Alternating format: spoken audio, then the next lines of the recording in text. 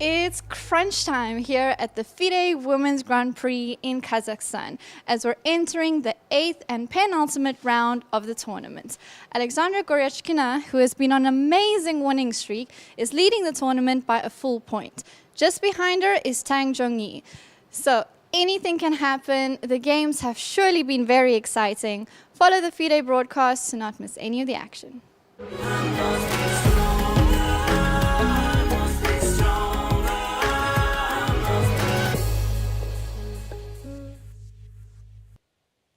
Welcome to the it's the 8th round, not the 9th round. I was forgetting that. Rehearsal for tomorrow. Rehearse that. Welcome to the 8th round of the Women's Grand Prix 2024-2025. Live from Shymkent, Kazakhstan. Today is the penultimate round of the event and 2 more rounds to go, Miro. Yeah, that's a big one. It's a big one. Everything is at stakes right now, and let's remind ourselves who is leading so far in the tournament. So Aleksandra Goryachkina leads the tournament with 1 full point ahead of the second place.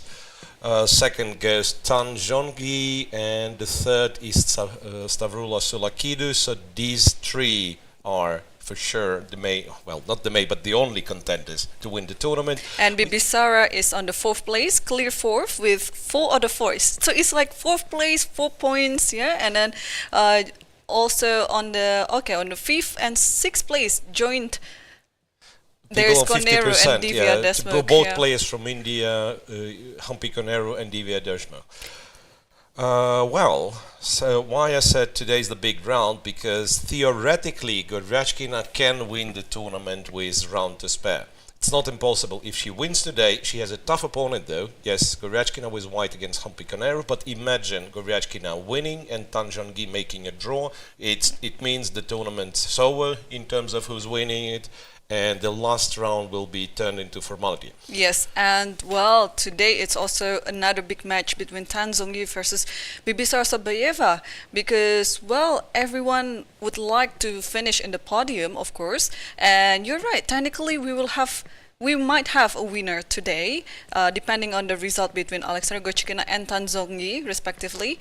But also not to forget about other candidates, because this is the second leg of the Women Grand Prix, and they are trying to gain the Grand Prix points. So exactly. So you're, well, let's say if you're in last place and moving from last to the second last doesn't change much. But imagine you find yourself in the middle of a tournament, like Koneru does, like Divya does. These last 2 games can mean really, really a lot in terms of Grand Prix points. Like you lose 2 and you're in a dumpster, or you win 2 and you take 3rd place and you have a chunk of Grand Prix points in your pocket. Exactly. And on the first leg, let's remind ourselves, Stavroula Tsolakidou and Bibisara Assaubayeva, they were on the podium, right? the bronze and silver medalists. So they would like to also kind of like repeat the same success, because they will only have 1 more leg to play. Yeah, so once again, for those who are curious and didn't get a chance, say this 2024-2025 Women's Grand Prix Series consists of 6 tournaments, but each player only plays 3. And then to be successful in a Grand Prix, it's not necessarily you have to win the event. The consistency matters. So if you have 3 bronze finishes, I think that means like a very, very good overall result. Yes.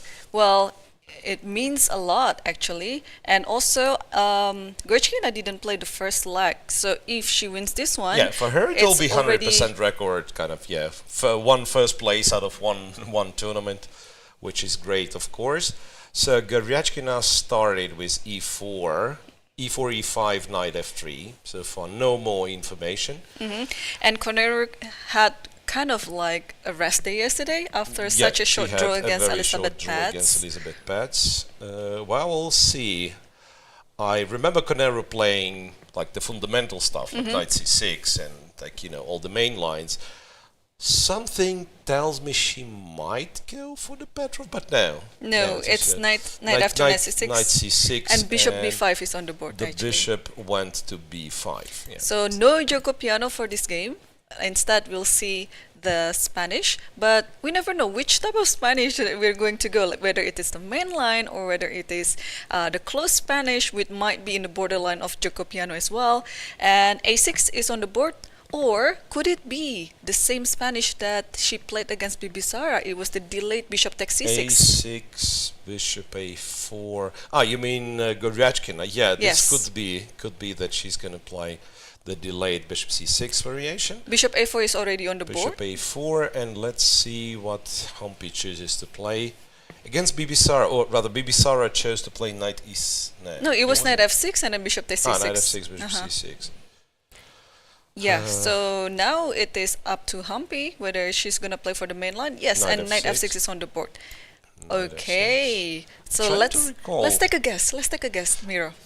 Will she take or will she? Yeah, no, wait. Will she castle? I still think, was it d3 in Goryachkina's game? I'm confused. Like, no, because somebody in this tournament played 5d3, and we were wondering like why. It was, I think, Munguntuul played Munguntuul d3. played Yes, d3 against Humpy, by the way. I think think it was- so. it was Yeah, against it was Humpy. the game. Yeah, So in that I'm game. thinking castle short. Okay, castle short is the main line, of course. I don't think Goryachkina would repeat her line against Bibisara by taking on c6. So let's take another guess. You castle, I'll go for d3. Just to be Fine. different. Yeah, fifth d3.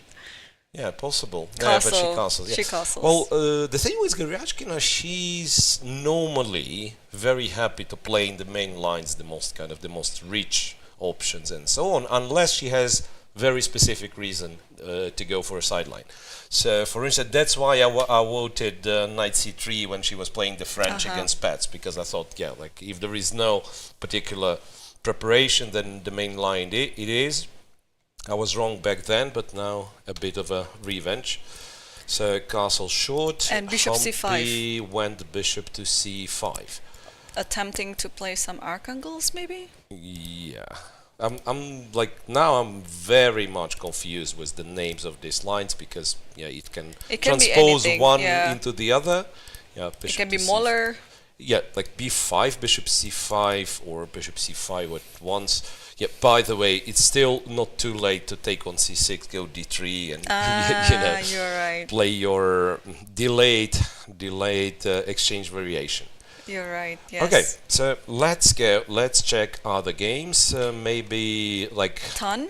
yeah, in order of, I don't want to say importance, but yeah, like the leaderboard, leaders. yeah. Yeah, so Tan Zhongyi against Bibisara Assaubayeva, and here, well, you told me Tan was a d4 player, Yes. and I think, yeah, I remember her playing d4. So e4, c5, knight f3, d6, but usually, that's the thing, like usually d4 players or closed opening players, and I'm like pointing a finger, you don't see guys, but I'm pointing finger to myself, like when we try to switch to e4, we have like maybe 2-3 openings prepared, and then like somebody plays the Sicilian, I say, oh, okay, I'll go for sideline. So maybe this is the case here, because she went bishop b5 check, bishop d7, trade on d7, castles, knight f6, and rook to e1.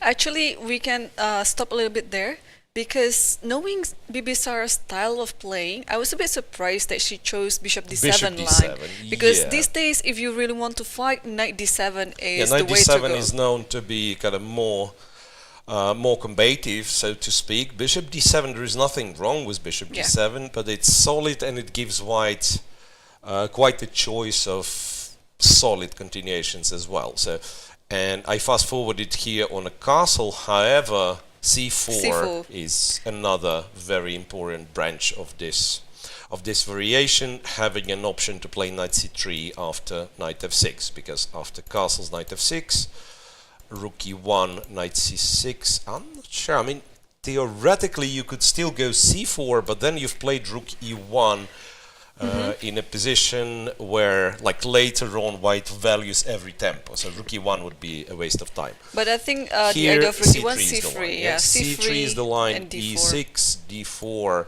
pawn takes,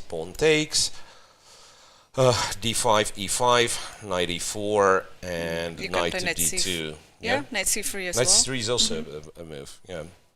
Yeah, I remember this was like at some point almost a tabia, bishop e7, and then people were trying a3, people, well, played rook c1. That was a fascinating line. Rook c1, rook c3, and somehow they wanted the rook on d3 and then h4, and some attacks like that.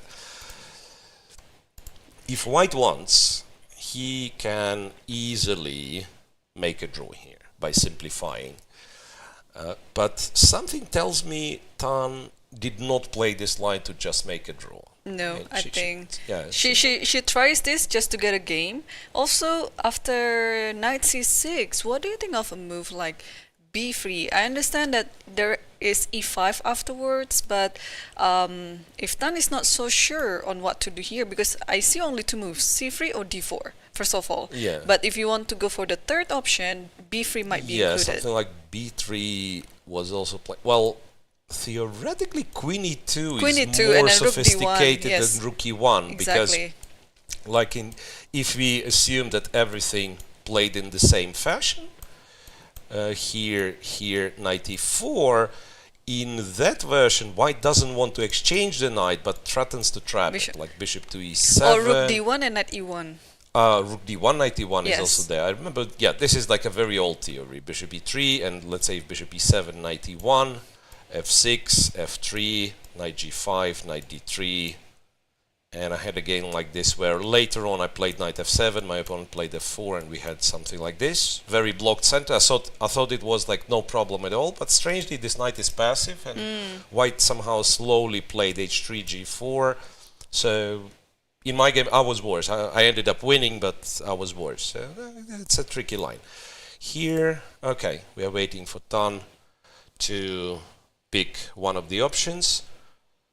I guess b3 could be tried, once again, something like that. If black, maybe we have to mention, if black doesn't want to play e5 but just plays quote-unquote normal Sicilian, then maybe later on we still go for this c4 setup. So let's say d4, c takes, knight takes, castles, and this c4 could be and sort of a better version of Marok-C, because you don't have the light square bishop anymore, which usually is the weakness of the position. And I was just checking all other positions. Miro, today is like a gift for us. You know why? Everything is sharp. Yes. Okay. We have how many? 1, 2, 3, 4 Sicilians, and the only e4, e5 we have, it's itself like a Moller Gambit / Archangle, this sharp line in the Rolobes. So everything is fiery today. Okay, so let's wait maybe for Tan Zhongyi's move to appear, because the board's lagging a little bit. c3, e6, and d4. Okay, that's understandable. Third game that we're going to check would be Divya against Tsolakidou. Yes, let's do that. Stavroula Tsolakidou has a reasonable tournament on third place. Well, maybe has to be considered as a successful tournament, but it could be even better if she would not lose against Goryachkina, right? Divya, in this position against Tsolakidou, she feels like repeating the success of Lagno against Bibisara, except that the knight was on c6, if I'm not mistaken, or was it on d7? It was on d7. It was on d7, d7, castles, a6, bishop to d3, knight f6, and c3. So almost similar to that game. b5, right? b5, a4, what was... Something like that. A4 b5, and b4. b4. Yeah, that was the weird move from Bibisara, where we thought, like c4 if you're principal, or maybe rook b8. Yes. Yeah. So this could be interesting as well, because perhaps Tsolakidou would come with some improvement to the game between Lagno versus Bibisara, but we'll see, because b5 is already played, by the way. I think a4. a4 already played as well. And now we'll see which move that Tsolakidou will choose in this position. Will she repeat the game of Lagno Bibisara, or will she come up with something new? Or I don't know whether she was aware this was already played in this tournament. Yeah, well, she probably checks. Yeah? At least the games. But it's very hard also to prepare against Divya, because Divya normally plays the knight f3, c4 type of position, not first move e4, but of course she's capable of playing everything. So it's a bit tricky now. Yeah, so we have a repetition of the opening from couple of rounds ago, which led to a very, very interesting, very exciting game. Yeah. Another repetition of openings is the game between Munguntuul versus Salimova, because now she gets tried on Sveshnikov again. Right, so Salimova repeats. Yeah, Munguntuul has double white yesterday and today. And double Sveshnikov. And it's exactly the same line, as Goryachkina played yesterday against Munguntuul. It was castle, knight c2, f4 in that game. So let's see. I think it was takes first, yeah? Knight c2 takes d5, e d5, knight c2. Knight c2. Takes, yeah, and then knight e7. Maybe it was. It was like that. Was it? Yeah, takes, knight e7. The pawn and then rook e1. The pawn was on f4, right? Yeah, yeah. And then maybe f4, and then a4, yes. takes, yeah, a5, knight a3, f5, something like that. Something like this, yes. Okay, so castle is the last move Castle's that played, and Salimova is thinking. Now, also another question. I wonder if there is if there is an alternative to castle. Castle, of course, is the main line. I can quickly check it for you. I'm sure there are other alternatives as well.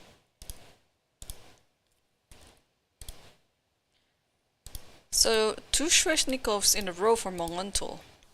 Okay, castle played.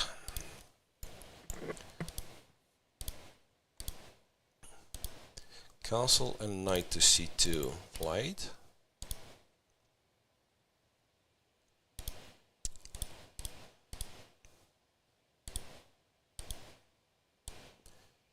So here, as we figured out yesterday, you have a plethora of moves, f4 being one of them, bishop d5. fe4 as well. fe4, not be surprised if something like rook b8 was tried. So the point of moving the rook here seems to be a mysterious move, but it's pretty much that in this situation white has some tricks with say knight f4 or something, and this rook being on this diagonal sometimes backfires, and that's why people sometimes just move the rook away to b8 to support b4 as well in some cases.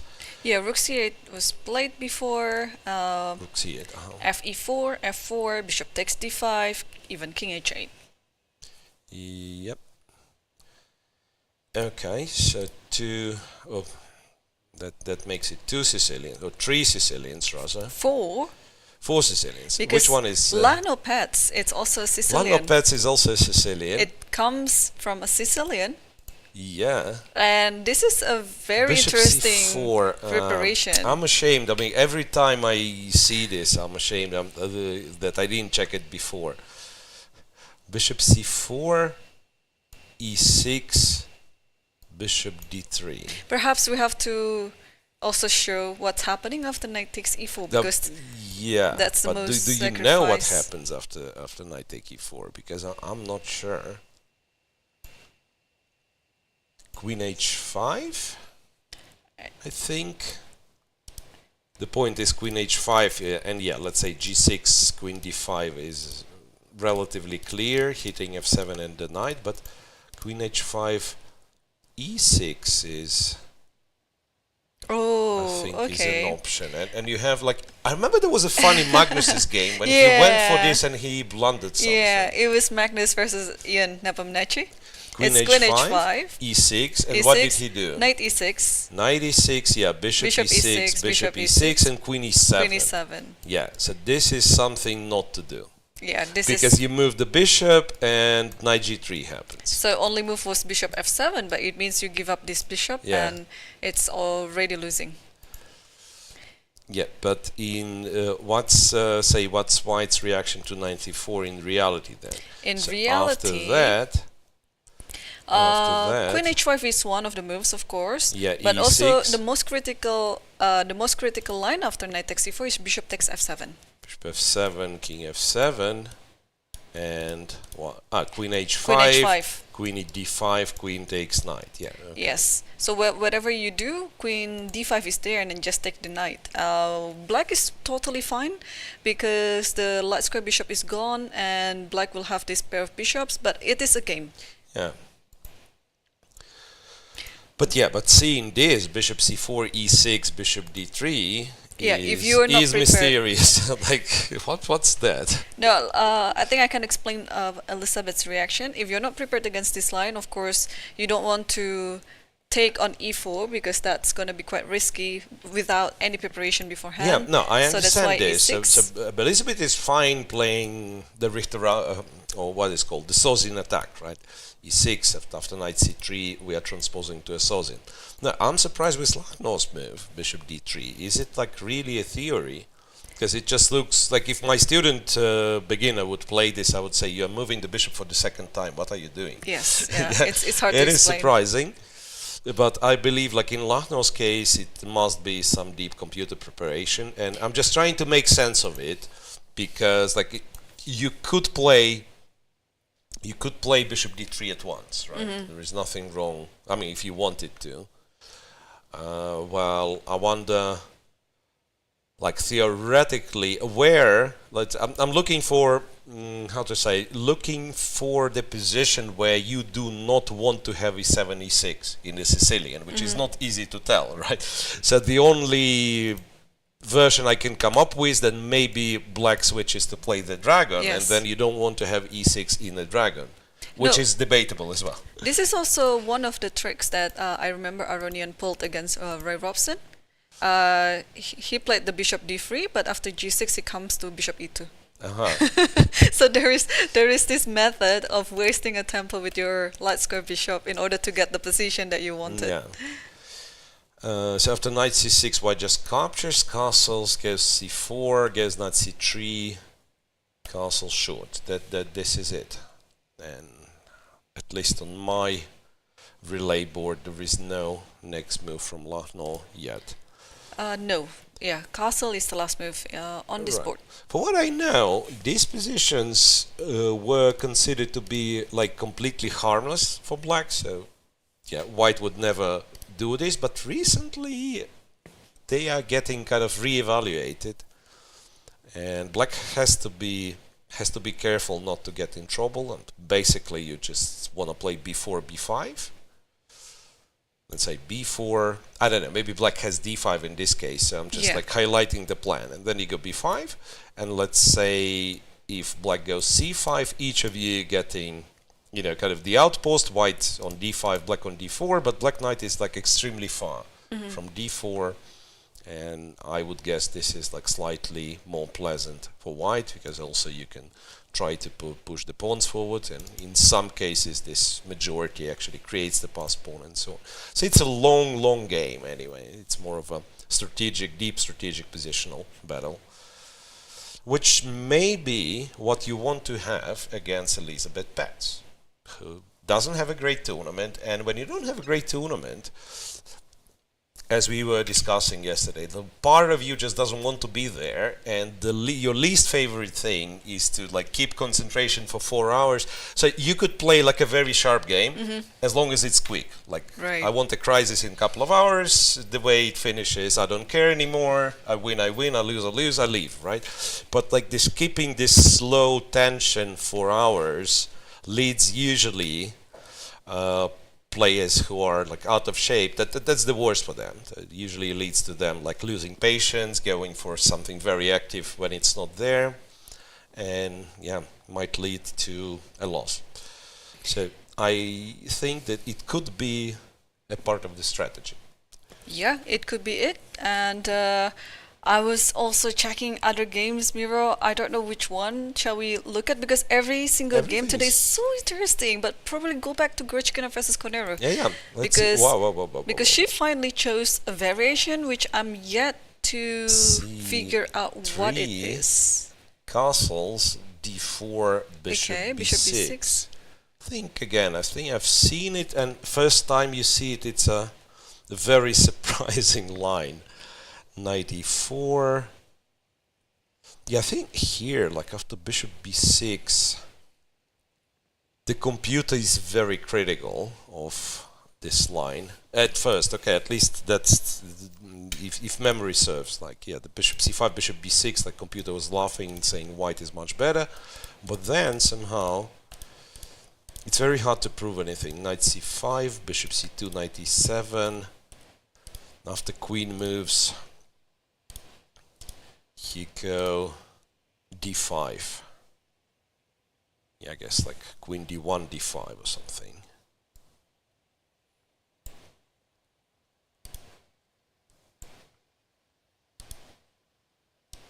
d5, e d6, and just c d6. Bishop f4. And here I don't quite remember. I think the pawn is sacrificed somehow. Yeah, there is nothing wrong with going d5 on the other hand. d5 is indeed Queen the d1, move, yes. d5, queen d1 is already played, Yep. d5 will be the move, and if we check e takes, I guess c takes, right? Or E takes. Yeah, if Okay, white takes on there's d6, one move of bishop g5, but most of the games played e d6.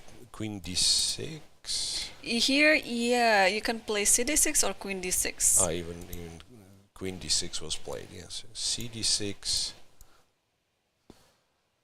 If it's c d6, we might be following an old game by Gashimov versus Ponomaryov. yeah. But that one was won by Gashimov, yes. Yes, it was in the Rapid in Nice.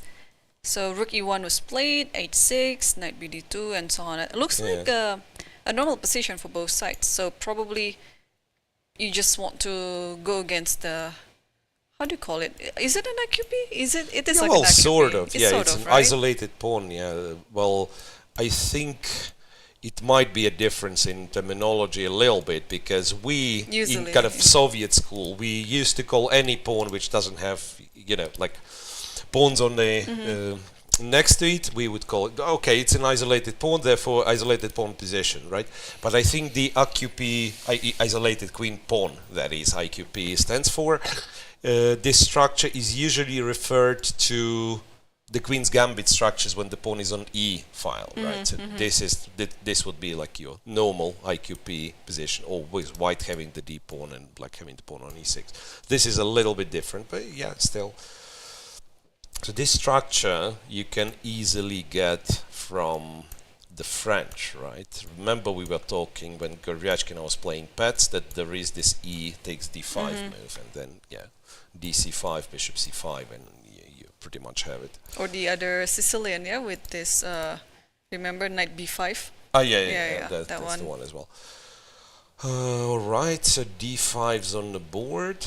Okay, what looks spicy right now? I think you have to be ready to jump from one another, of course. because it's so interesting. Let's take a look. Divya versus Tsolakidou. Alright, so this is an actual opening preparation by Lagno we are seeing in this game, I believe. Divya having 1 hour 33. She played extremely fast. So Tsolakidou went bishop b7, which is one of the normal moves. Yeah, I think back then we were referring to, okay, this is the principal one, right? This is the principal one. So AB, trade the rooks, bishop b5, bishop takes e4, and look at the move, d2, d4. I mean, there won't be, I wouldn't be stressing a lot, like saying, okay, that's a wonderful move, because it's very logical, but the sacrifice. That's a knight, yeah. That's, you know. So white has to prove. Nice preparation. White has to prove, or I mean, we don't know yet. To be honest, we don't know yet. White still has to prove that white has enough. I'm not even sure what you do. Like, I mean, what's the idea behind that? I guess it you could be takes, because you threaten c6 now. Yeah, so black kind of has to recapture. Then you have this knight e5, for instance, right? Or bishop g5. It's or also bishop g5. Yeah, bishop g5 and then also it's a double creates attack. a threat. So here, or the bishop on b1. Black goes bishop f5. Okay. And then you knight can G5, go yes. knight E5. Oh, knight E5, Again, sorry. threatening takes, and and if the queen moves, defending the knight. There is bishop C6. Okay, wait. There is queen D. No, there is no queen D5. Yeah, because just I take. queen D1, rook D1. Well, actually, how bad is that one? It is pretty bad, right? Looks very bad. Knight takes. Knight D7. And bishop takes, rook takes. Yeah, bishop. Exactly. Like if here white takes with the bishop, I go king E7. It's ugly, probably survivable. but still okay. Yeah, probably survivable. But after rook D7, black just can't develop his stuff. And I guess this is right. So after knight E5, that means I cannot hope to return the piece back. I have to stick to defending this one. Say queen B7, and then I see how it gets very, very dangerous. Queen A4, next move rook D1. Yeah. And probably, if you prepared everything well, that means you know you're winning back the piece. And yeah, black has to be very careful, I guess, not to get into any trouble. However, let's take a look again. Computer's not, computer's only, not very happy. Computer gives a black slight edge here. Okay, let's take a look at it again. Bishop takes B1, and after D takes C5. Okay, we saw C5, yeah. But what about bishop goes back? Because yeah, you can go back to E4. C6. You're stopping C6. I guess taking here could be a problem, because then the E file gets open, right? The thing is, like, if you want to keep it closed, then the bishop from F8 is not developing at all. So I'm guessing black has to try to take. Rook E1, bishop E7 works for now, but I cannot castle, right? Or maybe I can. No, I actually can castle. So some bishop G5. It's a very, very tricky position, and even if it's like objectively not good for white, imagine playing this without preparation with black, like you second guessing each of your moves. Yeah, I'm really not feeling looks like scary, right? Yeah, I don't want to be in the Tsolakidou's position right now. It's a very tough choice. Yeah. Okay. If we want to be solid and be a chicken, bishop F3. How bad is bishop F3? Because I feel like trading the queens makes me much less nervous, right? I just take CD4 after CD4. Feels like I have the time to go. Like E6, bishop E7 castle, and that's okay. White has some initiative still, I guess, but it shouldn't be too much. So perhaps after bishop F3, G-F3 to keep the queens on the board. But then again, like take on E4 and E6 or G6. Yeah, like if pawn takes, maybe E6, maybe G6, bishop maybe G7, G6 bishop E6, bishop E7. So you want to develop, you want to castle quickly. Maybe that's okay.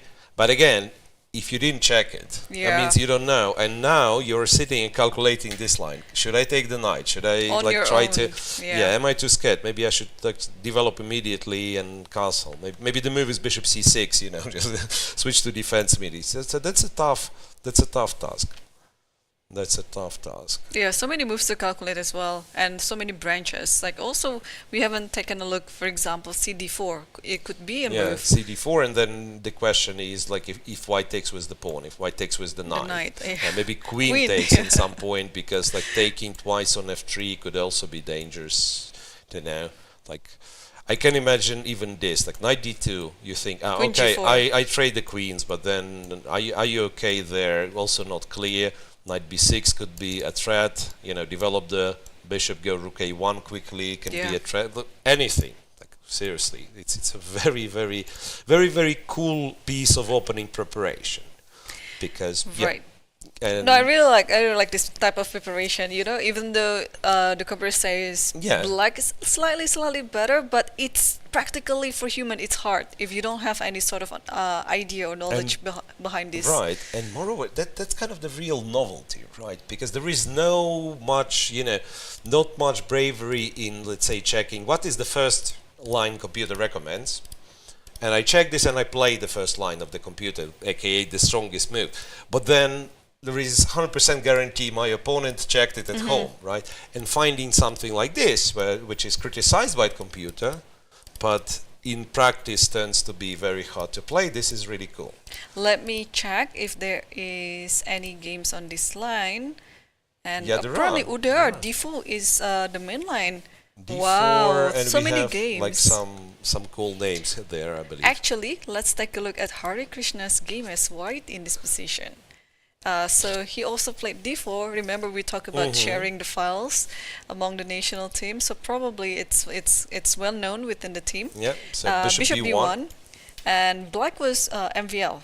So it's a quite high quality game, I would say. DC5, Bishop E4 back, Yep, Rook E1, Rook E1, E6, and then CD6. Rook takes E4. Whoa. Another sacrifice there. Yeah, logical. Then you want to C6. Queen takes, and C6. Yep. And after C6, there is Bishop E7, Right. allowing Captures this capture. and Knight D7. Knight D2. No. You don't capture. You go King D8. No, What? you don't capture. White doesn't take. White doesn't take. Because it's not running away, right? Just play Knight So D2, Knight D2. Queen D5, Yep.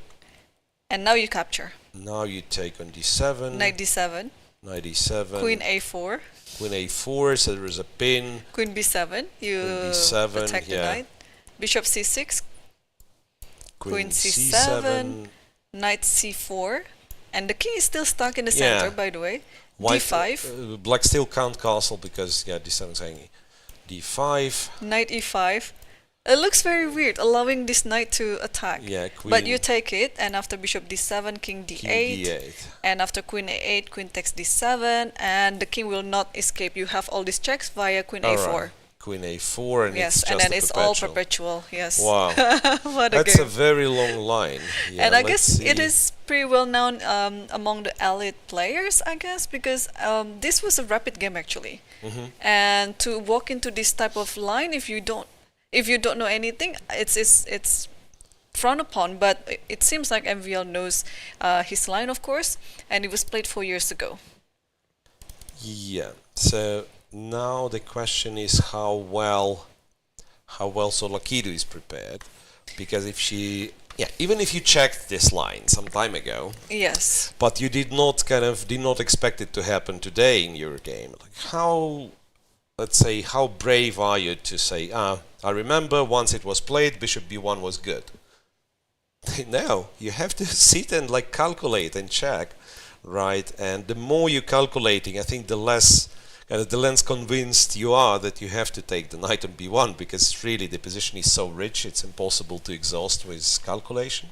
Yes, and my prediction is Stavroula here will take some more time to think, because Yep. of course this is one of the most critical moment in her game, and only later we would be able to find out whether she is prepared against this line or not. Yep. So meanwhile, which Let's one check would you the like to other look games. at? Tan Zhongyi with Assaubayeva, because I see a strange knight E1 move. Okay, maybe nothing strange. I just thought in this line you usually don't play knight E1. And yes, the move that you mentioned, no, wait a second, not even this. Rook E3 first, Bishop E7, then knight C3, knight takes, pawn takes, castles, and knight to E1.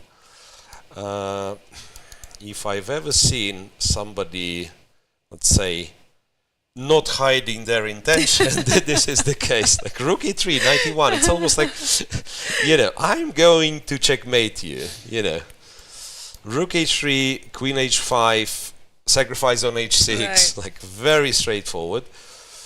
Black, I guess, can take care of it by, say, playing F5 or something like that. But then, interestingly, I think after F5 we still take. Interestingly, white pieces are not that badly placed, again, to play this structure, to play against this weak pawn. Also have to remind you, with years of experience playing against Tan Zhongyi, Yep. I can tell you right away, she really likes playing with the crossbutt setup. So I think it explains this one as well. The way that she just moves around, she treats this as if it was And the crossbutt knight setup. goes to D3, I mean, these kind of things. Yeah. So I think in a way it is very clever because you just want to direct the position or the game towards something that you're already familiar. And you're right, she's not hiding her intention. Hey, I just want to go to the king side, matting your king. What are you going to do?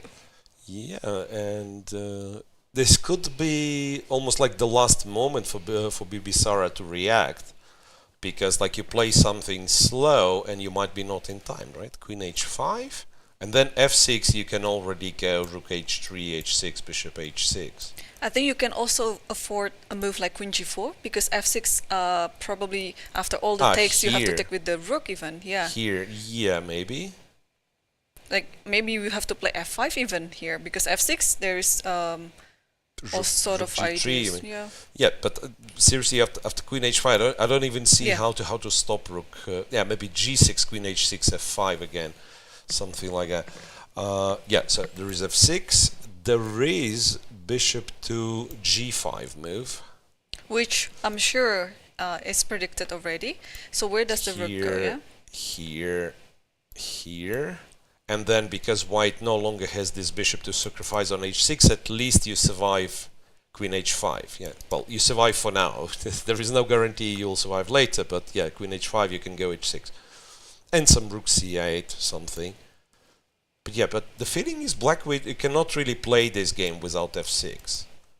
F something. F5. F5. Yeah, it's already played. f5 and pass on immediately. Right. Because in some cases you do not take these ones and prepare g4, but this is not ideal. Yeah, here you have to take. By the way, we also have to mention there's no glitch in this about the en passant because sometimes it's like, oh, how could you take a pawn like that? Yeah, that's a special rule in chess about en passant.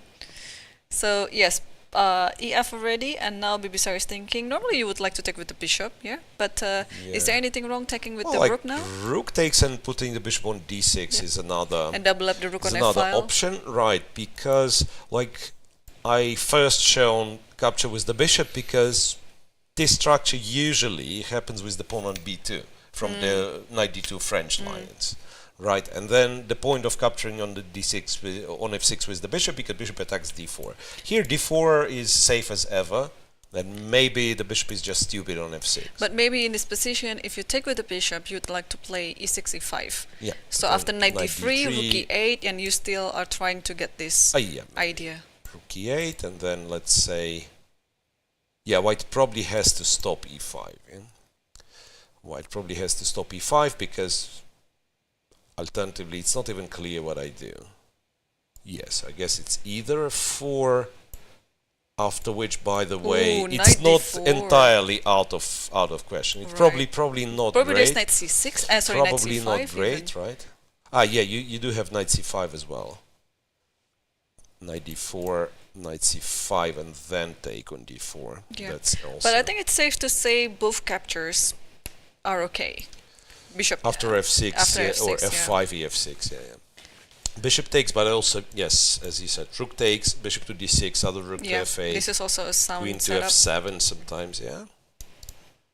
Like in comparison to French defense, white would have a light square bishop here, and black would have the bishop somewhere like on d7, which. She took with the bishop, by the way. Yeah, she took with the bishop on f6. So the presence of light square bishops, it does kind of two things. White would have more chances of attacking the king, but black's e6 pawn would be safer. Right, so here, knight d3, rook e8. Yes, you can do f4. I just thought maybe you can, by the way, somewhat unusual, bishop a3 is also there. Rook f7, and then say queen e2, planning to go rook e1.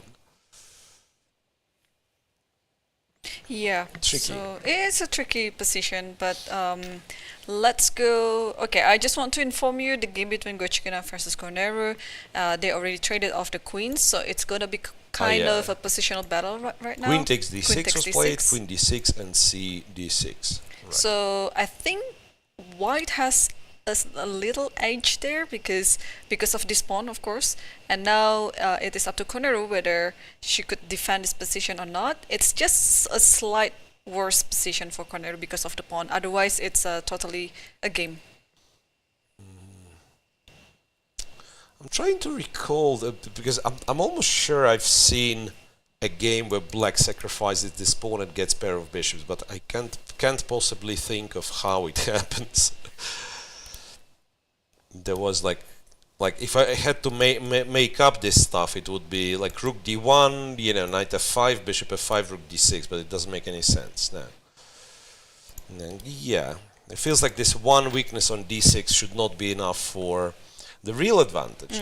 However, Goryachkina likes this kind of like slow, grindy positional games. So you give her a little factor to try to build her advantage on, and she'll gladly take it. She just played knight to a3. Yeah, I think she is very clever in her opening choice. I mean, she knows what type of position that she's good at, and also she treats every game, every position as if it was the new position, like a new training position for her. And I think the last move has proven to be that reason, because knight a3 is an original idea. Most people would go to the center, but of course knight a3 is very natural. Yeah, you want to play knight c4. The question is, how do we continue after d5? How do we continue after d5? Because I thought like bishop e3, trying to use the pin, knight f5 to trade the bishop, and sometimes you do this and then hope for the bishops to get traded, maybe even like go before trade the bishops, right? And now install the knight on d4 and say, I'm better. But your knight's on a3, right? With the knight somewhere on e3, I would believe white has like a better chances because of a very good outpost on d4. With the knight on a3 is far less clear. So I guess you include rook e1 here, just to see where the knight goes. After d5, yeah, maybe include rook e1. And then after the knight goes, then you can decide where bishop c1 will go. Yeah, maybe bishop f4, rook d1 in this case. Yeah, that's totally playable. Okay, so we'll see. Goryachkina spent half hour reaching this position, so that means she probably had like some other options here, but ended up trading going knight a3. Yes, we can switch back to other games, but let's update ourselves on Divya versus Tsolakidou, because Tsolakidou decided a very important move there. So instead of getting complicated with all this knight sacrifice on b1, she took the knight on f3. Queen f3, pawn takes, cd4, and without using thinking. any time, rook to d1. Still rook to d1. Yeah, you think you traded the queens and it's equal now? The answer is no. Wow, this pin is very annoying still. Yeah, okay. So let's see the most obvious move. Take on c3, just to show the idea of this sacrifice. Yep. And then let me try to develop my bishop. Yes, e6. That's a good question. What do we do here with white? I want to bring the rook to the a file as quick as possible. So I don't know. Can I go? Let's say bishop f4. e5. 5. And maybe bishop g5 in this position. Especially after e5, maybe bishop g5. But maybe you don't need e5 at all. Maybe you just go here. Because if I take, you can't be unhappy. You just go king e7, right? And black already threatens to castle. Yeah. So takes. Or in that position, e6. maybe there's knight e4. Yeah, you're knight attacking. e4 here. Yeah, you're attacking d6 and f6. So knight takes. Takes. Pawn takes. Yeah, and I won't be able to castle like at all, right? But if you move your king, maybe white will have time to divert the rook to the a line. Yeah. No, I mean, if king e7, it's clear that there will be something, right? There's also this check, for instance, where knight f6, rook e5, a1. e5 is wow, that's a strong bad move. Yeah, so that means I'll have to play f6, and then you say you just drop the bishop here. After knight e5, you go rook a1.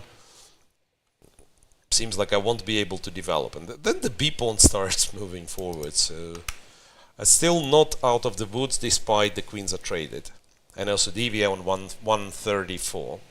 She is generally a fast player, but now it's even faster Yeah, with no, a it's very clear. It's clear she's well very well preparation. prepared. Yeah. Yes. Okay.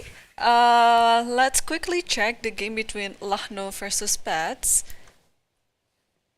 Because normally with this type of setup and then you play g6, I was about to say we have a Dragonov situation, but there's no a6.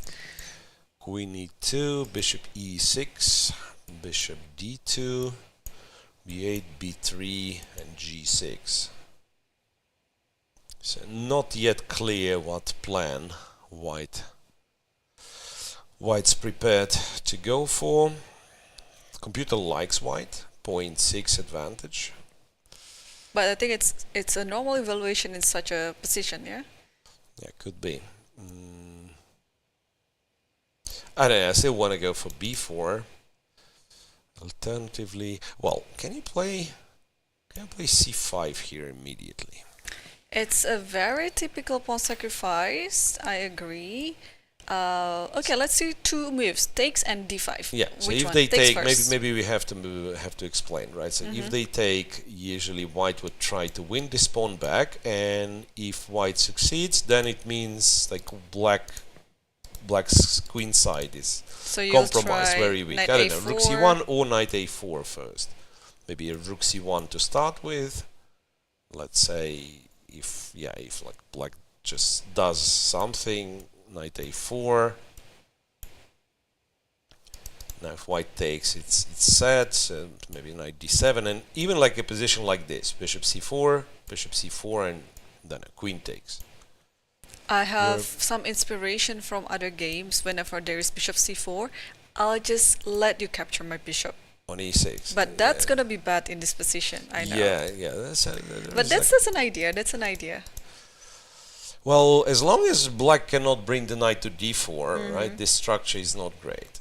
Oh, actually in that position, after bishop c4, maybe I can force knight b6 then. Yeah, that's what you had to do, I thought. Like if I go bishop c4, bishop takes, queen takes, you can go queen takes, you can go knight b6, and this is where I'm probably not so happy about what I've done. Okay, queen a4, queen But then a6, takes, knight takes, less queen pressure takes. on c5 right now. Yeah, maybe rook b5. Or rook Should be d8, a rook yeah? d8, yeah, no, rook d8, bishop b3. Or bishop a5, there is bishop a5. Bishop a5 as well, yeah. So Yeah. even this is possible, so that's one of the options, just to go c5. Alternatively, yeah, you keep the game very slow, like putting the rook on c1, the other on d1, and then just keep it as is. Would you advise White playing on the king side? I don't know if F4. f4 is a move here. Yeah, well, usually... Well, it really depends, of course, where the pieces are, but usually the fact that you surrender the e5 square is not great for White. Like knight because, d7 they is go, there, yeah, knight knight g4 g4, is knight even d7, bishop f6, knight e5, and they get like a lot of dark square play. Yeah. So f4 can be played, but you're gonna have to be ready. So you wait with rook d1 and so on and so on. Rook f d1 was played. Rook f to d1. Yeah, so So- that indicates perhaps that the queen side and the center is where White is going to try to Yeah. develop initiative. f4 without this rook on f1 doesn't make much sense anymore. Yeah, because this is a very important decision after the opening, and then you already entered this type of middle game.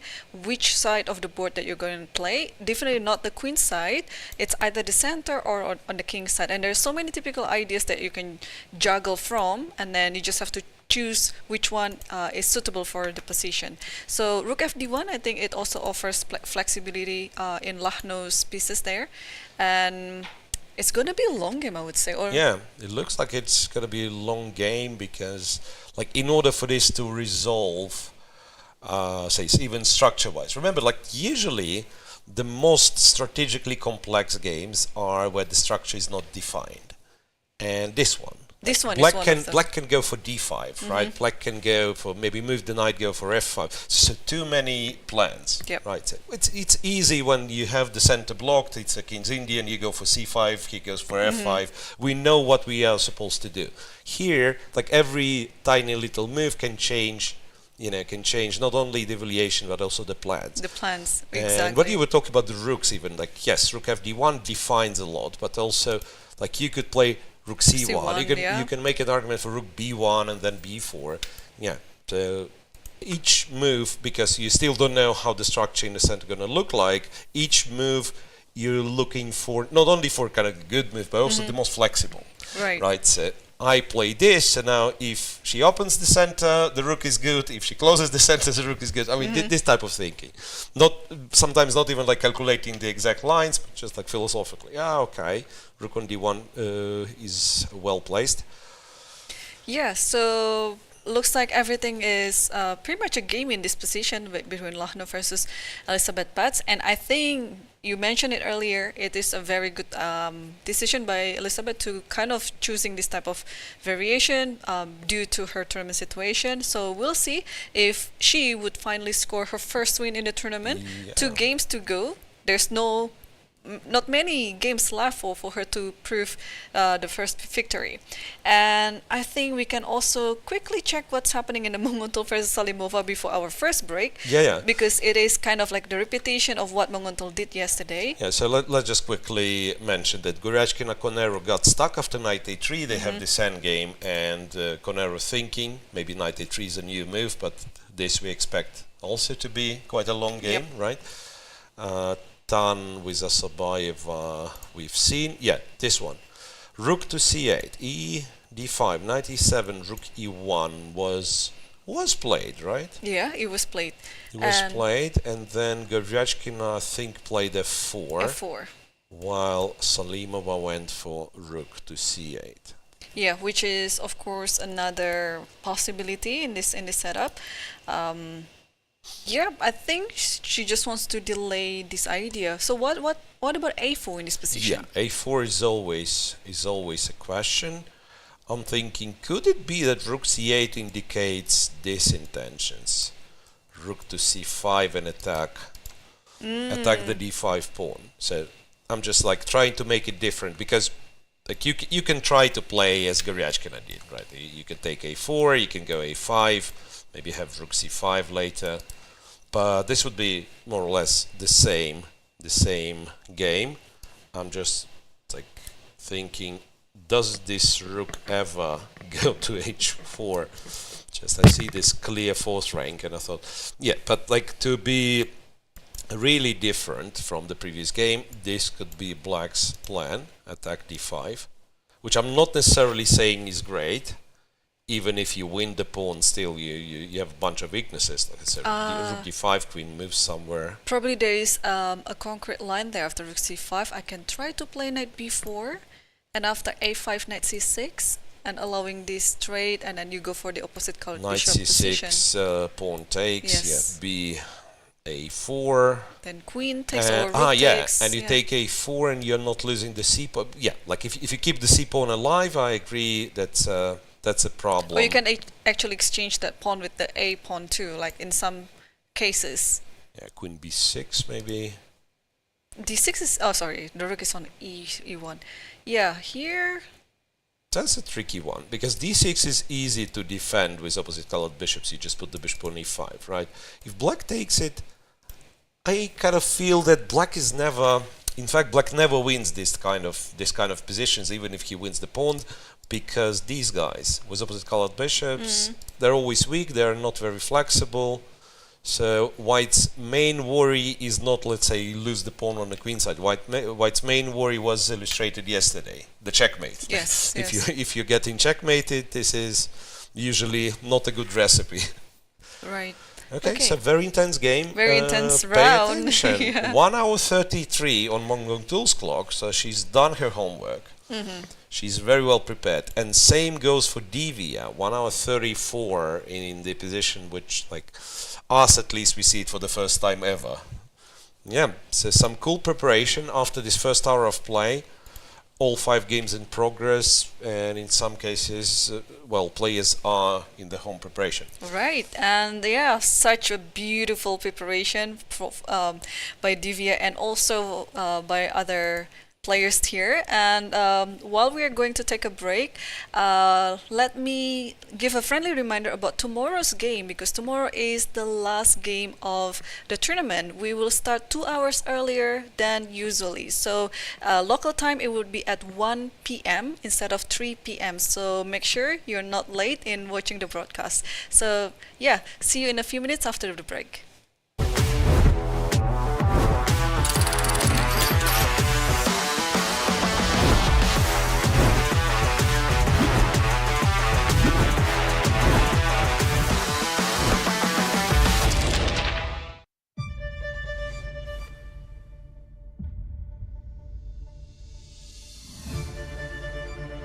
我的心情应该说非常的激动，但从外表看起来比较平静，但是内心早已波涛汹涌。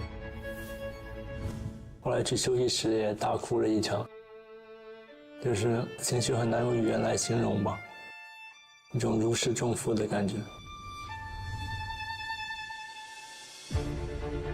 I've been thinking about it since the time I started playing chess, so it's nothing different to me. The match in itself is something that I've always wanted to be playing, and now that I've got the chance, I'm grateful for the opportunity. 我记得最后一盘棋，我就是在一个少一兵的撤兵惨剧中，也是费尽千辛万苦把这盘棋给夺下来了。如果没有顽强的意志，我可能就没有办法能下到加赛。The main approach is to go to every game in the right mindset, be fully ready physically and mentally, and just go there and play good moves. And yeah, I'm going to try my best. In general, I'm very universal, and I can play all types of positions, and my calculation is usually quite precise and deep. 我的优点比起他来，可能年纪稍微长一点，经验更加丰富一点。然后在棋上面，我可能比较擅长一些子力调动的类型的局面，然后我可能技术处理上比较细腻吧。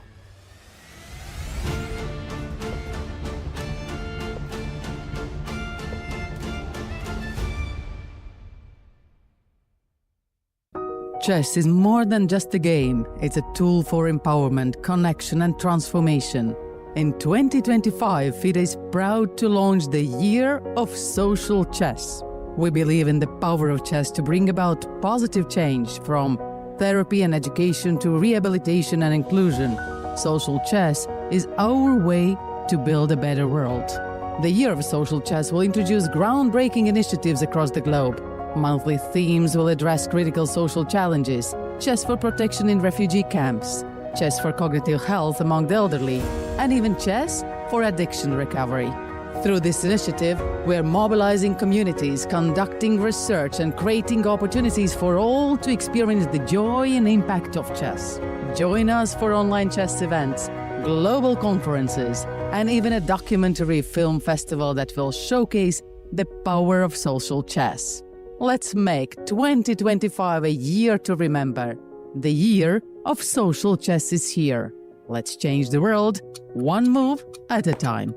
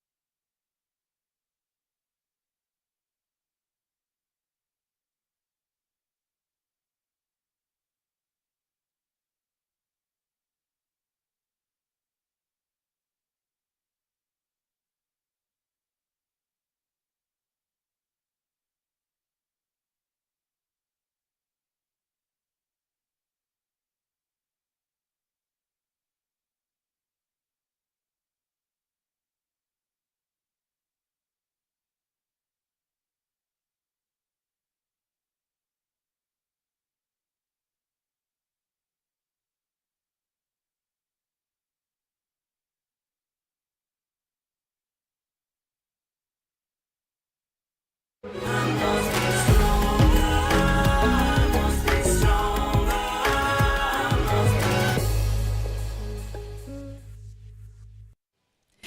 back everyone to the 8th round of the FIDE Women Grand Prix in Shymkent, Kazakhstan. 2 rounds to go, everything is at stakes and 5 games are still in progress. And let's take a look at the game between Divya versus Tsolakidou, because this has caught our attention a lot due to the preparation that Divya has made. Yeah, so once again, if you're just joining, I'll show the opening line, B5, A4. That's what we've seen in the game between Lagno against Assaubayeva from 2 rounds ago, where Assaubayeva played B4 and it proved to be not that great. So Tsolakidou goes for what we thought the most principled reply and sacrifices B5 in order to take E4, and white just goes D4, leaving the knight on B1 and 3, and the knight was not taken, so bishop F3 instead, CD4 and rook D1, apparently a clever move. G6 was played, rook takes D4, bishop G7, rook A4, castles and rook A7. And the knight has to go now to E5. Yeah, I guess theoretically rook D8 was possible still. But Stavroula decided to go knight e5, rook takes e7, and this is the position on the board. And do you see the time, Miro? It's 1 hour and 35 minutes. It's almost like an hour difference, right? It's an hour difference. And also that the fact that Divya is gaining time.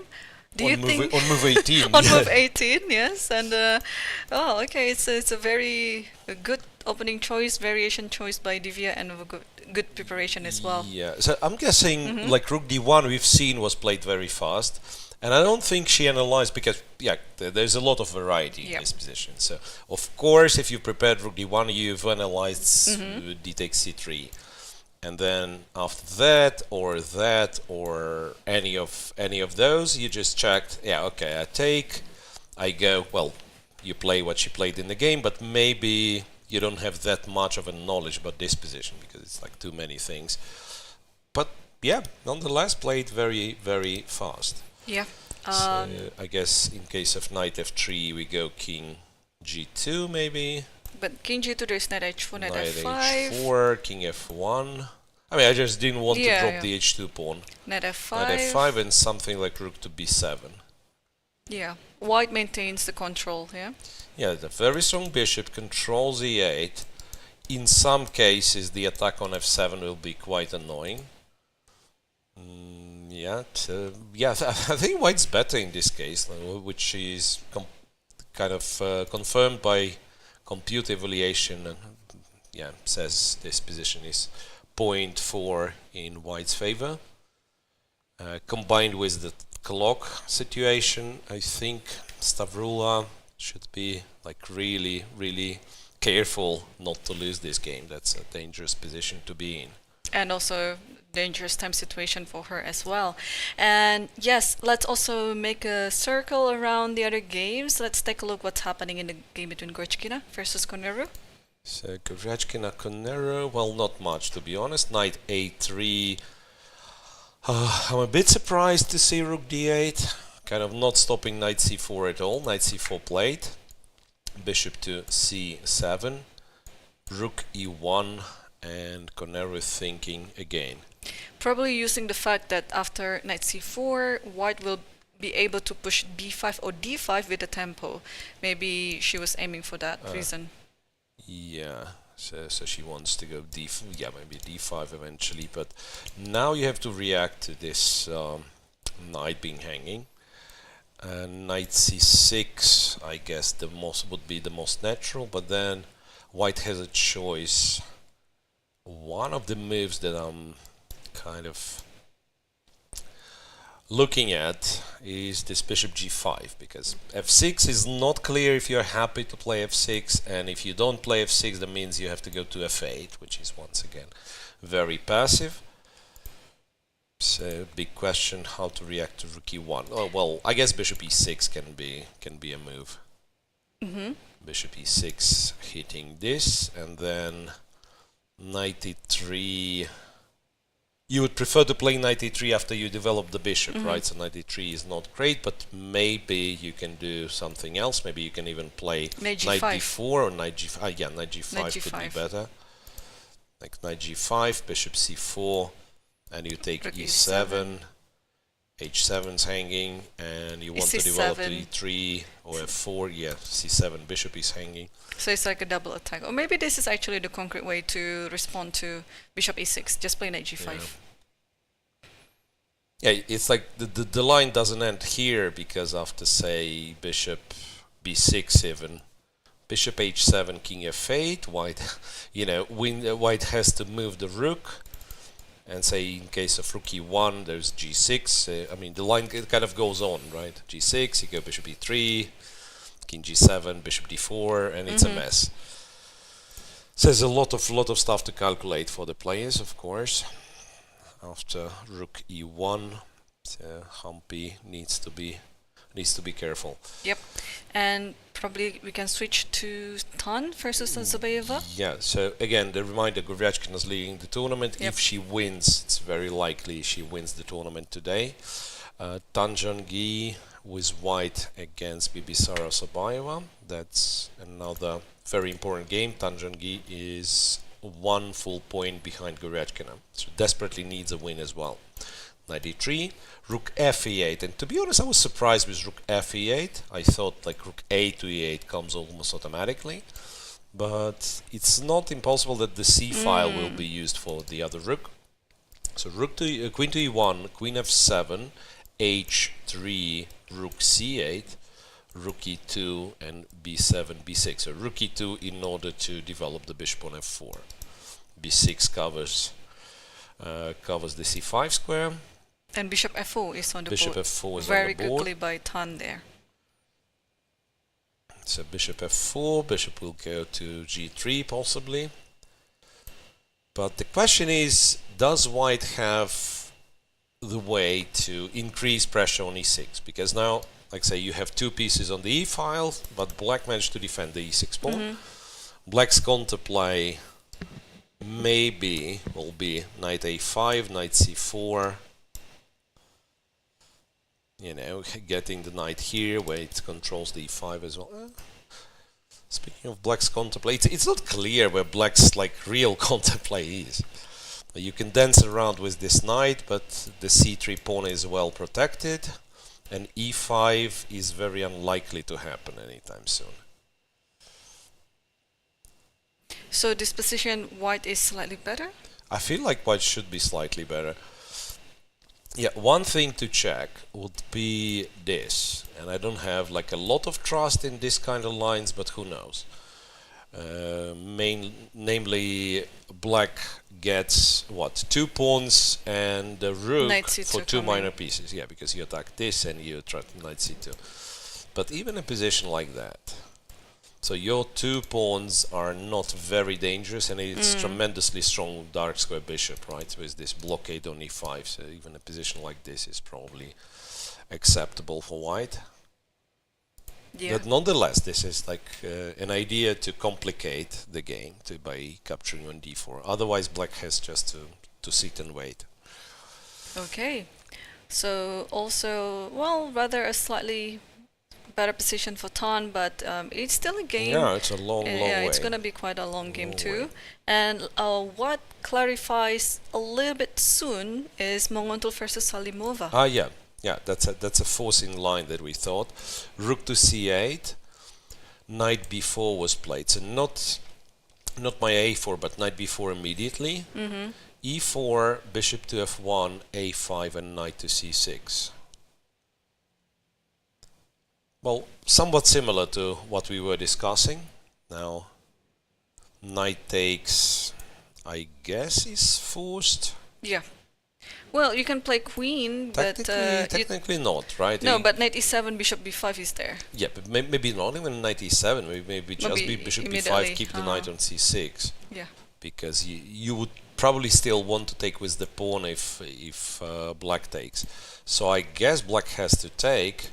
Now it's a big question. So if the rook takes, bishop b5. Don't know where this rook's going. Is it b6? Is it c5? There's like a4.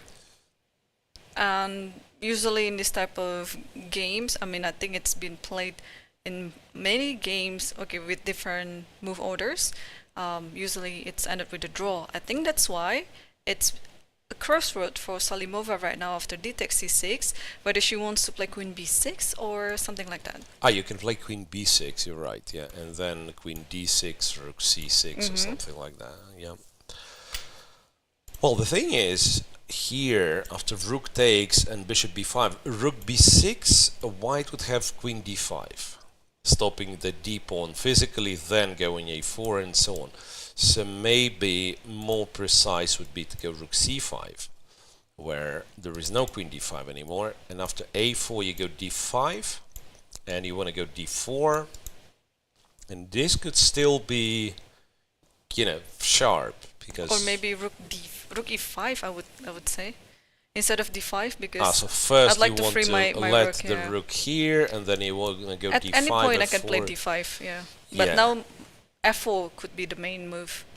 Yeah, I had a kind of a bit different idea, just to play d5 and d4, you know, okay. and take with the bishop, and maybe rook will go to c2, who knows, but rook e5 is also an option. Yeah, so all in all, it seems black should not have a problem in this version. And wait, let's not forget there is also b4. The b4 is also a move. So making sure that this bishop is as alive as ever. And then if you want to keep your c6 pawn, that means you're sacrificing b2, right? Like say queen d5, bishop takes b2. I don't know if it's any good. Yeah. It's a tricky position. Probably again. rook d1 now. Even taking this guy, yeah, rook d1. I thought bishop e5, and at least for now you keep everything protected. Then you have queen f6, or maybe you don't have everything protected. Maybe f4 is actually quite annoying. Just realized. Yeah, with this opposite card, bishop is always dangerous in Yeah, such a position. the c6 pawn. The feeling is like c6 pawn has to be eliminated, right? Because if white defends the c6 pawn, it's this is where you get in trouble. Yeah, so a big option for Salimova here. Rook c6, b4, queen b6 also there. Yeah.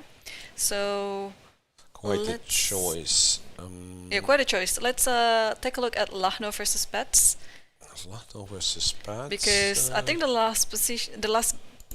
last move that we saw, it was g6. So g6 Paehtz, and rook f to d1. yeah, so Paehtz is treating this position as if it was a King's Indian Knight defense. h5, Yeah, with knight h5. g3, knight to g7, I guess, preparing for f5, Yep. and bishop e3. Bishop e3, plain and simple, hitting the a7 pawn. Now, however, when the e file is blocked, and this is something we did not check, remember we were mentioning that c5 is an interesting idea. So here, for instance, why c5 is an interesting idea? Of course, yeah, if black takes, then you're trying to win the c5 pawn, but also after d5, the e5 pawn is hanging, right?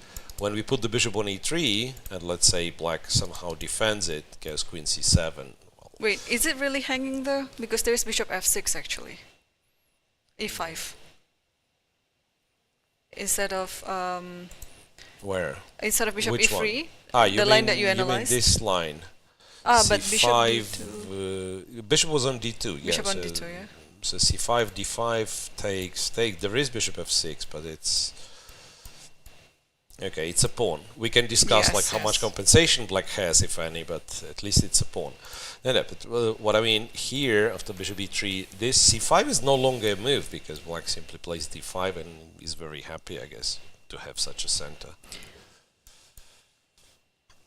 Also, what about a move like queen a5 with the tempo attacking the knight? Yeah, possible. Maybe rook c1, but I mean, at least we solved the problem of Rook a7. c1 or knight a4. Knight a4. Same thing. Maybe rook c1, yeah. And let's continue with f5. Now you go f5. I'm not sure how I feel about f5. It's active. You want to go f4, I guess, but if white plays f4, Wow. what happens? Like, this center is about to get open and the game becomes like extremely sharp. I'm not sure who's better ready for opening the center. Maybe black also puts the rook on e8. Just doesn't want to take anything. Yeah, this could be turning into a very sharp position. Yeah.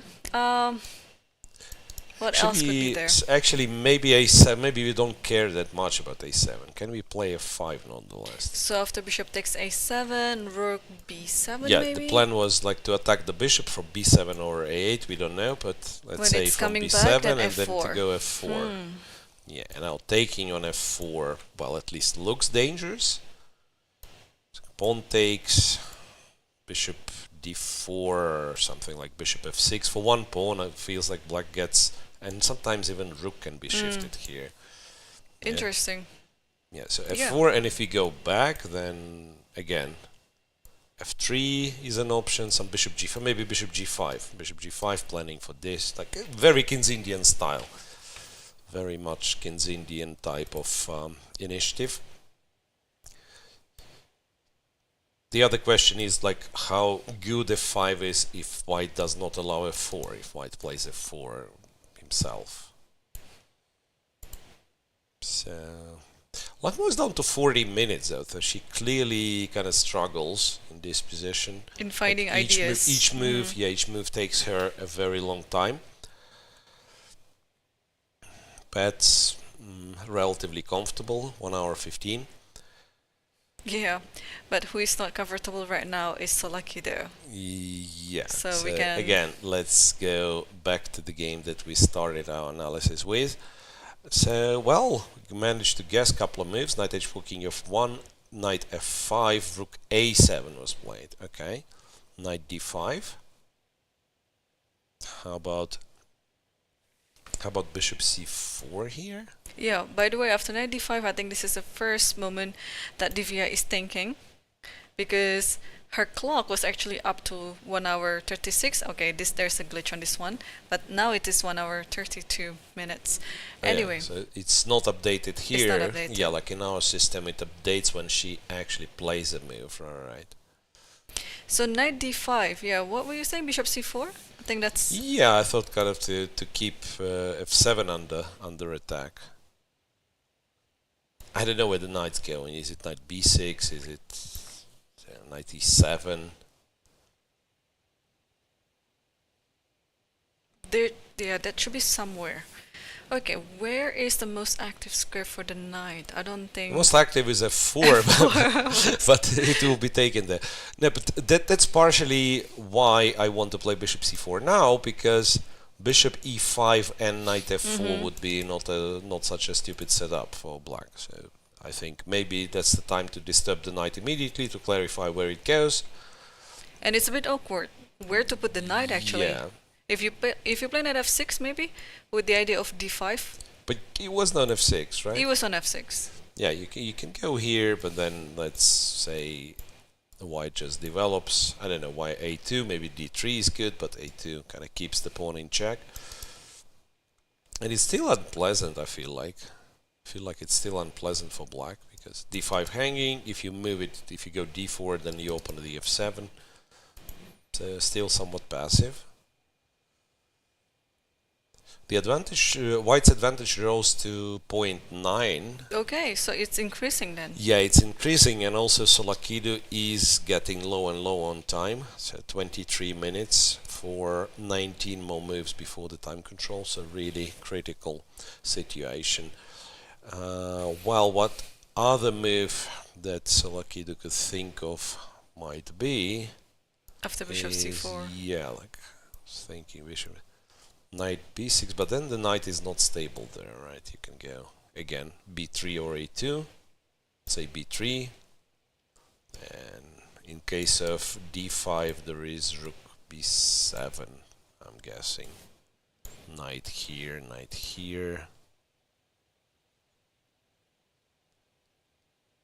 Yeah.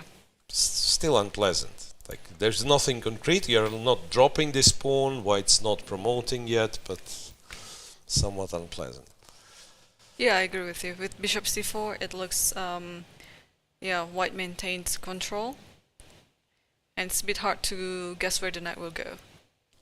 Yeah. Okay, so let's check other games. What about let's come back to Tan versus Assaubayeva, because Assaubayeva decided on this idea with the knight maneuver. So knight goes to a5, rook to d1, and knight goes to c4.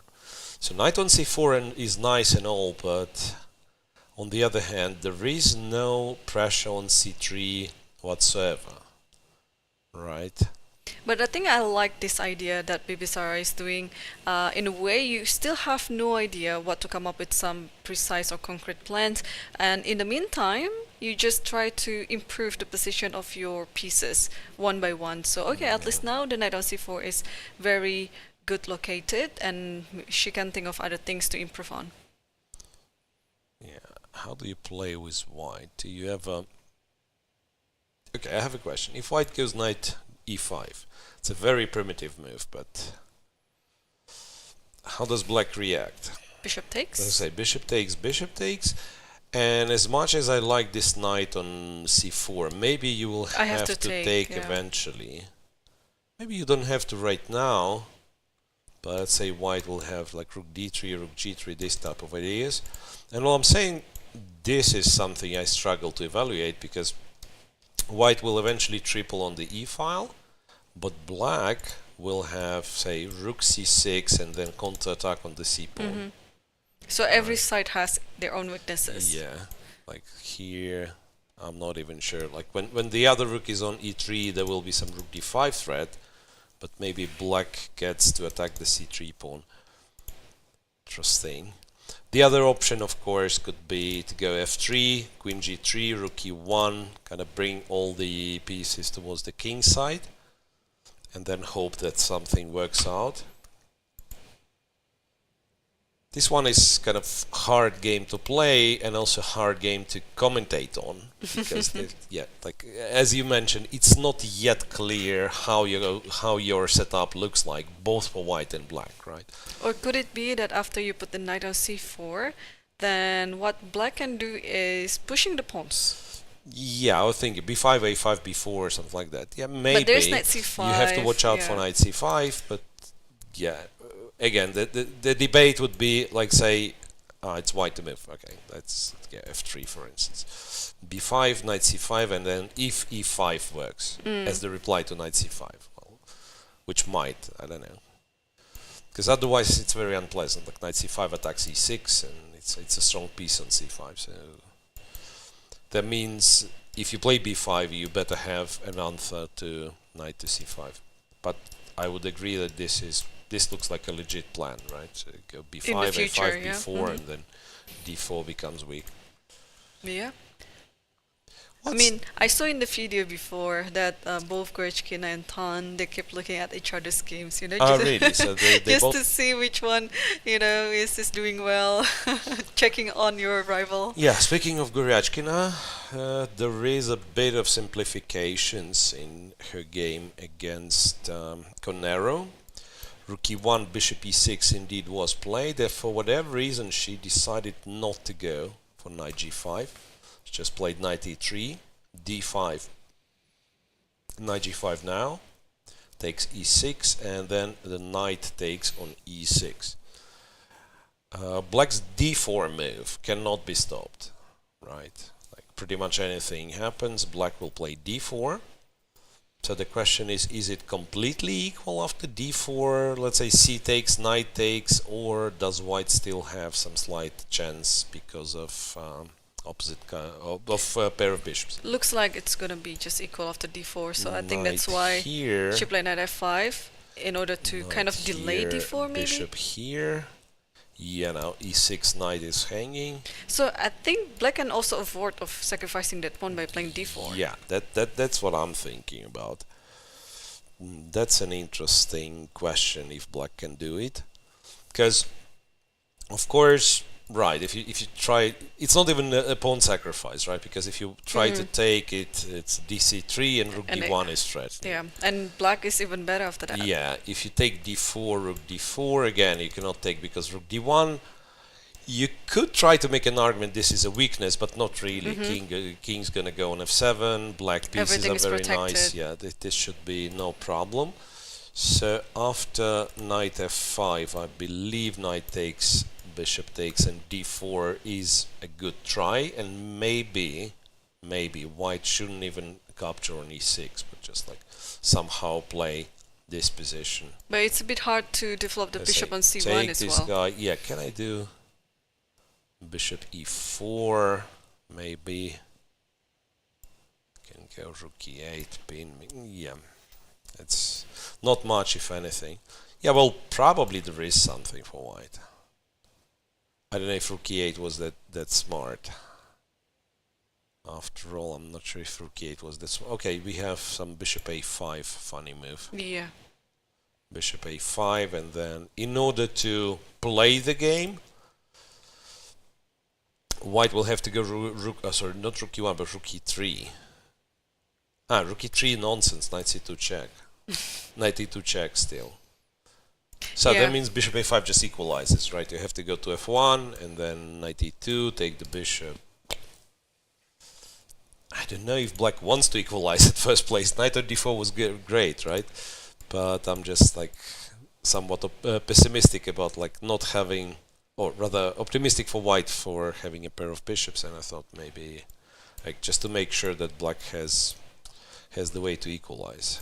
Also, I mean, tomorrow the round will start 2 hours earlier, and it could be also a strategy by Goryachkina to have an early game so that she can rest, she can prepare for the next one. So kind of not to give it all today, but yeah, but yeah, probably so tomorrow. Kind of and tomorrow, she's gonna play against Salimova with black pieces.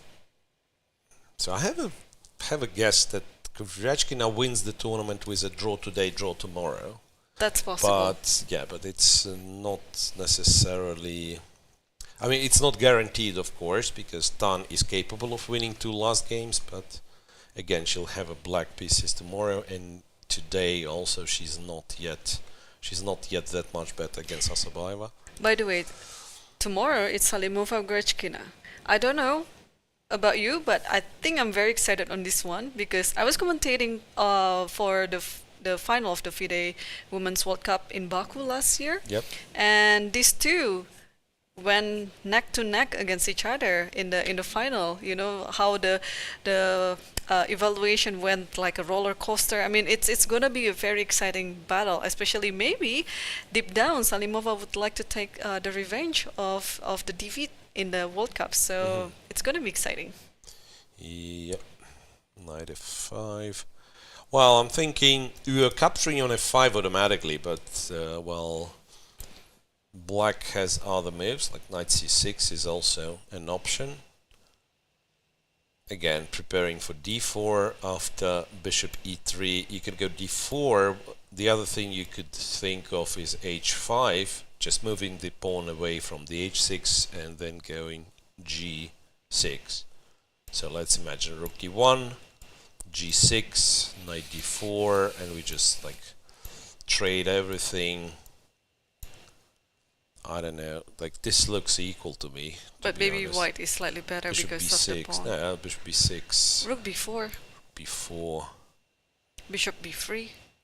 Yeah, well, the rook is strange, but on the other hand, yeah, there is there's rook e7 as well.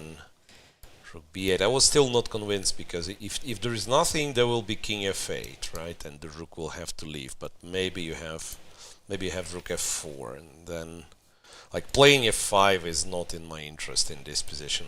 Opening the entire 7th rank for the white rook. Okay, so the guess is like this. I think black has the way to equalize, but maybe the path is narrow, and black has to be very precise in doing so. Yeah, because it's a bit dangerous Still, as well yeah, when like you if think that everything is equal anyway, but turns out it's not as easy as it looks. Yeah, so still a pair of bishops and somewhat weak pawn on d5. That's why like black has to be careful. What else do we have? There's some moves in the game between Divya versus Tsolakidou. Yeah, Divya with Tsolakidou. Some moves followed after knight d5. Knight a3 was played by Divya, but this is what I was afraid of. Okay, not afraid, but this is what black can do.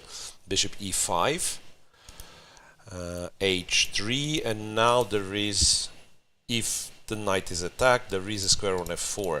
There's also bishop f4 move.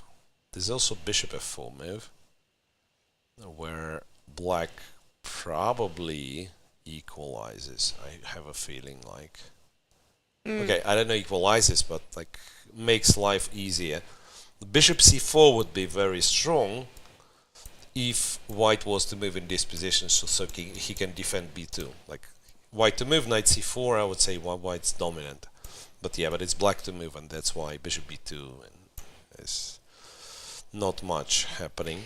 By the way, yeah, so instead of bishop f4, it's rook b8 is on the Rook board. b8? Oh, Yeah. interesting. So maybe now it's the time to play bishop c4 then. What's happening? I don't quite understand. What was the problem with bishop f4? Because bishop takes, knight takes, h3 is hanging. h3 is hanging. Yeah, well, maybe this pawn runs fast. I don't know. Bishop You c4 or bishop yeah, d7, like I don't know. something. c6 also. Like maybe you start with b4. If knight h3 played, maybe you go bishop c6. Even bishop d7 too. Yeah, yeah. I understand The this. pawn's Yeah. running. So that's why rook to b8.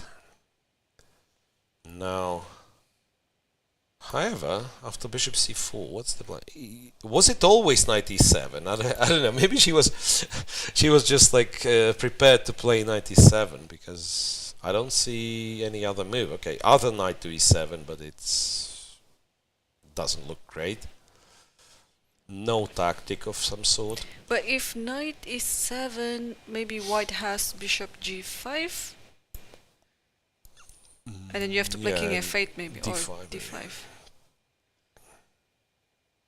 d5? I take on e7? Yeah. Take on e7. Knight c4?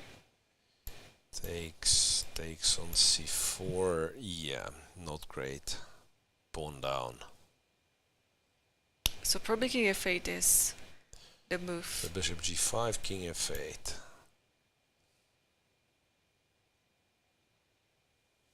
And now you can actually, I don't know, prepare f6 and then d5 maybe.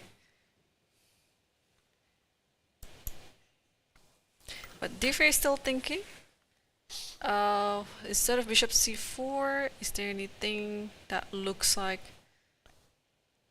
So I guess she stops knight c4 by going rook b8. Maybe that's the whole point. I think bishop c4 is still well bishop c6, but then if we know it's knight e7, then bishop c4 is better, because yeah, these pawns are not moving anywhere just yet. Like going c4 would probably be not so great, because there is bishop f4. There's also knight f4, but bishop f4 looks reasonable.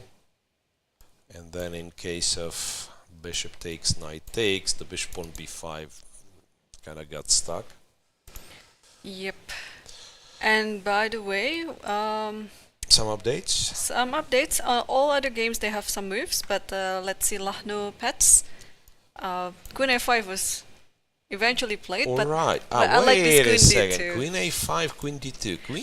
Queen d2 is a tricky move. Yeah, knight to d5. Imagine if is the somehow strat. rook goes to d8, yeah, knight d5 This game rook over. to d8 to prepare d5, and then knight d5, a famous trick, right? So rather this way around.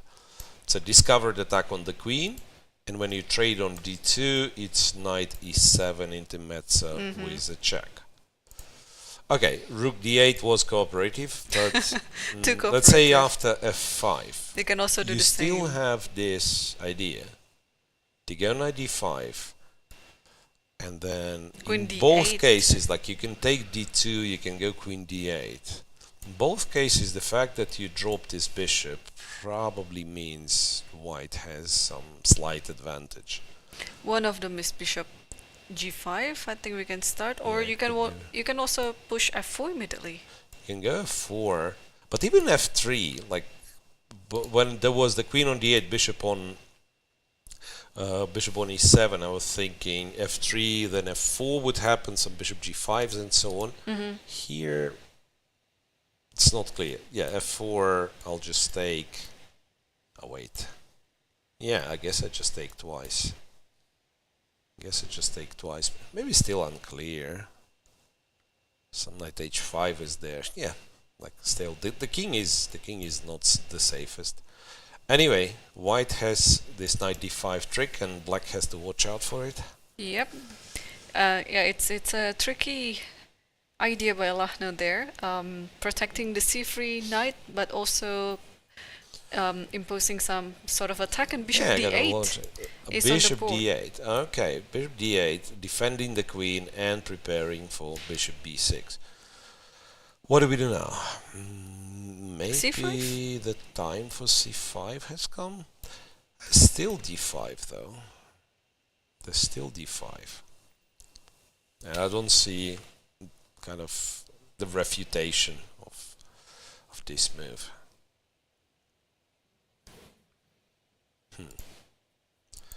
Bishop d8.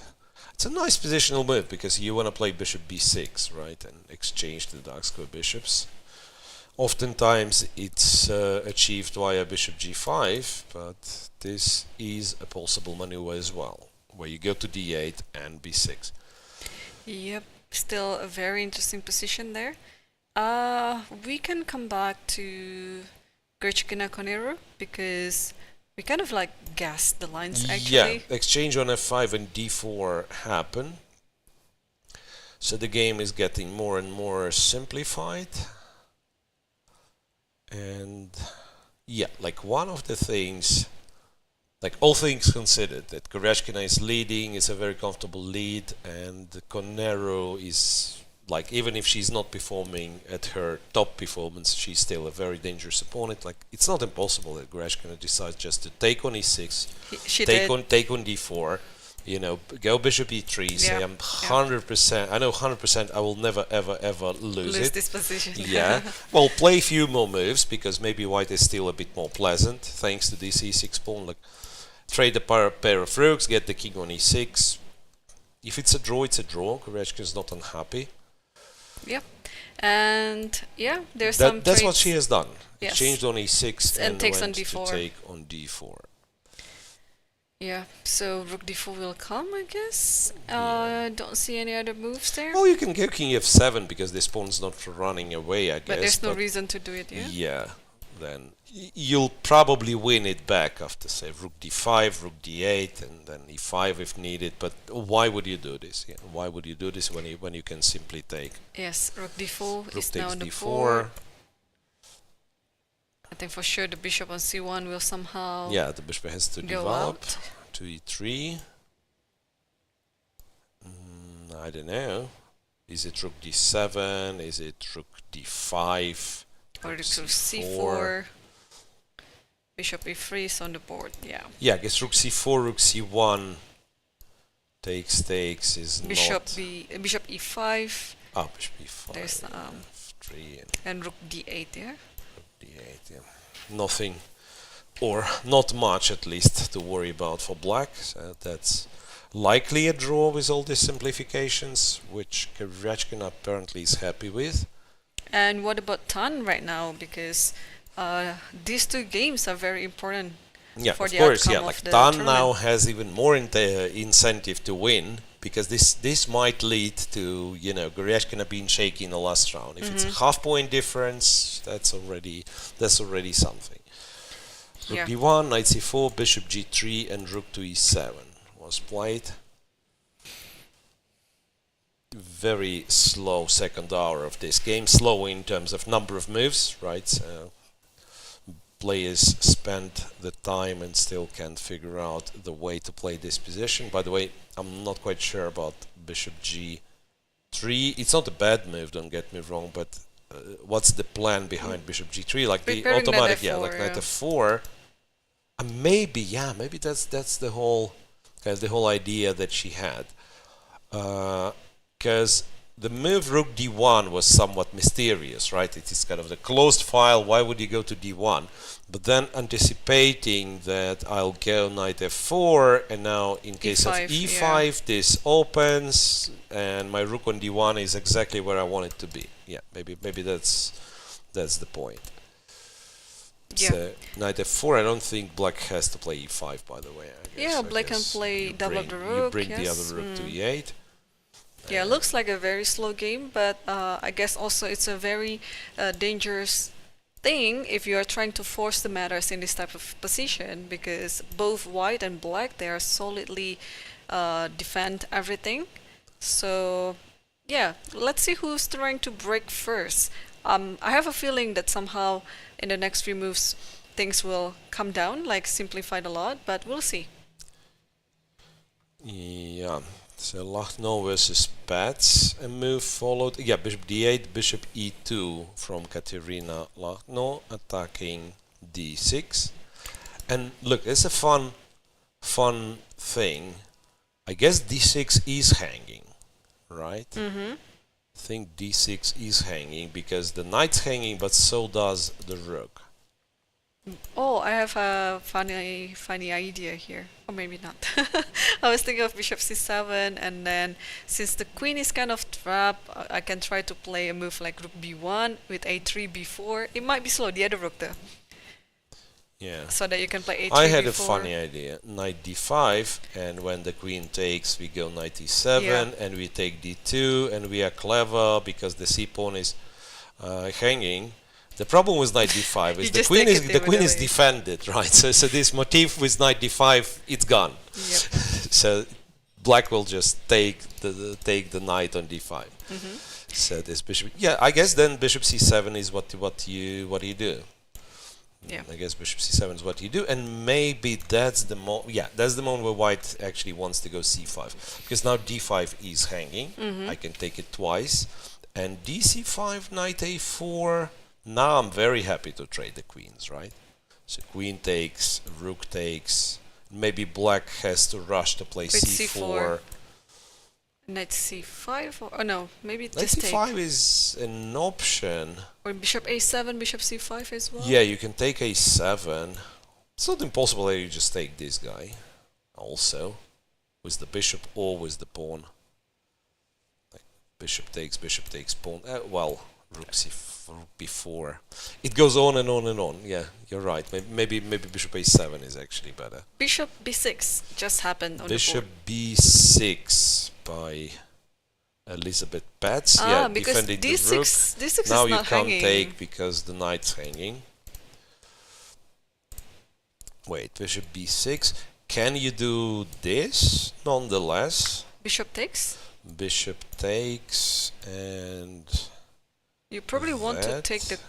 Oh, knight I d4 don't know. It's like some crazy. Oh wait, you can actually take this. and then guy. at a4. You can take this guy because if queen takes, it's knight a4, hitting the queen and the d6 pawn. Yeah. Probably in that position after knight a4, queen d4. b4 or Queen d4. oh, b4 might Or be. b4, yeah. Yeah, the d4. I think I just take twice, and And position is better d6, for you, yeah? yes, I think it's slightly better. Like say, if this happens, I guess white's slightly better. Again, not much because knight f5. You can unblock the d pawn. Anyway, it gets some shape. So the situation kind of clarifies and it gets some shape. Yeah, and let's quickly check Munguntuul versus Salimova before we take our second break and see what's happening on that game. Yeah. So this has advanced pretty far. Rook takes c6 was played. Bishop b5, rook c5, a4, queen f6, and queen e2. The variation is around equal. We get this opposite colored bishops on the board.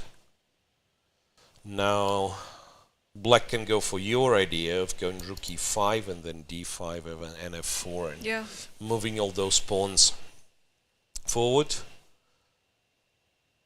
I think, yeah, like computer gives equal, but I think it like is black with more initiatives. pleasant for black, Yes. right? More pleasant for black. You have this bunch of pawns in the center, while white's queenside pawns are not doing much.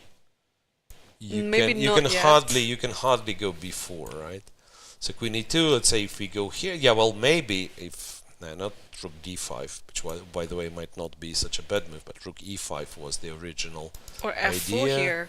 After rook e5, f4 is the idea. Yeah, so this You can ignore you that. just go f4, right? Fair enough. What I know sometimes they do is, surprisingly, they just play f3, which is probably not a great. With the inclusion of b4, I think looks like yeah. white is. I wanted to say, like, if this structure happens, with opposite colored bishop, strangely, it's not as terrible if you can defend the king, right? And maybe you are already winning. By that point, you're already winning on the queen side. Here, in our case, you are not winning on the queen side. You'd rather have some weaknesses on the queen side, and also this is possible. Just takes And everything queen on takes, c3. Queen takes on c3, and this is like draw at best for white. Right. Okay. Wow. I think we can take our second break now. It looks like all the games, have slowed down a little bit compared to the first hour of the round, but they are still equally interesting. Maybe some of the games, like one of them, I guess Goryachkina Koneru will be finishing very soon with a draw, but they still have to make another 15 moves until move 40 to make the They draw all first. understand, not so many rounds left, so today will be a hard day. It feels like everyone is inclined to play on. Okay, Yes. Stay tuned. We'll be back shortly.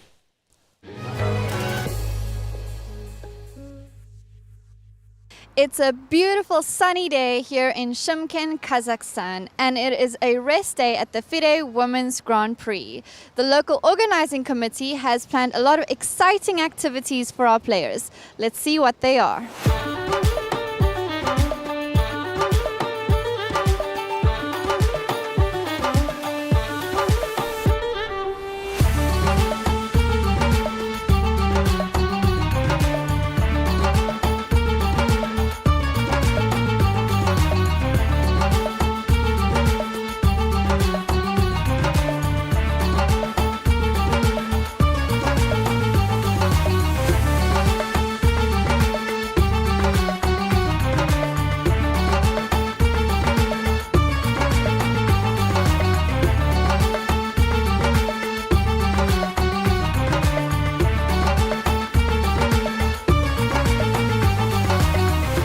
So this is the felt making station. Ladies, what have you been making? Well, I've been trying to knit here this mat, which was kind of impossible since I have no skills in that regard. But you did all of this? And only a small part. But look, it's so pretty. It's beautiful. Yeah. And we can take one at home, which is gonna be great. So yeah, I have to practice more, but it was very nice. And we learned how they make them also with this. I don't know if you can. Yeah, which is very interesting to know. And Bojana, let's see yours. Yes, we had like one part that is, let's say, cut off and that we need to sew it and so on. So it was okay. My mom has taught me how to do it. I think that women, okay, no, don't attack me, but women should know this kind of stuff. So I'm really, really happy that we're awakening our feminine side.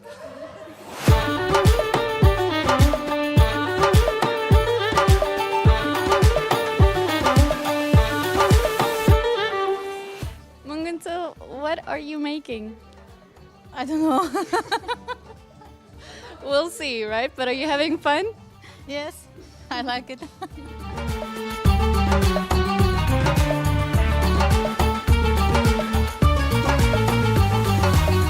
And we have a little photo shoot section over here. Ladies, beautiful, by the way. What made you choose these specific outfits? Well, I like blue and white, so I think it explains itself. I like red, and I'm wearing a green shirt, so I thought better to wear something over it. Awesome. Did you take shoots together as well or just alone? For now, just together actually. I will still take pictures alone. I already had mine, so. And I heard that they asked you to pose in a certain way. Can you show us how you did that? Oh my god.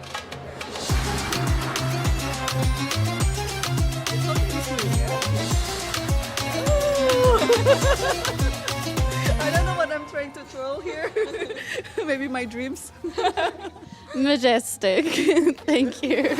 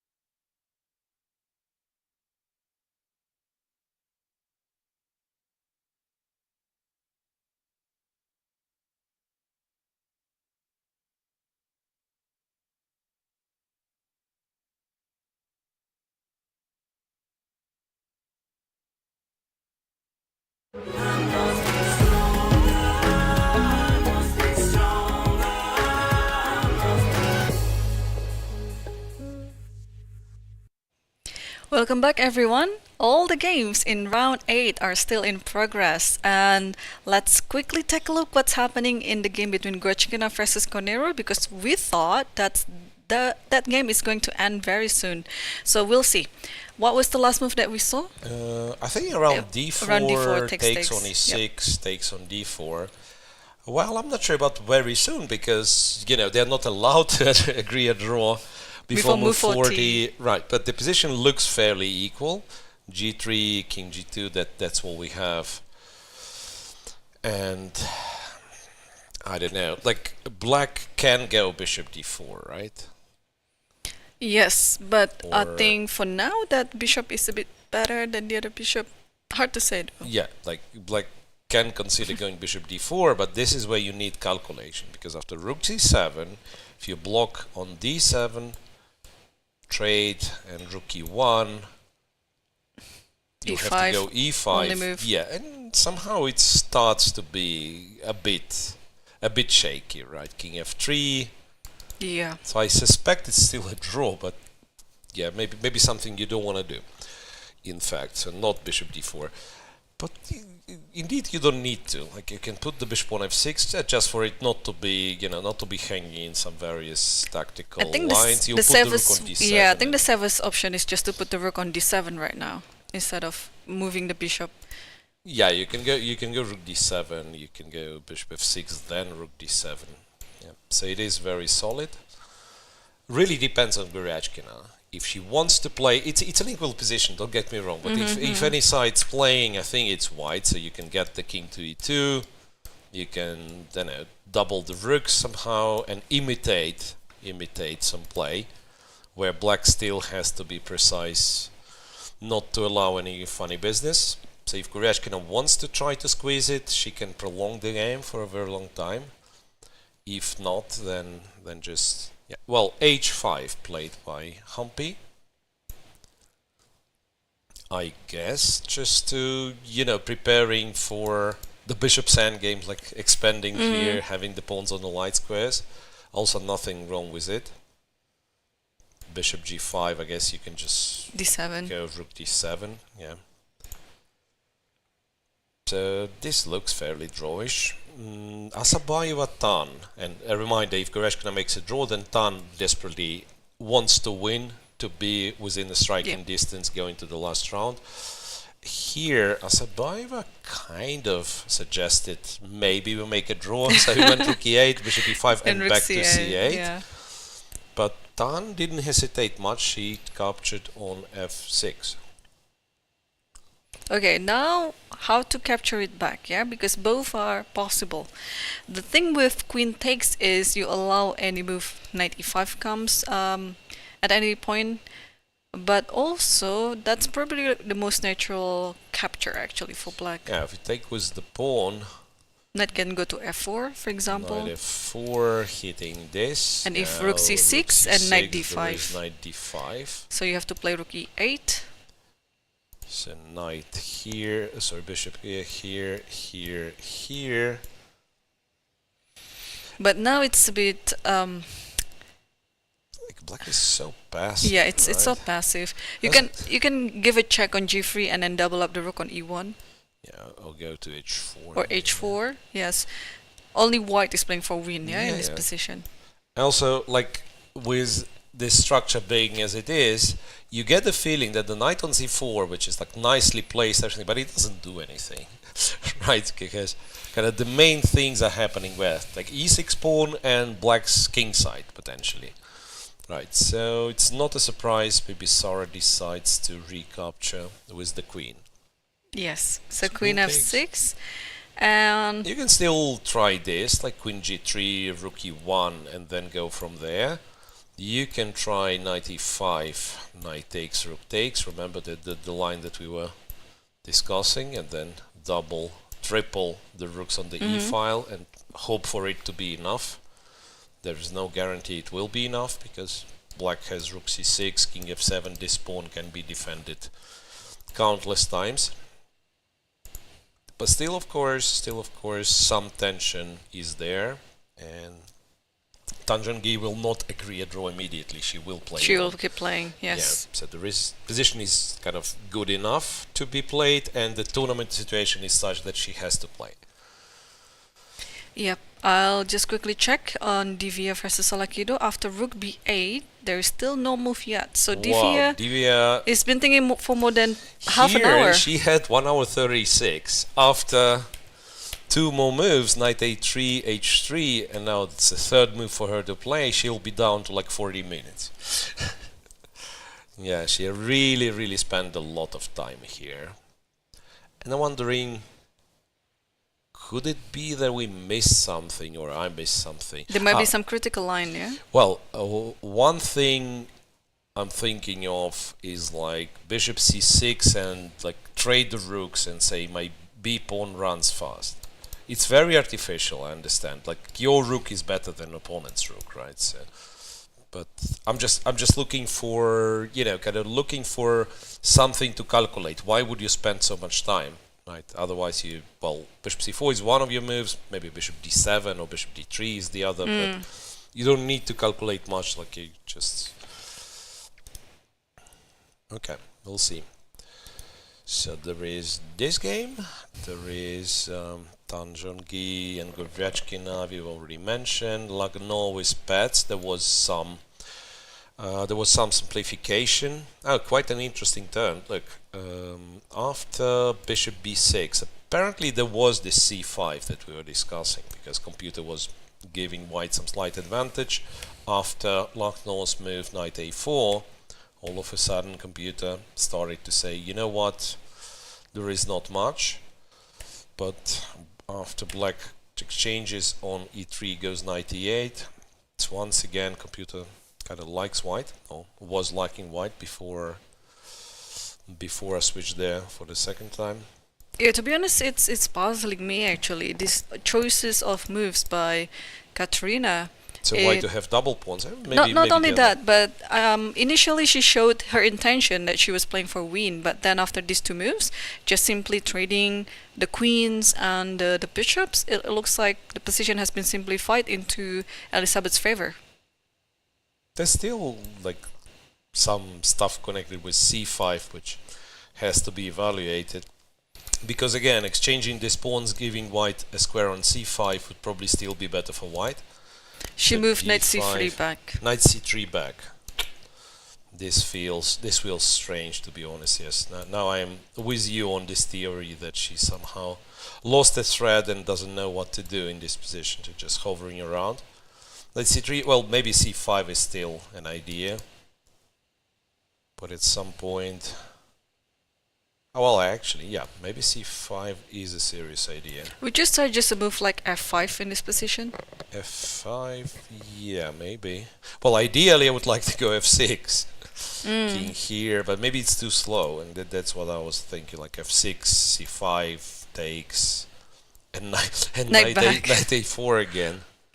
But what is the idea? If you want to play c5, oh, maybe there's d5, yeah? That's why. So why she returns back? Yeah, because c5, d5. So knight c3 is called for stopping the, you know, the d5 move. And black somehow cannot really support d5. So I think the c5 will happen.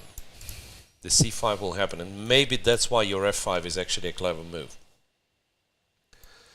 c5. Oh, you know what is tricky in the current position after knight c3? I can try to play rook b4.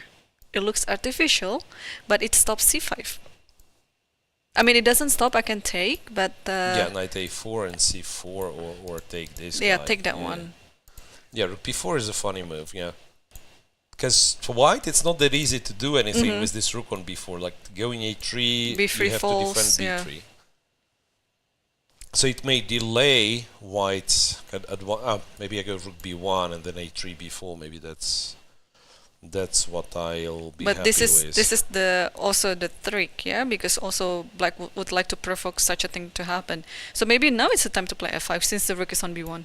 Yeah, a3. And rook goes, yeah, b7. To be able to switch it over the 7th ring. But I don't know where this f-pawn goes, to be honest. Like, if I go b4... Are we planning to take? Or are we pushing it? Are we pushing f4? Like even f4 can be ignored, you know. It's like I'm totally lost. Like I don't know what's going on in this game. All I know, Lagno cannot find the plan, and she's burning her clock. She's down to 20 minutes, less than 20 minutes. And she already made 22 moves, so she needs 18 more moves in about 19 minutes. So like, okay, in average a minute a move, yeah? Yeah, but again, there is no plan. That makes it problematic. Like imagine you've played c5 somewhere. Okay, I don't know, king g7, c5, this, and then you went knight a4 and you took, and all of a sudden the structure is finally defined. You know what, like play 10 moves, 20 moves in a row, you know everything. Like this is your open file, this is your outpost. Like with position being as it is, like it's hard to find places for the pieces. Also for black, like black doesn't know what to do.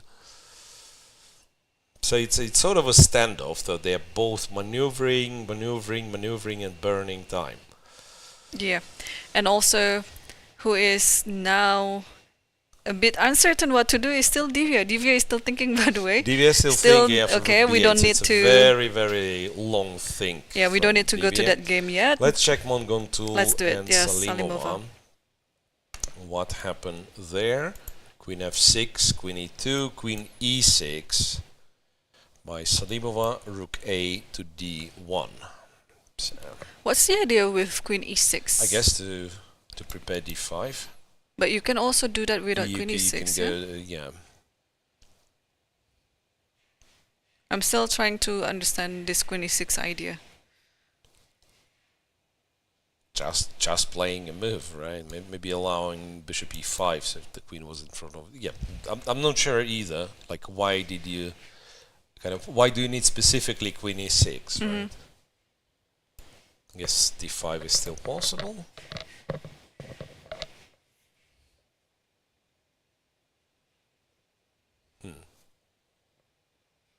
Yeah, white's active options are very, very limited. b4 never happens, c4 never happens because there's d4 always. So Salimova's position is kind of good, but again, there is no development of this game. Like for last 5 moves, we already knew this is how position is gonna look, and then they slowed down even more. And it would be nice to get some. You know what? This is not an idea here because there is still queen b1. Yeah, but I was thinking, could it be that this is something she kind of wants? She wants to play for some tactical tricks. Maybe still rook e5 and f4, right? But then again, you're right. Why would you move the queen to e6? To prepare f4 and next f5. Is there anything that makes us kind of exciting and want to calculate? Because here, I don't really know. Like bishop e5. Every move, bishop e5 played. So it answers it. Bishop e5. So she decided to keep this rook on the c file. The rook is not leaving. Okay. Bishop e5. I guess king h8, rook g8, and then we see. Yeah. Maybe rook is good on c5. It controls this. It stops bishop c4, and it also eyeballs the c3 pawn. So, like b4, you can always take on c3. Yeah. Okay. For white, it's not so easy to come up with the plan either, right? No, not at all. Yeah. So it's more of a like waiting game, play good positional moves and hope not to get checkmated. Maybe g3 and f4 next move. It's one of the options. I understand that kind of my structure loses flexibility, but maybe at least I stop black from playing f4. I feel like no big things will happen before the time trouble in this game. So they'll be spending time finding new quiet moves until... speaking of big things, Lagno just played Elisabeth Paehtz just played c5, which clarifies the structure a lot. And originally, to be honest, I was worried about this pawn. How does this pawn survive? I don't understand. Let me try. Yeah, it's a double attack. It's also the a7 pawn is yeah. So do you like? Oh, just maybe. Hang on. I was thinking of a6, knight d6, rook d8, but there is rook d1. Knight d6, yeah, rook d8 and rook d1 exactly. How is it surviving then? Or maybe you're sacrificing this pawn? I guess, but even then I don't see how to do it like properly. After knight b5. Because this is hanging. Ah, wait a second. Could be clear. Rook b. But doesn't rook really here, change anything. Knight d6, rook d7. Rook d1. Rook d1, knight d6, rook d6, and rook d8. Ah, fortress. Because I thought, again, I'm not 100% sure, but I thought this could be a fortress. Like a5, a3, yeah? Yeah. Or a3, a5, I mean. a3, a5, and say both kings running here. To c3? Yeah, king runs to c3. I'm not sure how I'm keeping this one. Maybe I go f6. When I go b4, I just take, and sit and wait somehow. Still not the most convincing, of course, but I suspect it could be a draw. Like if I just shuffle the bishop, if b5 I quickly run here and stop it. If not b5 but takes on c5, then it's just then a draw. King c5 and again shuffle with the bishop. But again, there was absolutely no reason to do it with black. Even if she say calculated this line, it's a very long line, but even if she's calculated it, even if she's confident that the line works, I'm still doubtful it's... Oh, there's another idea. Yep. Rook b7 is good. And after takes, rook d7. And here, after rook d1, you don't take the knight, but knight f6. And the knight is a bit paralyzed there. Next move is rook d8. Knight f6, so you hit this. You hit this, so that if I move the knight away... I'll take the rook first, you'll trade, and knight e4. You'll take on e4. And, yeah, and let's say we play this position, right? Yeah. Like there's a6, knight c3. Yeah, if I don't move the knight, let's say I go bishop f3, then you rook just d8. pin. But of course you have this king f2, Then king you- e2. But yeah, knight e8, e8 is in time. But Lagno didn't do plays anything. G4. She plays g4. What's happening? I'm confused. What is happening? g4 fighting against f5, I understand that. But you're not threatening g5, no. So that means black can play a6. Also, in hindsight, you're blocking your own bishop. Yeah. Like even in the position like this, g5, like let's play g5 quickly. Yeah, fair enough. And then g5, knight b5, and then in all of those previous lines, the same. We can of do g4, the same. g5 is in black's favor. For Exactly. Sure. Yes. Right. So g5 is the move, but also a6 could be the yeah. move, just to stop knight b5, and it's not clear how white is making progress like at all. And then you go f6, you bring the king to e7, super solid. g4. It's g4 hard to explain. Seriously, it's Yeah. hard to explain. You can go g5. You can actually go h6, and again, all the same lines. You know, there will be an extra target on g4, right? Yeah. I don't know how to explain this, because already a few moves, like we cannot really understand what is Kateryna having in mind. Yeah, we see some ways for her to play, which she refused to take. g4. We shall see. Okay, Divya eventually made a move. And bishop e2. I think it also shows that she was unsure on what to play in this position. Bishop e2, what does it want? I don't know. I seriously don't know. Bishop e2 is surprising. Because we were thinking it's bishop c4, right? And bishop e2 simply allows bishop f4, so now there will be no bishop's pair advantage.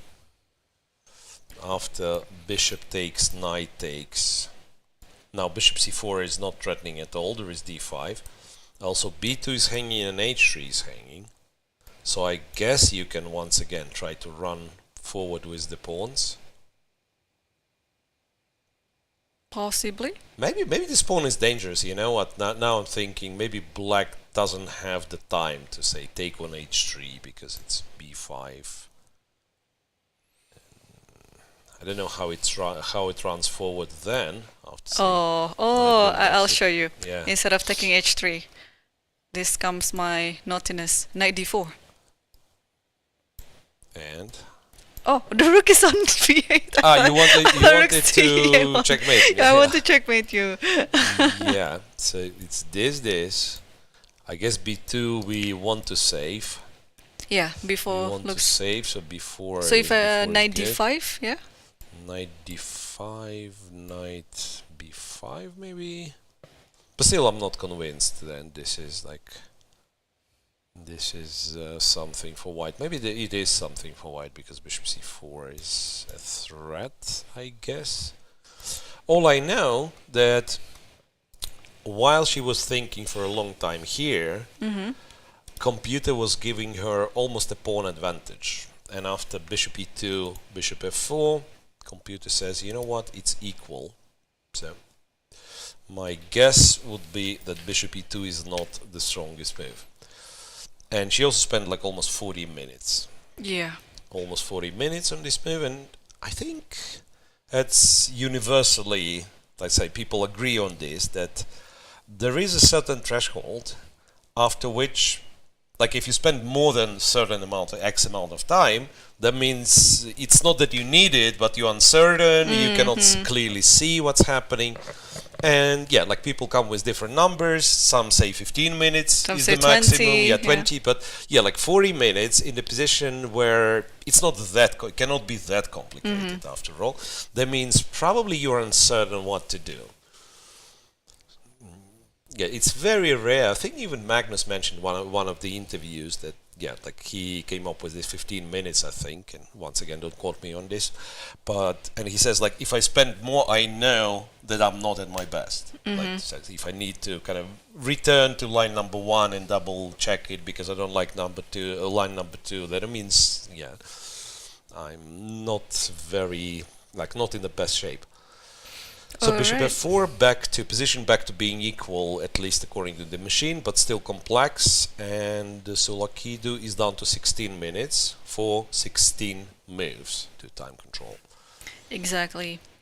And we were having like a fantastic round with a lot of Sicilians. Are there queens on the board in any of the games? There are Tan and also Munguntuul. Yes. But everything is so quiet.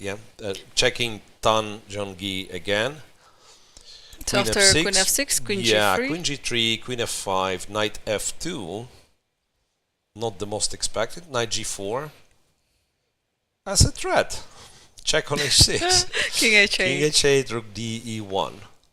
And again, something tells me that, that's a brilliant knight on c4, which doesn't do anything. It actually starts to be tricky. Or maybe now it is the time to move the pawns since the knight is on g4. Yeah. I don't know which one to move first A5. before here. Yeah, I think it's very sound. And then if after knight e5, I think you can take. Rook takes and try to hold down the fort. Yeah, the question is, do you go for the active play? Because No, that's rook e6, yeah? Yeah. So you have to... Here you have rook e6. Or even rook d5 also possible.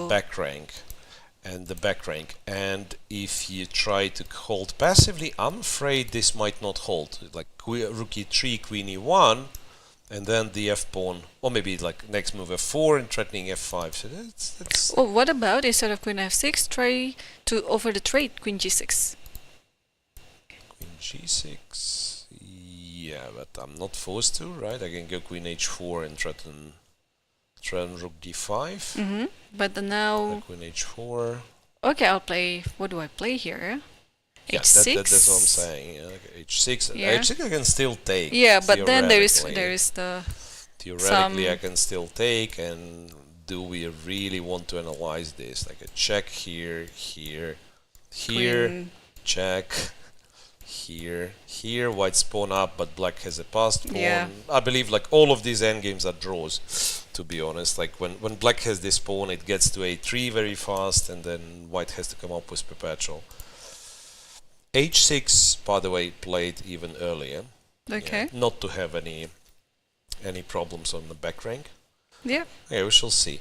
Like, if I really want to, knight e3 guarantees me the exchange of knights, right? After knight e5, theoretically, you can think of b5, maybe? No, knight g6, yeah. Both knight e5 or knight e3 exchange the knights. All I see, computer's happy for white, gives 0.7, so I'm thinking there could be some pressure. Or what about the maneuver, for example, knight f2, h4, knight h3, knight f4, if...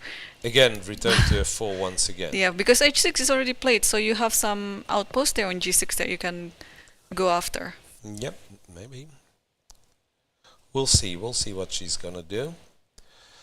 All we know, yeah, black failed to get kind of a real counterplay. This pawn, which supposedly is white's weak pawn. Like if you look at the structure, right, these pawns are representing the weaknesses for each side respectively. White has a lot of pressure on the e6, and c3, it's very hard, almost impossible to attack. So white's position is more active and kind of better overall. Goryachkina with Koneru. Nothing much happened. Well, I don't think anything happens after that one. Rook to c4, rook d7, rook e2, bishop d4 here, avoiding any kind of nonsense. Ooh, what? Okay, I thought the board was empty. Okay, so Goryachkina left the board. Took and rook c2. Yeah, doesn't matter what you do pretty much.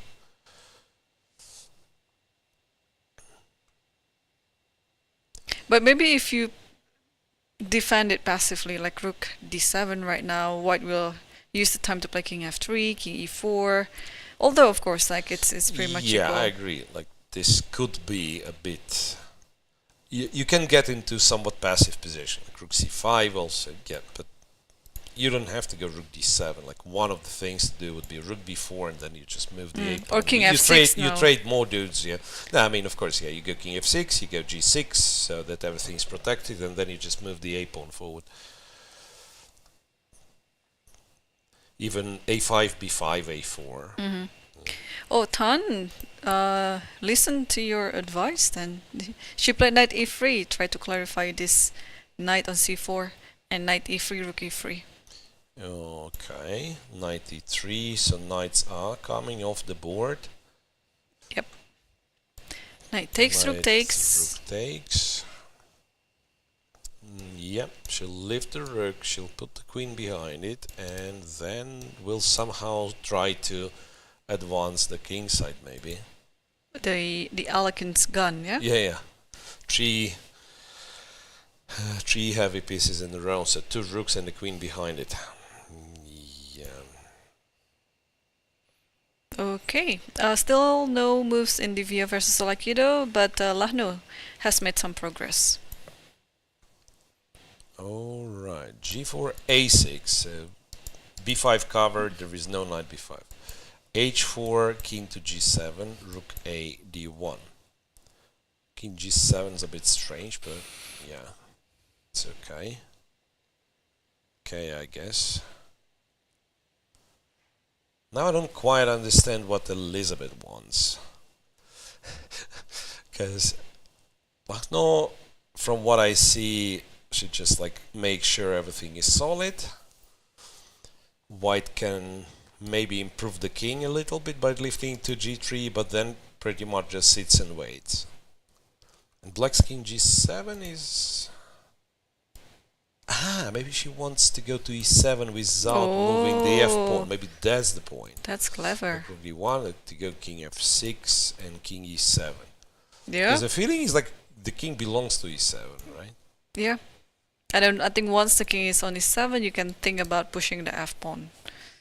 Maybe it's not necessary, but it's one of the ideas. Yeah, I like this.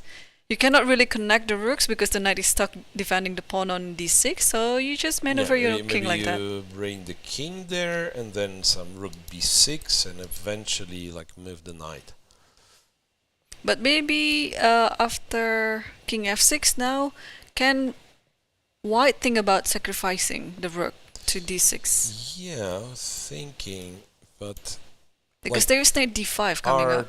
structure is kind of compromised, right? Yeah, maybe it represents some danger. Yeah, knight d5, king goes back to g7 and take on a6. Yeah, but if we have to trade, takes. Maybe takes a4, rook b8, yeah, bishop rook d1. B8, you have bishop d1. Yeah. But again, is white realistically playing for a win? Not really, I'm guessing. Yeah. So, again, some sort of a standoff where white can't really do much of an active play and neither black can.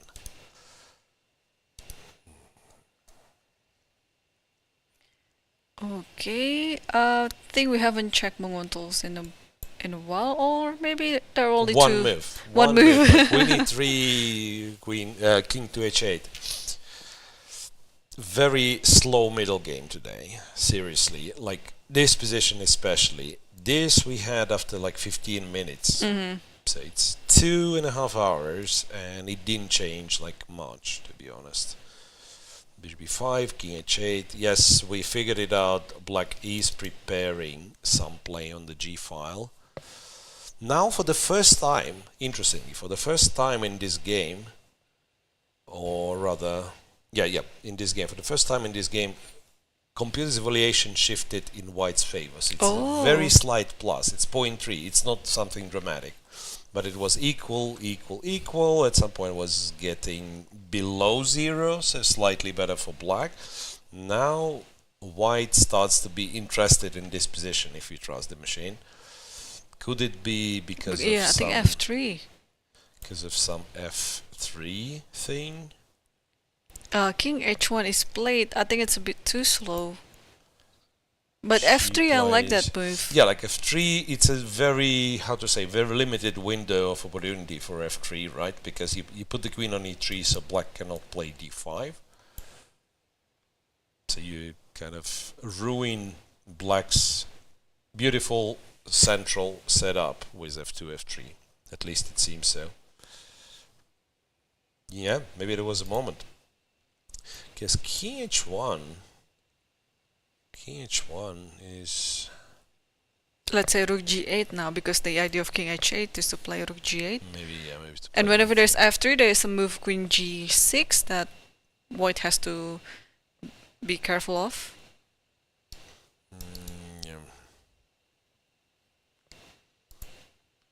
Yeah, rook g8 I think comes very naturally in this position. The other thing could be that you actually drop the rook back to be able to go d5. If you drop the rook back, I'm thinking of g4. Well, actually you're right. g4, f4, queen e4 could also be acceptable, especially if the rook is not on the 5th rank, right? So you cannot transfer it. Rook g8 is on the board. Rook g8. Salimova just played it. Yeah. Logical.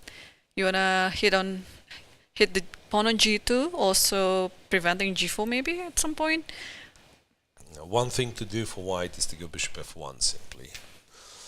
And defend the king side like this, bishop f1, and then if somehow black gets to attack h3, you just go attack h2, you just go h3.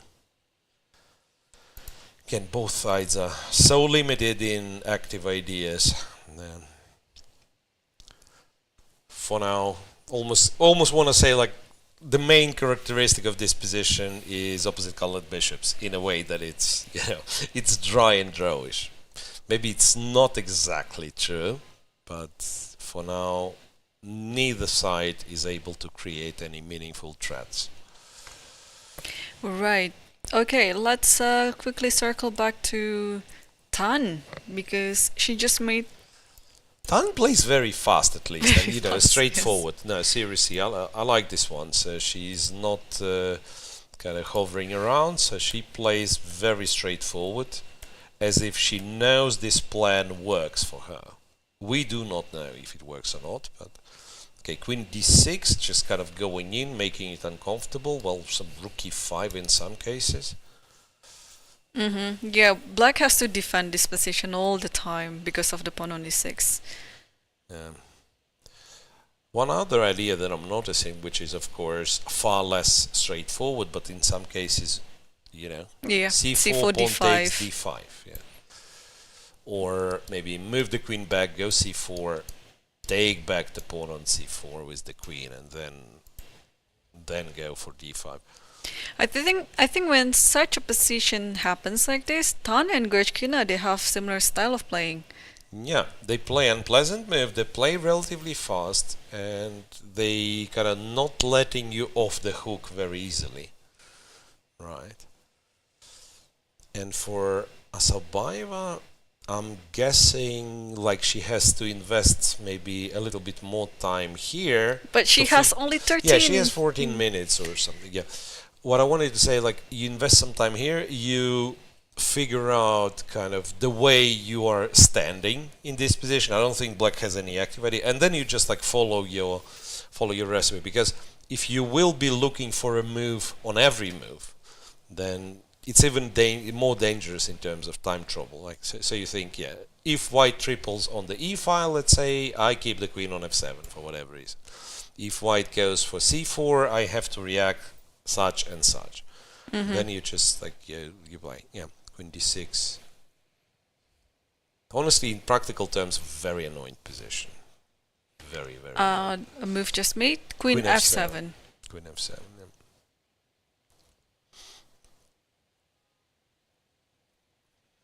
Yeah. Yeah, interesting. You can look. You can do this as well. A4, and this one is almost like from some Dvoretsky book. A4, then Queen A3, then A5, and you create the second weakness.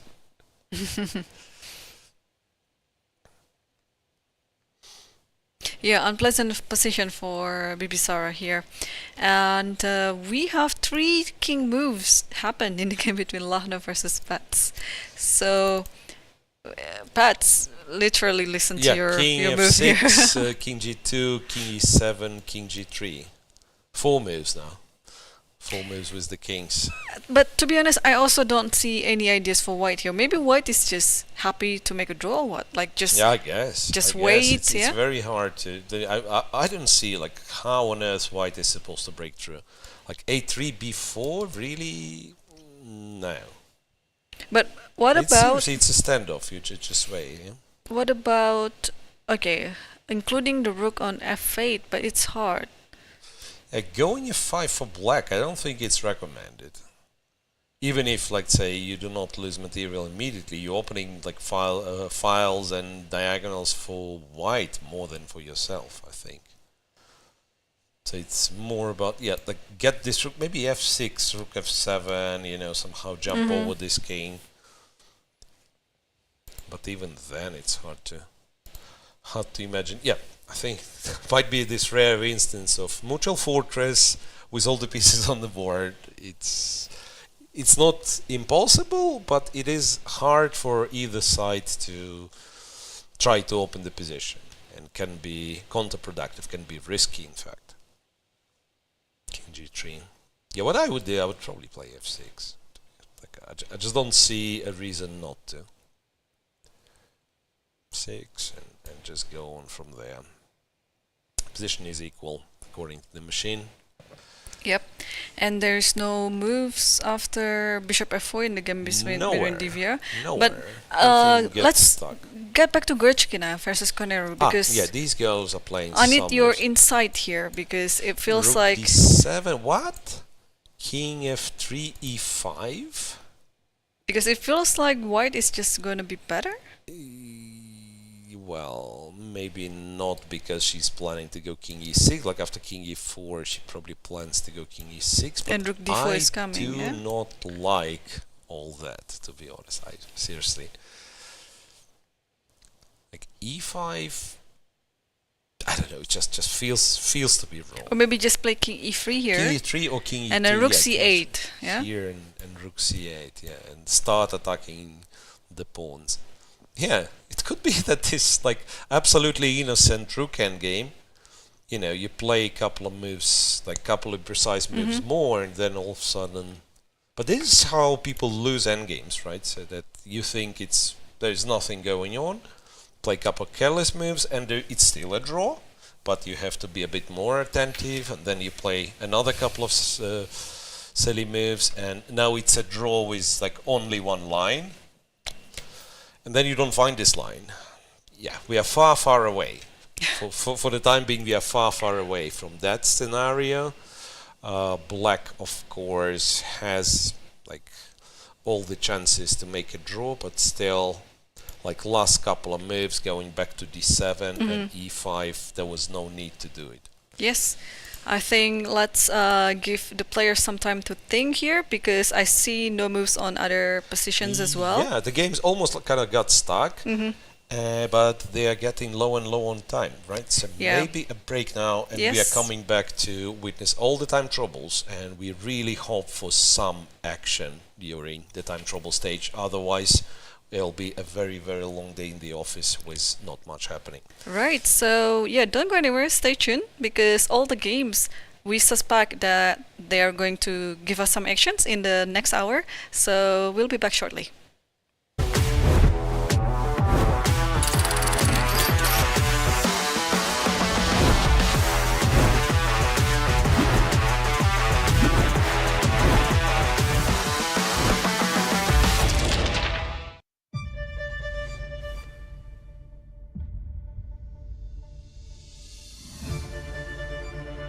我的心情应该说非常的激动，但从外表看起来比较平静，但是内心里早已波涛汹涌。后来去休息室也大哭了一场，就是情绪很难用语言来形容吧，一种如释重负的感觉。I've been thinking about it since the time I started playing chess, so it's nothing different to me. The match in itself is something that I've always wanted to be playing, and now that I got the chance, I'm grateful for the opportunity. 我记得最后一盘棋，我就是在一个少一兵的撤兵惨剧中，也是费尽千辛万苦把这盘棋给和下来了。如果没有顽强的意志，我可能就没有办法能下到加赛。The main approach is to go to every game in the right mindset. Be fully ready physically and mentally, and just go there and play good moves. And yeah, I'm going to try my best. In general, I'm very universal, and I can play all types of positions, and my calculation is usually quite precise and deep.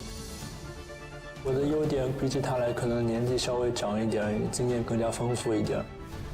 然后在棋上面，我可能比较擅长一些子力调动的类型的局面，然后我可能技术处理上比较细腻吧。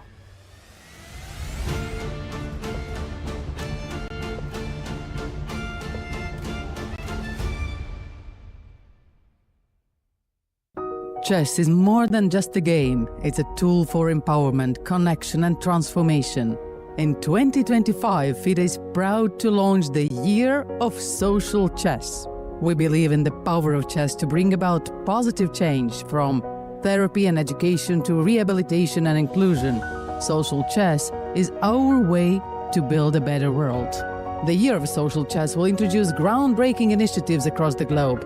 Monthly themes will address critical social challenges: chess for protection in refugee camps, chess for cognitive health among the elderly, and even chess for addiction recovery. Through this initiative, we are mobilizing communities, conducting research, and creating opportunities for all to experience the joy and impact of chess. Join us for online chess events, global conferences, and even a documentary film festival that will showcase the power of social chess. Let's make 2025 a year to remember. The year of social chess is here.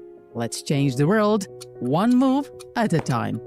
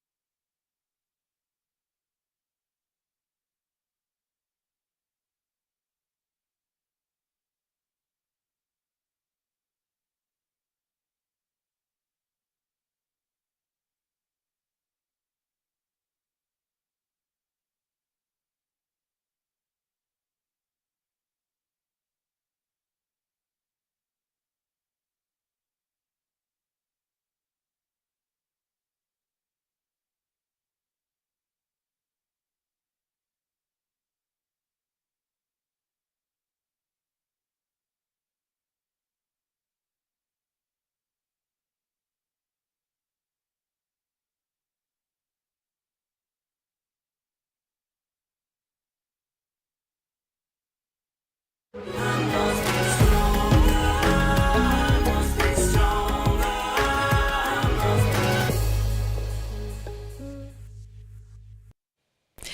back, everyone, and going into the third hour of the event, round number 8. Every game is still ongoing right now, and probably one of the games that we were waiting for things to happen, it's in the game between Divya versus Tsolakidou. So let's check it out. Yeah, well, Divya came to this game very well prepared, and then something inexplicable happened because, spending 14 minutes on bishop e2, then after bishop f4, you have strictly one move, then she spent another bunch of time, went back to b5, where it originally was, d5, rook d7, and king to g7. What's interesting, computer completely changed its opinion, and now it says black is much better. So I'm guessing simply because the king is gonna get to e6, and white somehow got stuck here with his pieces, like the bishop on b5 blocks access to b2, knight defends the bishop, right? The king potentially is in danger if the rook gets on the last rank. The h-pawn can be picked at some point. I'm thinking, can it be that the king actually... f7 is hangy. But in some cases, there have been instances where the king simply kind of runs forward. White has played b4, and after b4, what happens after b4? King f6, right? No, wait, king e1. It was king e1, king f6, and then b4. I almost want to say some d4, rook c8, and try to attack, which probably isn't right because king d2, but the fact that I have such thoughts already... wait a second, there is rook a8. You can activate the rook like this. Rook a8, knight c2, rook a2. I don't know. I don't like it for white. Yeah, it looks like white stops her own ideas, because the pawn is not moving. The pawn is not moved, and then also there is the potential of the outside pass pawn for black with this h-pawn later. If you have the time to pick h5, h3 and return back, then the h-pawn runs very fast. That's, by the way, could be one of the ideas. You just move the pawn forward. Yeah, Miro, can we switch first to Lagno and Paehtz? It's gonna be the end of the game, so let's have the video of it. Wait a second. So they are repeating after all, because during the break we were secretly hoping for them to repeat. Knight a4, knight f6. They've repeated once. Bishop f3, rook h8, knight a4, rook g8, knight c3, rook h8, and I think so I think Paehtz claimed the threefold repetition. They've already called the arbiter because they're still on move 34, so legally they couldn't offer any draw. But if there's any repetition happening on the board, it's kind of doesn't agree from the body language that I can read. No, but she repeats too. The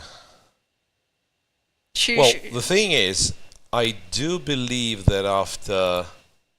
she does repeat knight c3 and you... So the claim is that after rook h8 the position is repeating for the third time. Yeah, with this rook and with the knight as well. Knight c3. So this was the position after bishop f3, rook h8, knight c3, rook h8, and one more time knight c3. So yes, if rook h8 is the move that Elisabeth Paehtz written down on her score sheet, it is a threefold repetition. Yeah, so I think for Elisabeth, the last two games, if this one, that the arbiters agreed that this is a draw, then she drew against Koneru yesterday. Yeah, Koneru and Kateryna Lagno. It is not so bad. Not so bad, but she lost quite a few, on the starting rounds. And tomorrow she's playing against Divya. Yeah, she'll have white against Divya, so at least kind of managed to stop the bleeding, as we call it. I don't know what's they're checking. It looks very obvious that it's a 3-volt, no? Well, arbiters need their time to check, I guess. Yeah, for us it seems. And there's a shake hands there, and it's an official. So Lagno and Paehtz, they draw the 8th round. So that's our first result. That's our first result after 3 hours of play. First result is a draw for Lagno and Elisabeth Paehtz. Divya, back to Divya and Tsolakidou.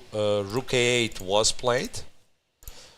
And Rook a2, King d2, however it dropped the evaluation, so apparently something stronger was available for black, and I wonder what that was. Could have been, you know, just move the pawn forward, h5, because what I've realized that if this was to happen, then you can go d4, rook b4, and it looks almost winning, because like the white pieces are really poorly coordinated, and the d pawn is not dangerous at all. It can always be stopped. So rook d2, black is still better according to the machine, but you know, not as much as it could have been. You should probably just like. But d5 is hanging. Oh, yeah, f2 and is you hanging. take f2, and should is not the right word, but you could go for this, and then I guess both sides are pretty much all in by this point. White has 2 connected passed pawns, black has 3. White has the bishop, which normally is better at stopping the passed pawns. Black pieces are very active. There are like some tactical tricks with rook takes c2, knight e3. Yeah, it's one of the options to make the game entertaining and wild by simply capturing these 2 pawns, or again, it's well, you can just like first move the pawn to h4, see what white's gonna do, and only then. Knight takes h3. Knight takes h3 played. Yeah, knight takes h3. White has no choice but to take, I guess. Yes, and I think after knight takes f2, there's bishop c4. You have to be prepared of rook c2, knight e3. There is bishop c4, rook c2, king c2, knight takes. I think king goes to d2. d3. The d2 I might consider taking the bishop. So king b3, knight d5, bishop d5, and this is exactly the situation we were talking about. So that black is a pawn up, but the bishop, you know, is much better than the knight in this situation. So it might be white who is better. Divya didn't do that. She played bishop c6. After knight h3, she played bishop c6. Okay. So she's focusing on the b pawn too. She wants, and she also wants to take d5 with the bishop in this case, where f7 is hanging, the rook is hanging, and the bishop stops e4. So that's a monster bishop. Makes sense, yeah. Monster bishop in this case.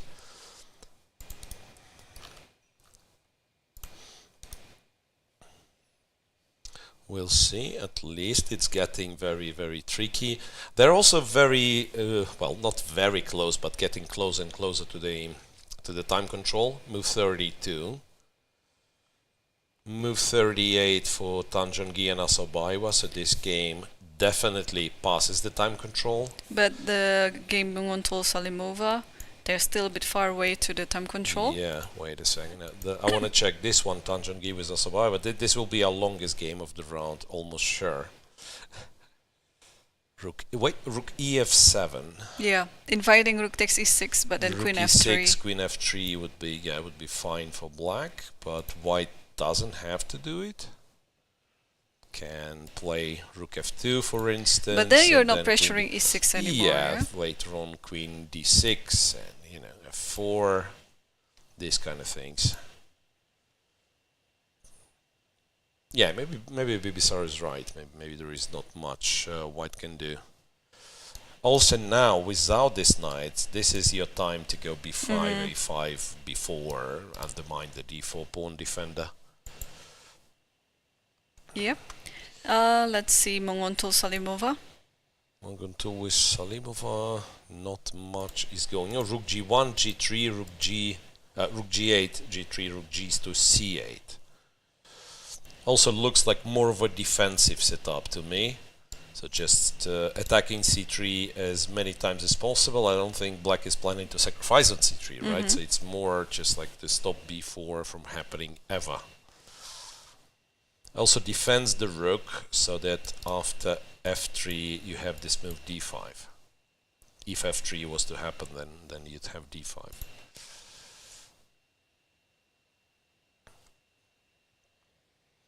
Yeah. Okay. But Salimova is now down to 9 minutes, so and 13 moves to go. 13 moves to go. Yeah. Well, on the other hand, like white doesn't have that many active options. So you watch out for f3.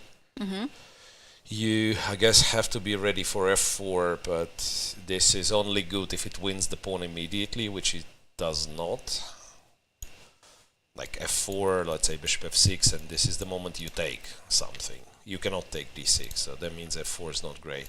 So all I'm saying, like, if black wanted to just wait for the time control, it's almost like you can go rook c7, rook c8, or king g7, h8, g7. The price of each move is not that high for black. So Divya Deshmukh is perhaps the most interesting now. Yep. Yeah, because this endgame is kind of almost full of calculation right now. Yeah, that's really a three-result game right here right now. Yeah. Okay, bishop c6 gives you the chance to go back to f4 also. Yeah. Let's do a race here. So bishop takes, let's say. Maybe you don't need or to. maybe Maybe b5. just go b5. Okay, if b5. I don't even know what I have to do. Is there a time to play d4 here? And if takes. Actually, I'm not too sure. Yeah, no, wait. b5. Or rook b2, but rook b2 king c1, not d3 though. So maybe rook b2, stopping the yeah, b maybe pawn. rook b2 or what? I mean, one thing is you can play rook b2 one move later. b7 h4, rook d8 h3. Ah no, the pawn can be stopped. Yeah, it's just to illustrate. It's a queen. Rook takes, I thought h2, but then too many ways. Rook h8 possible, rook b1 possible. Knight to e7 played by Tsolakidou. Also makes sense, it's a move with the tempo, and then if you exchange everything, she's planning to grab yet another pawn on f2. Also forces the bishop to get exchanged, right? Yeah. Yeah, knight e7, yeah, helps the situation to stop the pawn. Is b5 a move? Like, knight takes, pawn takes, I understand we've doubled the pawns, but it's getting, like, it's far advanced, right? No, after b5, I think you can just take on f2, because so the you pawn don't cannot take, move. Yeah, you're right. So you take on f2, you're threatening knight e4. Yeah, b5 is not great. I guess white has to take on d5. And then you take, and you take f2. White goes b5, and it's a mess. Maybe it's not a mess, you know. Check. Here and check. And just a perpetual from e4 and f2. And it's not because I'm making stuff up and I want this to finish in a draw, but it could be risky for black as well to continue because the pawns are much further advanced. Okay, remains to be seen. Computer has it as equal now. So it's not impossible, that's the line where black achieves the perpetual check. Goryachkina Koneru, we didn't check in a while because we Nothing thought much it was yes. just an equalish rook endgame. And I guess it is, yeah. I guess it is. White has slightly better structure, but how do you win it? It's literally impossible. And yeah, there's been some hovering around in the game between Tan versus Assaubayeva. Yeah, Tan defends f3, Assaubayeva gets queen g6. By the way, the evaluation kind of dropped a little for Tan Zhongyi. She was almost a pawn up according, well, not the pawn up, but almost +1 according to the machine. Now it's reduced to 0.50. So probably the critical line here is f4. Like what to do after that? Maybe do nothing. How do I do nothing in this position? I guess b5 or something. And let's play rook e5. e5, a5. Okay. Even you want f5 eventually. Yeah, f5 takes with the pawn later. Takes with the pawn, and white takes with the pawn. But can I take? Oh, possibly. I can yeah, just you take. can take. Yeah. So, but But it looks just nice to have the pawn on f4, the rook yeah, on I'm e5. thinking maybe we go queen e5 first, or kind of to make the queen active, and then... Oh, I know what to do. There's also h-pawn, right? I know what to do. After that position, rook e5, you play queen e3 first. Where? So we go f4. f4, b5, rook e5, what, a5, queen e3. Yeah, and threaten this, and after rook f6. Yes, and now think. King g3, move the h-pawn. Yeah, well, there is something to do for white, but it seems that black is holding nonetheless. Bibisara's down to 3-4 minutes, but also it's only one move left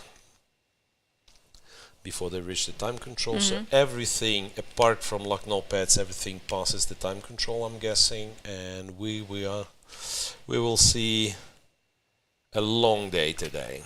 Well, the game Nurgyul Salimova is still going on, and then they still have to make 12 more moves with 8 minutes left each. Yeah, but the position, as we agreed here, the position is not very... Oh, wait a second. Bishop a6, rook c7. Can go bishop b5. Can go bishop b5 and repeat. If she wanted to.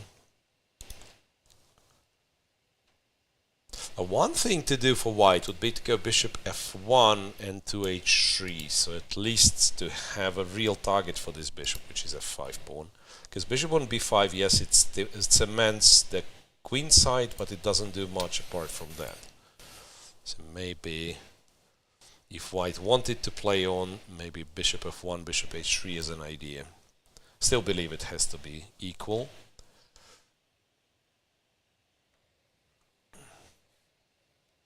Goryachkina, meanwhile, puts the rook on b8, so the black rook cannot leave the 7th rank now, but is it enough? No, I don't think so. Black can just like shuffle the rook on the 7th rank, and it should be okay. Okay, so probably we can... Okay, no more moves from other games as well, but I think we can switch back to Divya versus Tsolakidou. Yeah, that's the most the most exciting. Divya still has the time to think here, but what exactly do you do apart from capturing on d5 is a big question. Probably. What about king? Move the king. Oh no, bishop is hanging. Yeah. Well, technically it's not, because there is rook d6, right? I'm not saying it's a great achievement, but remember the line that we were discussing. Like, I can actually go b6. I cannot. There's a check, and then you take. And there was also knight c5. No, I'm so bad at chess. But all I'm saying, like, theoretically, you could allow knight c6, rook d6, if you find something meaningful to do, which is not easy. I think, yeah, it's not that I love bishop d5. I don't see another move. Yeah, that's the problem.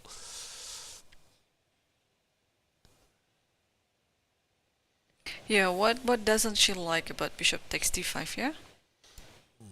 Yeah, I guess this. Knight Takes rook f2. takes. Knight takes f2. Oh, what about rook a5? Rook a5. But you still can do this, right? It's still a draw. Knight e4, knight f2. Yeah, also rook b2 is fine actually. King c1, knight d3. Yeah. I mean, the rook is not trapped. Yeah, check. But after this check, like, what do you even do? King d3, right? And then knight f2. f2. Yeah. At the very least. But okay, let's try for black to play for a win now. I'm going to try. You mean after that? Yeah, after that. Yeah, maybe after rook a5. Yeah, rook b2. B2 c4 though. They have to play. I want to go here. Well, okay, here there is knight d1. f1. Okay, Let's play Maybe d5, h5, h5, h5, yes. h4, h3. Yeah. Let's make a race here. Tricky. So here, c5. h4, right? Yeah, I think so. Because c6, the king is still in a square. No, it's okay. Just keep going because eventually I'll have this knight e4, I guess. Knight e4, knight d6. Or maybe I'm too late. No. That's... Oh, who knows? Yeah, check here. No, I'm too late. No. I'm too late. So yeah, better move the king. And oh, bishop d5. Finally it bishop happens. d5, knight d5. And knight rook takes f2. d5, knight takes f2. So it looks like rook a5 is a draw. Also b5. I'm not sure if black has better anything better than just like go knight c4 is on the board. C4 at least avoids a draw, I wanted to say. Yeah, it does, yeah, because now check king d3, check king c3. Yeah. So there is no more draw. But also c pawn is not running as fast, and probably you start by going there.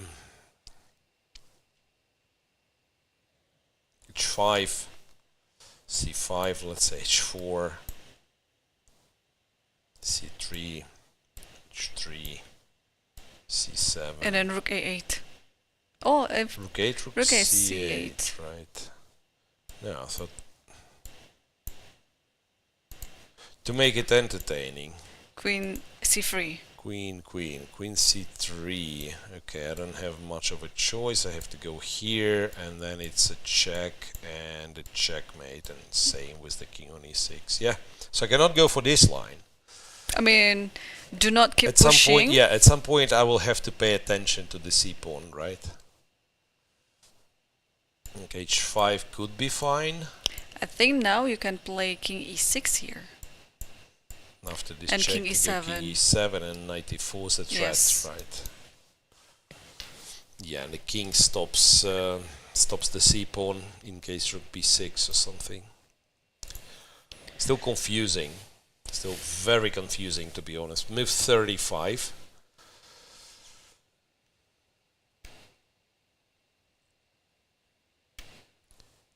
You know what? You can actually start by going king e6. No, she goes h5. She goes h5. So if the other pawn push b5, what is the difference? There's at least rook b2, yeah? But whenever king goes to c1 or c3, the knight cannot give a check. This.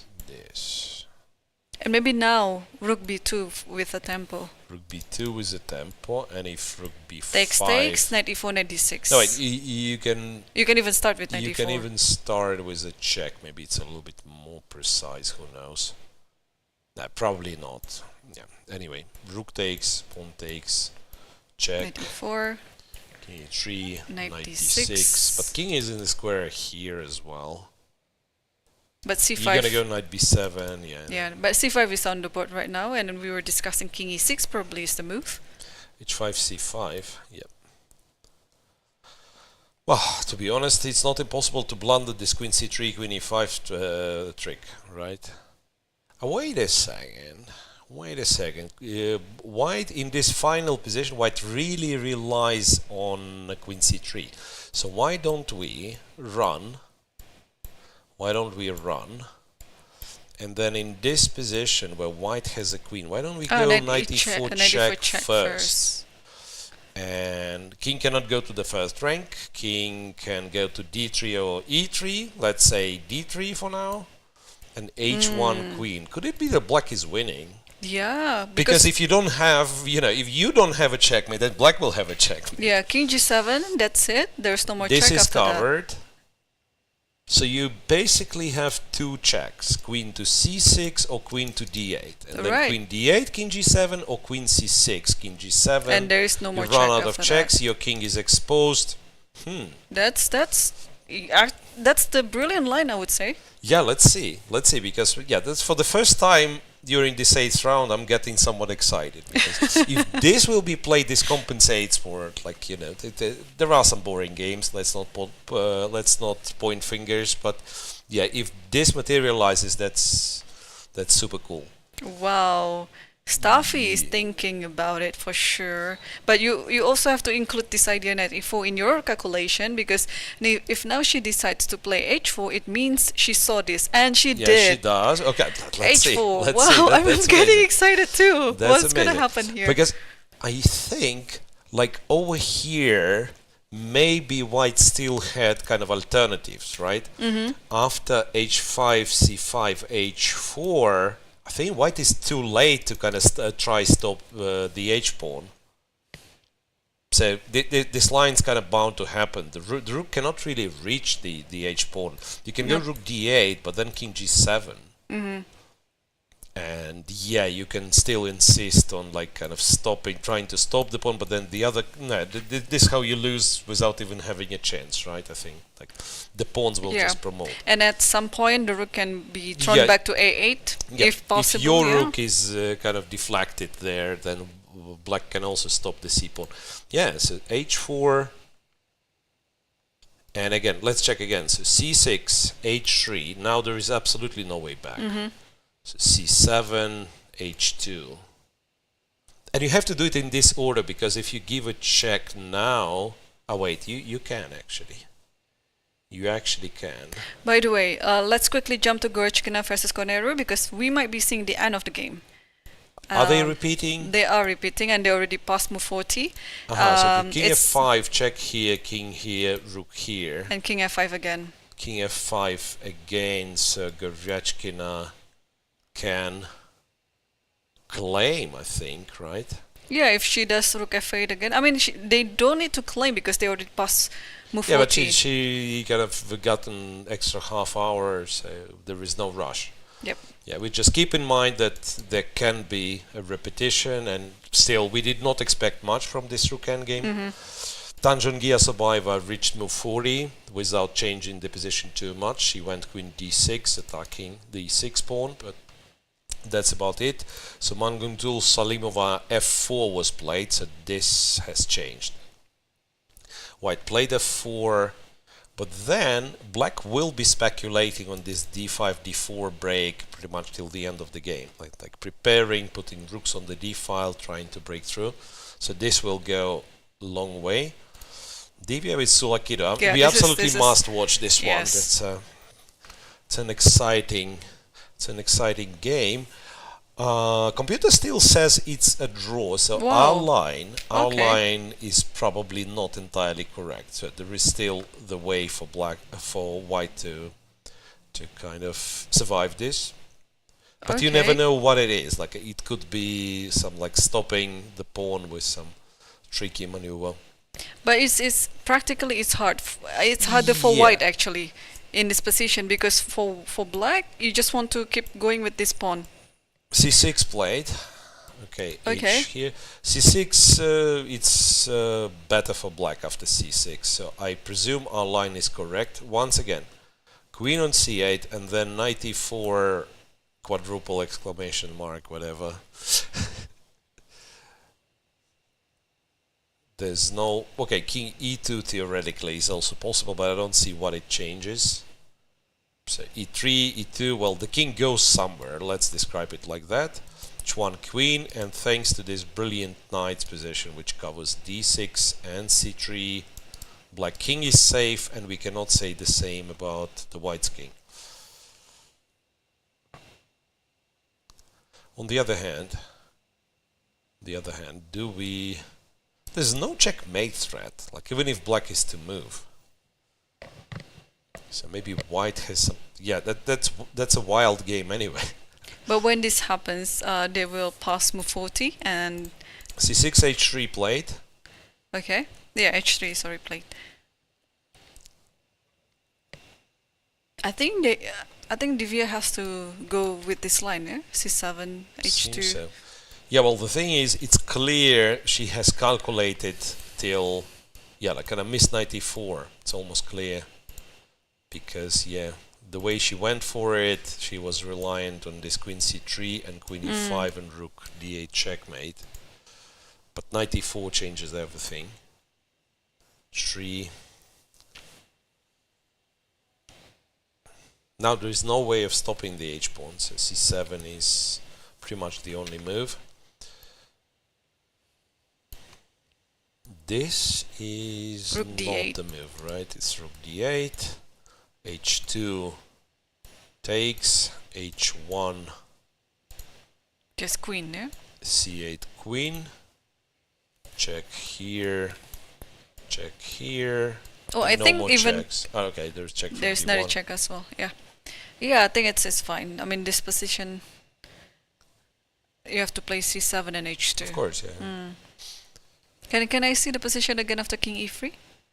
c7 h2. This, I'm trying to understand. Is it more precise to give a check on e4 here?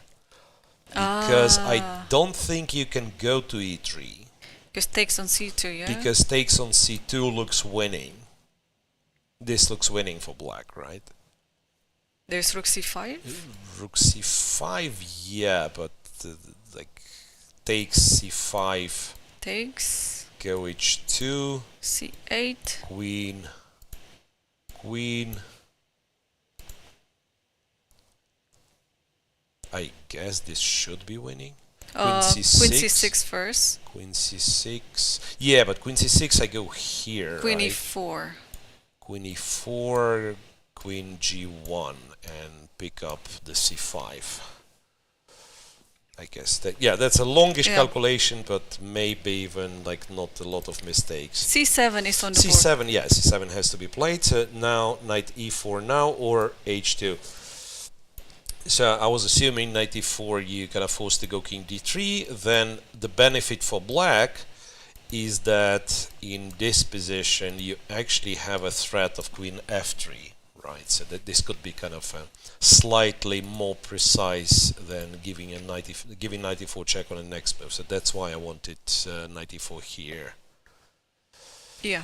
Oh, wait a second. Am I just blundering heavily?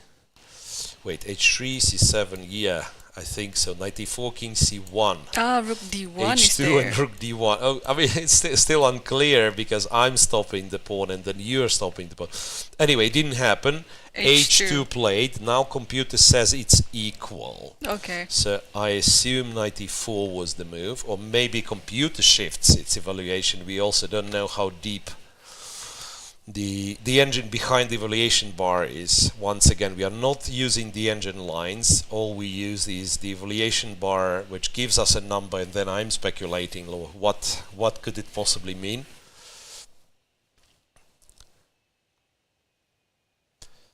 Somewhat surprised she's pausing here.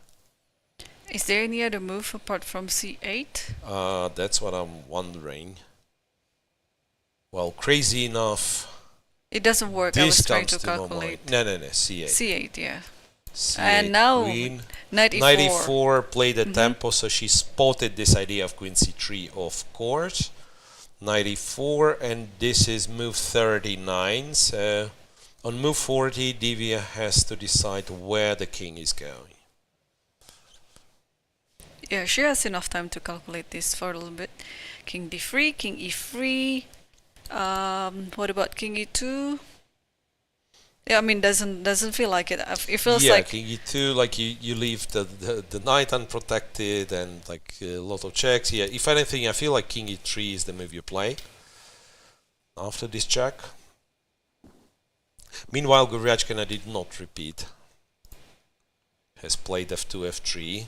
She wants the game to go on for a little bit longer, and we all understand it's probably nothing will happen, but the game is still with us. This one, it's a knight to e4 check,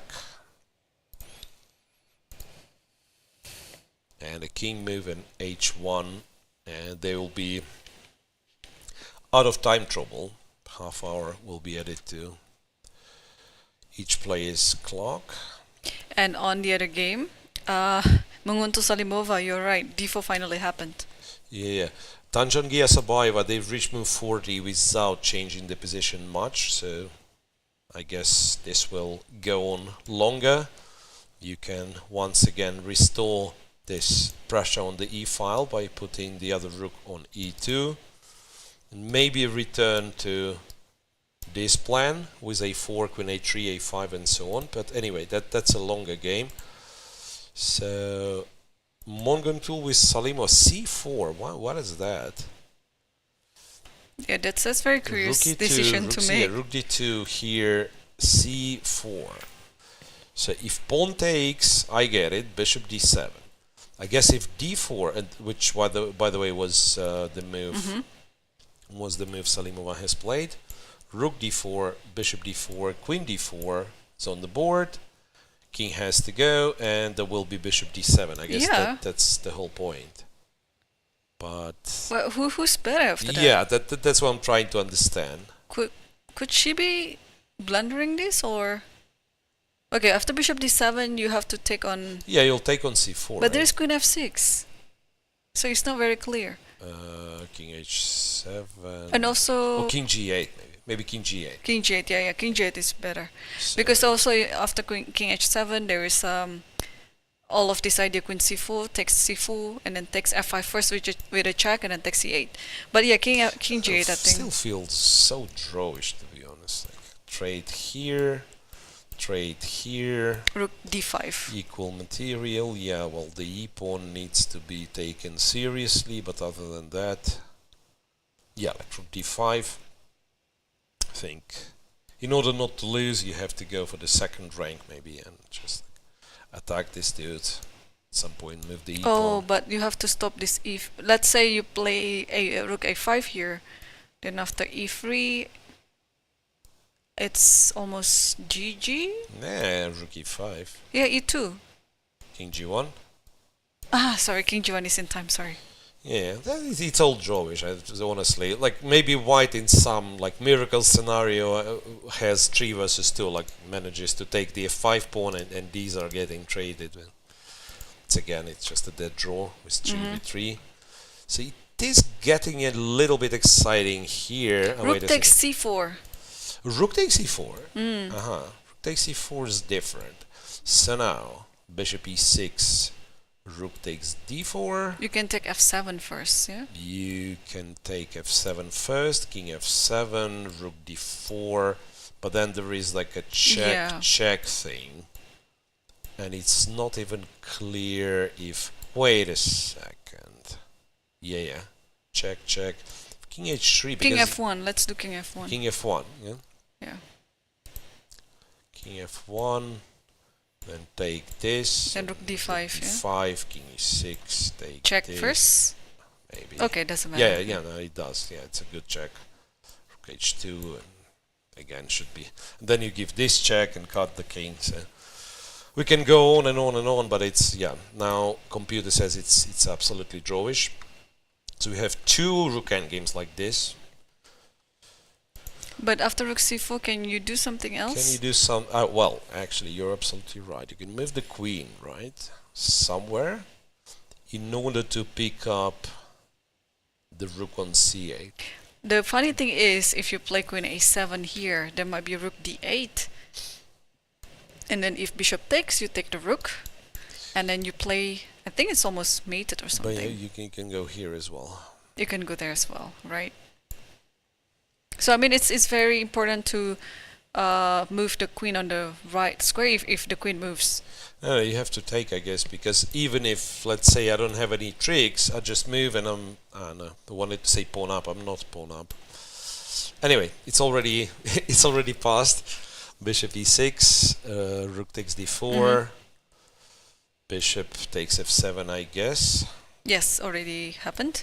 King f7, rook d4. Yeah, 2 more moves for Salimova to enter the time control. 30 seconds for 25.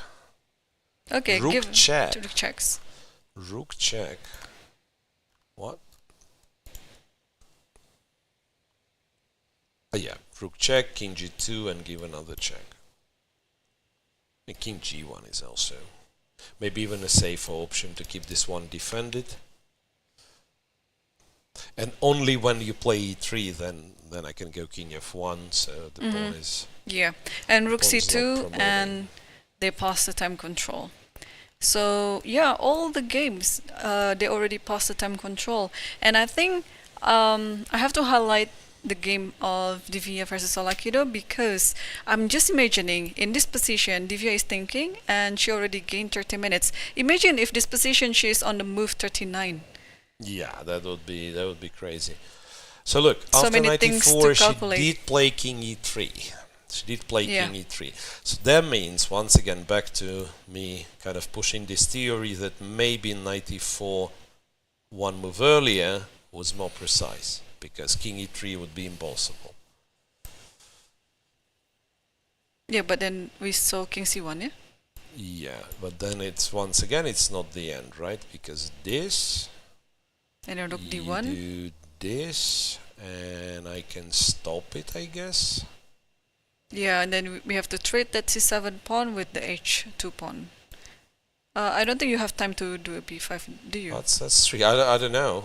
Knight I F. do not know. Yeah, there's Knight F2. It's all crazy. Yeah, you know. lots of calculation here. Rook A8. You mean we have to go here, right? But then this. Yeah. This. This. King B2, maybe. Maybe still it's closer to a draw, even though black is a pawn up. But yeah, the pawn once again will be ran forward, supported with the king. So it might be a draw still. What about? I'm not necessarily saying that this is a draw. Yeah. What about Tan versus Assaubayeva? I don't think they make any progress. They're just like hovering around. At one point, Assaubayeva was actually looking at the score sheet, probably thinking there might be some repetition. So they're like going in circle Yeah. with this queen. Yeah, queen d6, rook e8, rook e2, queen f6. Yeah, the thing is you cannot really take e6. If White wants to play for win, yeah, I think at some point White has to start pushing the pawns, but probably there's no good time to do that. Yeah, once again, over here there was an interesting option to try to open the second front. And by the way, she just did it. A4 is on the board. A4's on the board, but A bit too late, but nah, probably I don't know should if be it's fine. too late. Like something that I don't like, that we played g4, and then we have a weakness on f3. Like in all these lines, like we almost taking e6, but we don't because f3 is hanging. So with the pawn on g2, for instance, this position we would just take e6. And now black always speculates on some like, okay, I'll take your f3. Like for instance, even move like rook c8 is possible in this position. I don't know if it does something, but yeah, rook c8, if rook e6, queen f3, if queen e6, then trade e6, takes c3. a4 is the good move anyway. Kind of not only planning to, in some cases, planning to weaken the queen side, but also stopping b5 for now. Computer gives gives 0.7, so more than half a pawn White's advantage. Still relatively tricky to play. Let's move 42. Never-ending round today, I feel like. Yeah, it looks like everything went so fast at first, but then slowing down a lot. Slowing down a lot, and we have couple of rook endgames. Goryachkina with Koneru is still absolutely equal.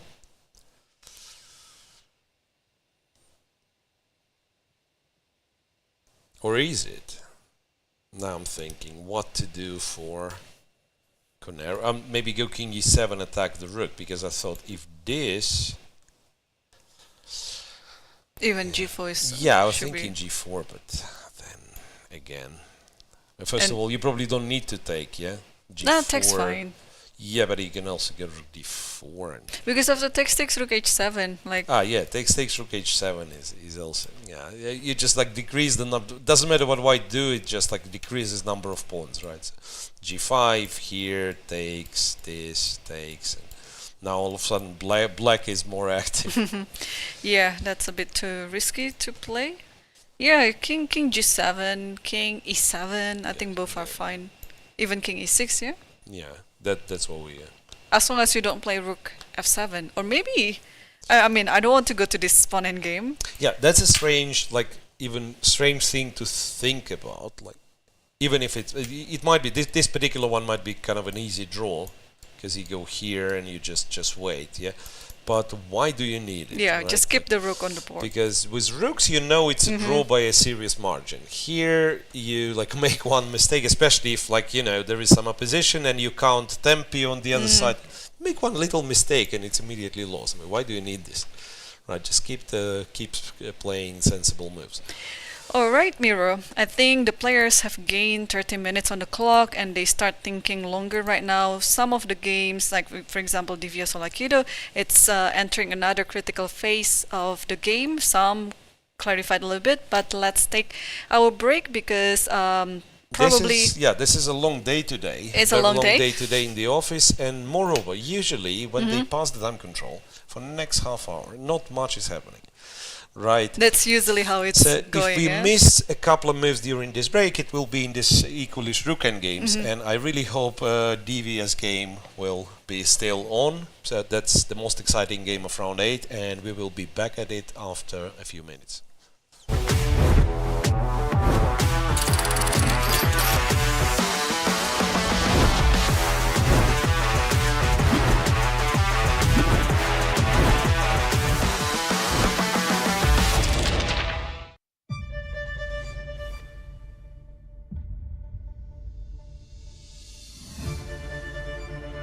我的心情应该说非常的激动，但从外表看起来比较平静，但是内心里早已波涛汹涌。后来去休息室也大哭了一场，就是情绪很难用语言来形容吧，一种如释重负的感觉。I've been thinking about it since the time I started playing chess, so it's nothing different to me. The match in itself is something that I've always wanted to be playing, and now that I've got the chance, I'm grateful for the opportunity. 我记得最后一盘棋，我就是在一个少一兵的撤兵惨局中，也是费尽千辛万苦把这盘棋和下来了。如果没有顽强的意志，我可能就没有办法能下到加赛。The main approach is to go to every game in the right mindset. Be fully ready physically and mentally, and just go there and play good moves. And yeah, I'm going to try my best. In general, I'm very universal, and I can play all types of positions, and my calculation is usually quite precise and deep. 我的优点比起他来，可能年纪稍微长一点，经验更加丰富一点。然后在棋上面，我可能比较擅长一些子力调动的类型的局面，然后我可能技术处理上比较细腻吧。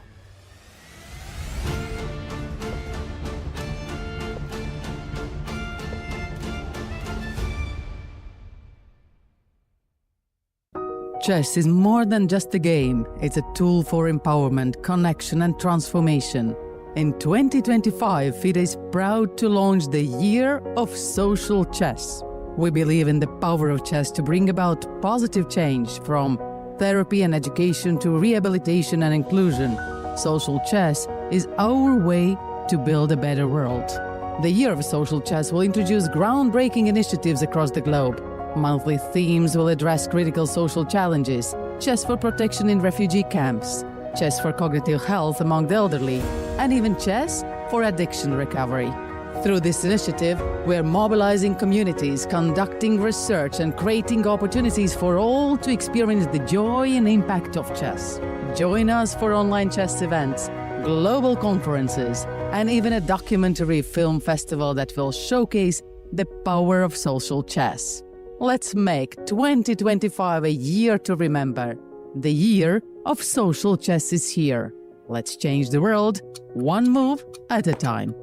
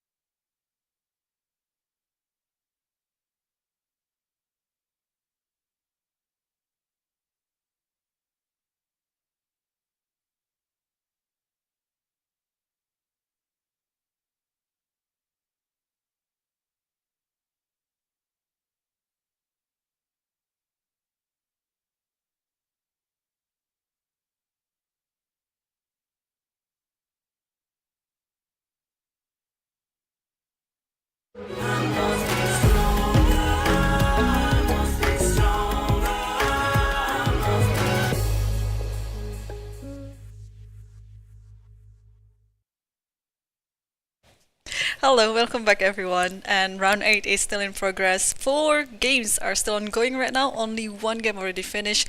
That's between Lagno versus Paehtz. They repeated the moves and they agreed to make a draw. And meanwhile, there's some progress in the game between Divya versus Tsolakidou. Wait a second. I think we just gotten a draw in Tan Zhongyi game against Assaubayeva. Yes. This is they've reached the time control.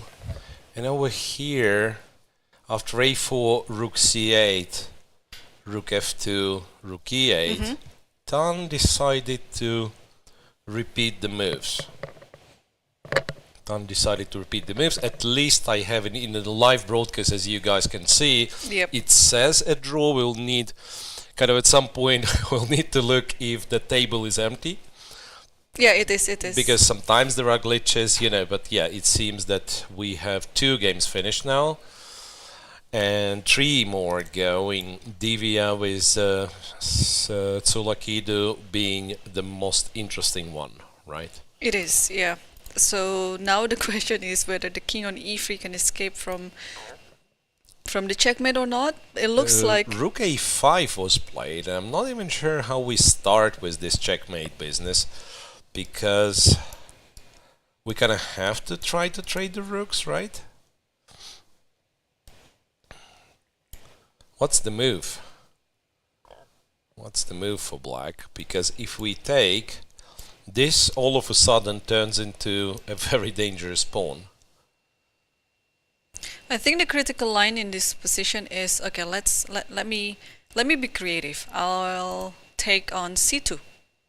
Rook c2, and let's assume queen c2. And queen e1.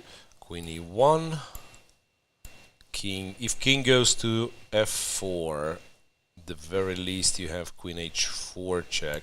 If I block, okay. If I block, queen what happens? c3. Oh, but then you just keep blocking. The idea, yeah. Let's maybe mention that the idea is this, and then the rook on a5 is lost.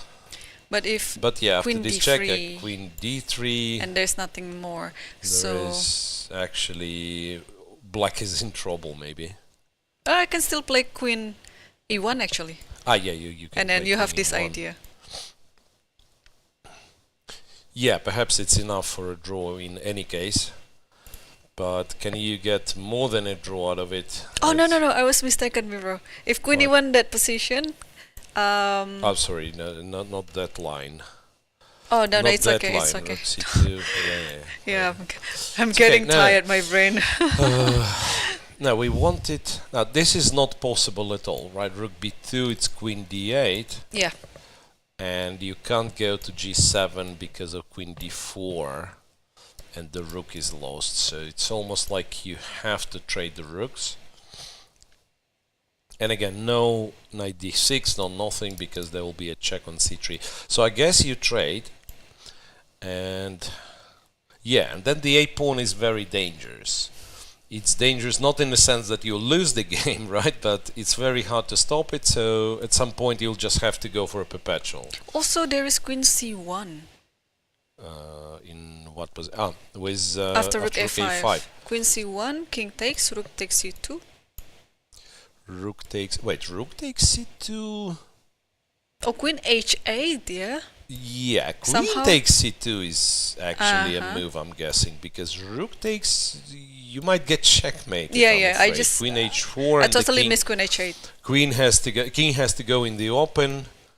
And I guess queen e5, and yeah. It looks very bad. Like for instance, like maybe we'll show this line, and we are losing the queen. Yep. But queen c2, yeah, it's a nice find. So check here. King e4, queen c2, rook c2, king d3 maybe. King d3, rook here. Yeah. King c4 and say g5. And very often these positions are won for black simply because you move the b pawn, black moves both pawns and the king, and at some point when the pawn is on b7 you sacrifice the rook, and the white is unable to stop the 2 pawns. And I guess that's the best. That's the best that white. The best that black has in this position.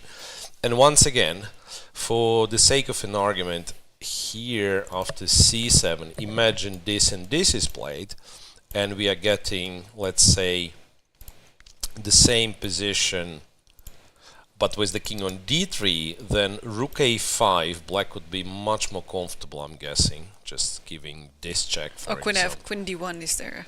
Queen d1, but the same e4, thing it's though, kind of the same. Yeah, no, I thought this check, king d4, maybe it is the same in fact.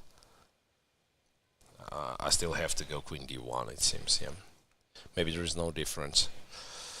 Anyway, it is what it is. Rook a5 is on the board, and we expect this check to happen. Wait a second. Do I ever go here? Really? Yeah, I mean. Oh no, I'm the giving point. a check The point stands that there is a check from. Yeah. So I'm just like. Yeah, I guess you always have like some check. If knight g5 is there too. Yeah, there is knight g. Yeah, no, that's just wrong. That is just wrong. So this looks forcing then. Check here, king takes, queen e4, queen takes, rook takes. Okay, I mean you can try to run forward, king d5, b5, b6, here, and be careful, rook b5. Even just keep pushing.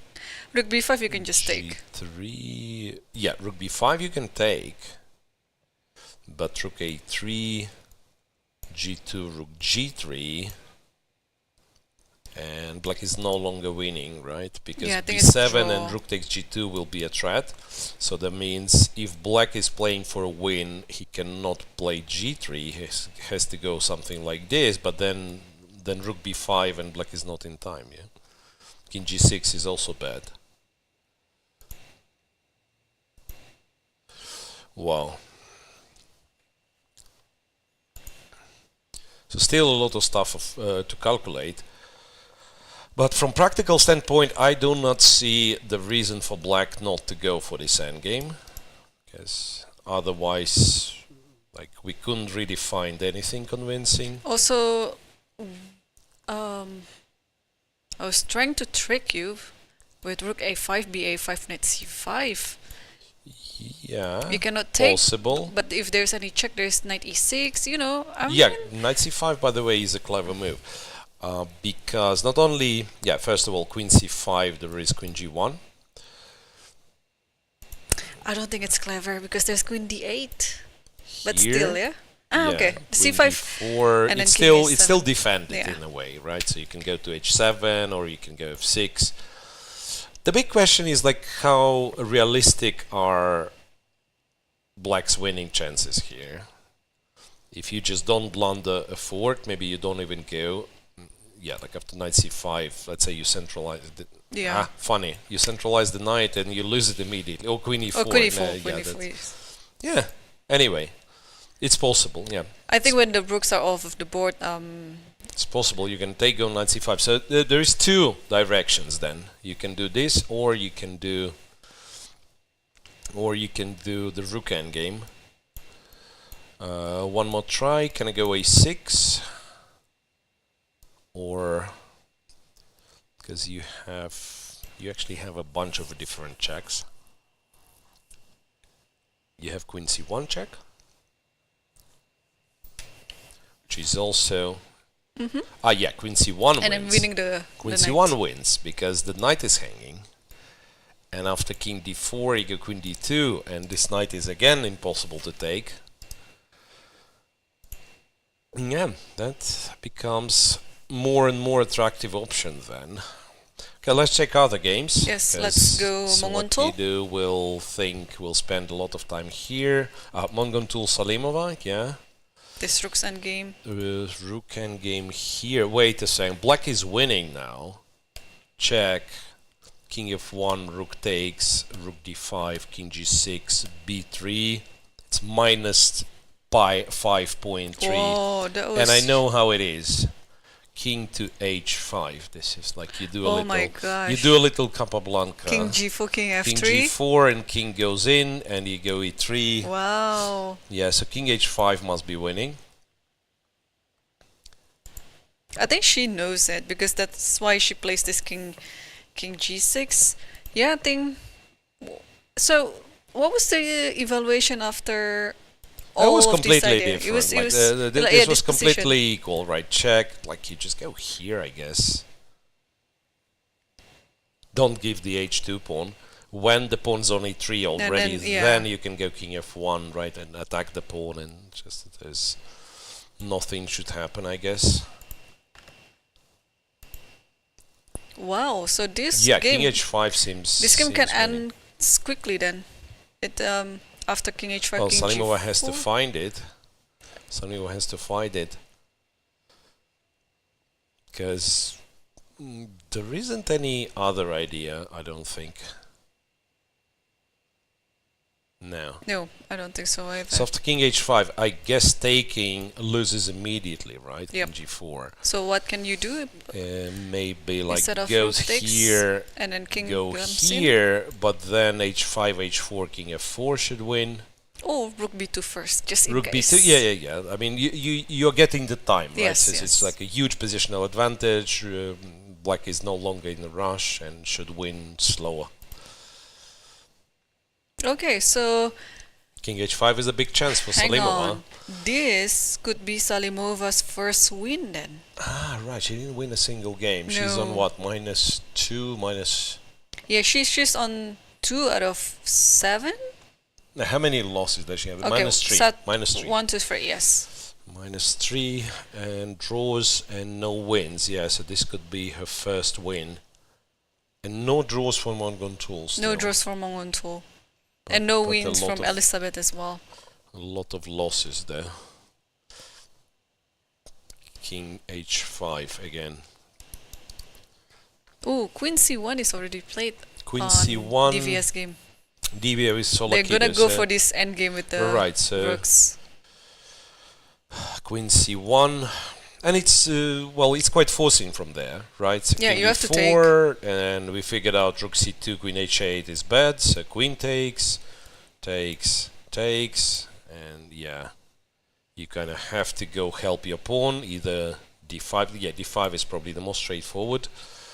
I'm thinking, can you be a little bit smarter with black somehow? Like go to g5, for instance. Go f5, b6. Put the rook behind, king c6. Yeah, this is not what you describe as being smarter, right? After rook b5, you're like bajillion tempi down in this race. So Divya chose to play b5 immediately. What? So after here, takes everything. All that happened, yeah? Takes. And then b5. Takes, and she went b5. I guess fine for now. Also in this position, I'd like king g5. But that's what I tried. It doesn't really work. King d5 then. And then push f5. That's exactly how it happened. I think. Rook b5. Yeah. I mean, yeah. You kind of don't have to go rook b2 anymore. You probably go rook there. No, it's okay. But there is no move, right? There's no move. Yeah. Like f4 b7. Rook b2, king c6, check, followed and then rook by b5. rook b5, yeah. Okay. So b5 is now on the board. So yeah, b5's fine. What about g5 then? But that's what we saw. Yeah, king d5. Yeah. g4 again, this line. g4, b6, rook here, king here, rook b5's a threat. And if g3, yeah, it's almost like, wait, rook b5 I can still take and go g3, right? But depends where the king goes. Because if you play king g6, then... King g6, yes, we tried it. Anyway, let me illustrate. Like, even if black, all of a sudden, it seems like a race. Even if black says, I go pass, he's fine in this line. Probably not winning, but we might have another set of queens on the board, and then, you know, the queen endgame all of a sudden, that there'll be a third pair of queens on the board. But of course, yeah, like a move like rook b1 cannot be correct. But on the other hand, I don't see what works for black, because g3 means the pawn went too far, and then white doesn't play rook b5, of course, but goes to a3, to g3, and white is just in time, so b7, and after king f4 there is rook g2. So this is like even bad for black. That might still be a draw, yeah? Yeah, probably Rook a draw, like if black pawn. is conscious and decides to decides on the right thing, but yeah, it's better not to allow this. To my surprise, Goryachkina's game is still in progress. Some changes there. So there was like a couple of times the moves were repeated, then eventually Goryachkina went to his f3 and the check, and here and here, and a4, rook b4, b5, a b5, rook b6. Wow. Can I please have my king Yes, on I was f2 about so that to. I can take and go here, and this pawn guards this square, this pawn guards this square, but yeah, but then There's a a check, yeah. There's a check, yeah. Now, of course, Humpy would not blunder this one. And Salimova already played the king h5 move. Salimova plays king h5, so that means she found the winning sequence. Here, what does Goryachkina have to play in order to kind of keep the game going? Because I'm afraid if you just do nothing, let's say go king e4, a5 is strong, no? Yep. So like to keep the different pawns on the board, so the potential for more trades, you know. So Not really, actually. After a5, rook c4, rook takes b5, give a check first, and then rook c3. Yeah. Yeah, but I mean, yeah, check here, rook c3, and I go back. And then you go back, yeah. No, I mean, yeah, I had to go to f7, I guess, to keep this one defended. Yeah, well, I'm saying it's a draw no matter what, but if Goryachkina wants to try to win, maybe go here, so that these pawns are still there, and then either rook a5, maybe rook a8 simply. And you have rook c6, and this comes with a check. But hang on, after rook a4, yeah, I think you have to do this. Rook a4, yeah, two things hanging. I mean, it's not impossible that this is a draw, for instance. You go here, rook a3, and you just, I'm sorry, rook a3, and you just like go rook b4. Rook b4, or yeah. The rook is too active. No, this one doesn't need a serious discussion, to be honest. Let's switch to Nurgyul Salimova, because yeah, Salimova that's found almost game over there. King h5, rook takes f5, king g4, king goes in, king goes to f3, and the e pawn decides the game. I wonder why you can't do anything. Yeah, I wonder why she walks into this line, or maybe there's nothing better actually. Rook a5. Munguntuul here. No, I believe there should be some way still. There should be some way still, I think. Well, just to kind of understand that it's yeah, maybe too late. You know what? Maybe it is too late. So after this check on move 41, apparently this was a draw, but king f1 might be losing because of this very dangerous idea, right? Maybe she's seen ghost, like maybe she thought after king g1 the pawn somehow promotes. Yeah. Anyway, yeah, rook a5, and you're free to go e3 or king f3 is on the board. Yeah, king f3 is already on the board. King yeah, g1. You're threatening a check. Yeah, king g1. I think now rook b2, yeah. Anything. I think I mean you can give a check as well. What white is okay, yeah. I mean stopping the pawn, because white will play rook e5 anyway. Rook b2, okay, e3. e3. e2. It's hopeless. Wow, okay, Salimova's That's first an unexpected win, I is have to coming say. up. That's an unexpected win for Salimova because the game looked so even.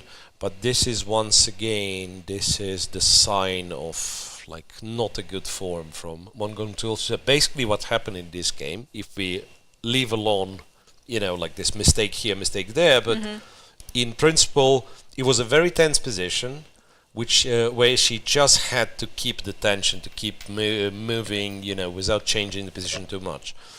So f4 wasn't necessarily a great move. Then c4, she didn't have to do it. She could just hold it like that, and it's a little black can do.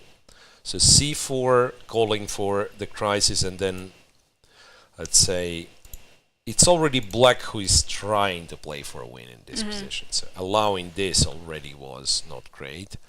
And then eventually a big miss of this king maneuver to f3. Rook checks g2. Cost her the game, yeah. Check on g2. King h1, I'm guessing. Yeah, because king f1 walks into e3, e2 with a check. And you can go e3. And after this, you can actually go, I don't know, you play e2 or you still free the rook. Yeah, you can go e2. I guess this a6, rook f1, e1, takes, and then b4, rook b1. Here, right? Yeah, or rook also, b1, rook yeah, also rook works. b1 also works.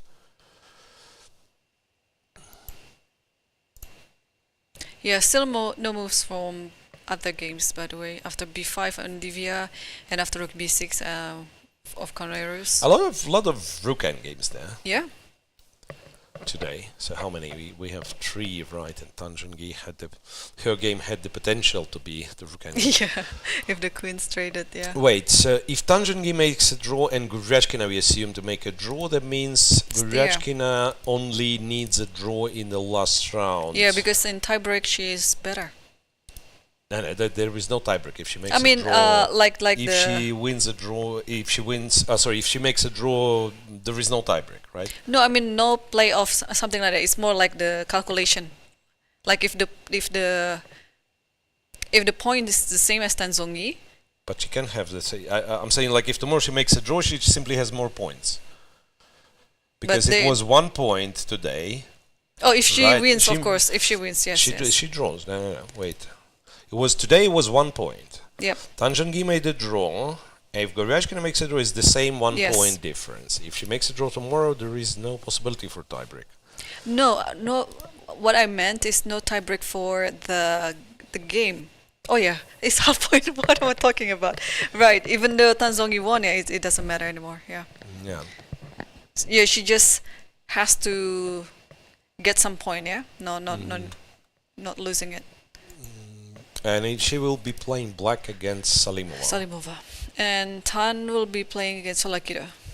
Ah, well, that is very principled then. Because Tsolakidou, even with a draw, she remains on 3rd place. Right? Clear 3rd. Yeah. So who's going to win today? We assume Salimova's going to win. But she's still nowhere near the top spot. So let's say Tsolakidou, if her game against Divya is drawn, she's on 3rd position still. But if she wins... And she's on 3rd position and only half point behind Tan. So this game will decide a lot. Yeah, if she wins, then she's tying on the 2nd place with Tan. And then Tan Tsolakidou or Tsolakidou Tan in the last round. Yeah, it's a good matchup there. Wait, but somehow no move from Stavroula for a very long time. And no move from Goryachkina? No. No, wait, Goryachkina did play a move. Rook c4. Rook to c4. I don't quite get it, to be honest. Don't you just like take it with the rook? Take with the rook, yeah. What's the concern? I don't understand. Yeah, Koneru just did it. Takes with the rook. I guess king e4. But yeah, but it's not serious. Maybe you're taking the e5, but f3 is hanging too. You can go here. Okay, rook checks. I think they're gonna shake hands soon after this. Check, king f5, rook a6, rook b3. Yeah, I guess just a draw. It's a strange game. It's a strange game in a way that Goryachkina, well, perhaps had like a tiny advantage. And it felt like her strategy for this game was to be as safe as possible. And kind of the moment she decided to sort of play on, we already thought, yeah, maybe there was a bad estimation. Maybe she always felt like white is slightly better. To me, it seemed like she decided not to take her chances, and then when it was like a draw, all of a sudden she decided to play on for like 20 more moves. So rook c6 is on the board, and Koneru is still thinking where to move the king. C6, f5 looks very F5. natural, but she's pausing. I don't even get it. Like, what's wrong with king f5? Probably she's thinking pushing for win with king d5. Although I hardly can imagine that. I don't know. Maybe not. Just rook takes b3 and she'll be drawn. Yeah. But she's thinking, so yeah, king f5 is on the board.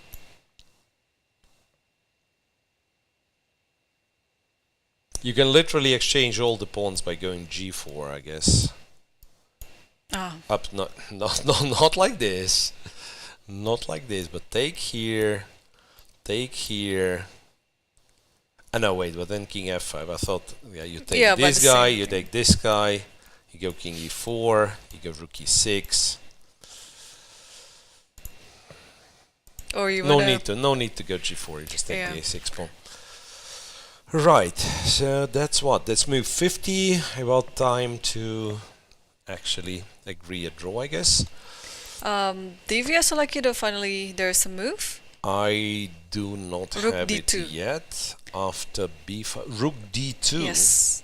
It's a bit of a surprise, to be honest. Cutting off the king like that.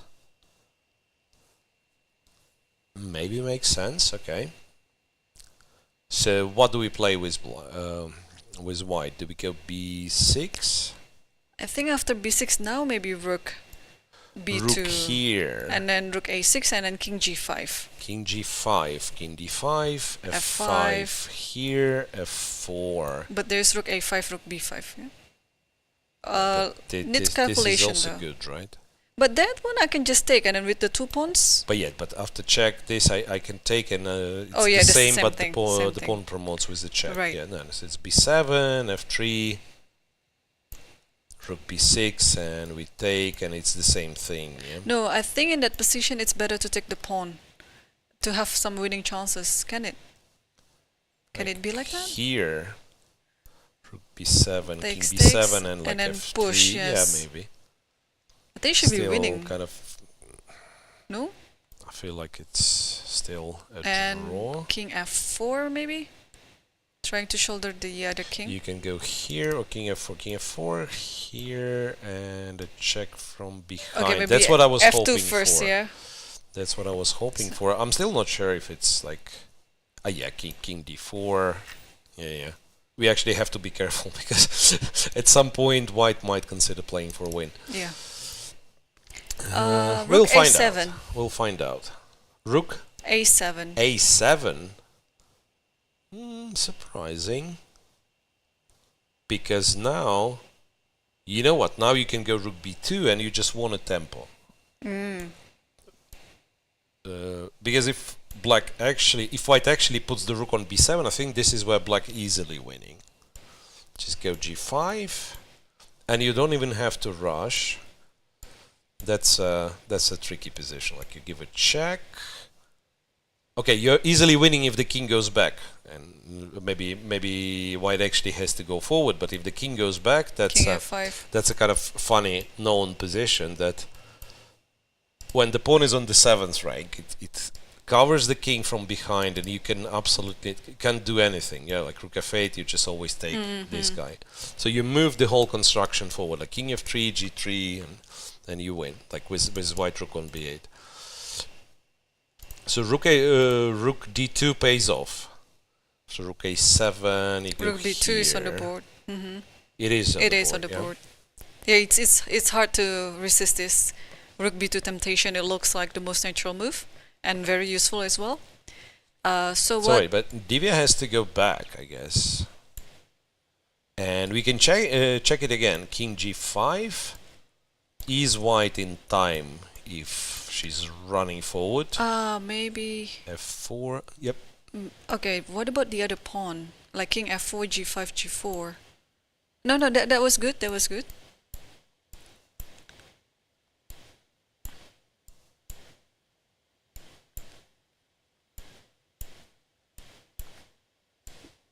Yeah, it's not the same. Now the pawn promotes with a check, right? No, I mean before g3, I think we can take first. You want to sacrifice the rook? Yeah.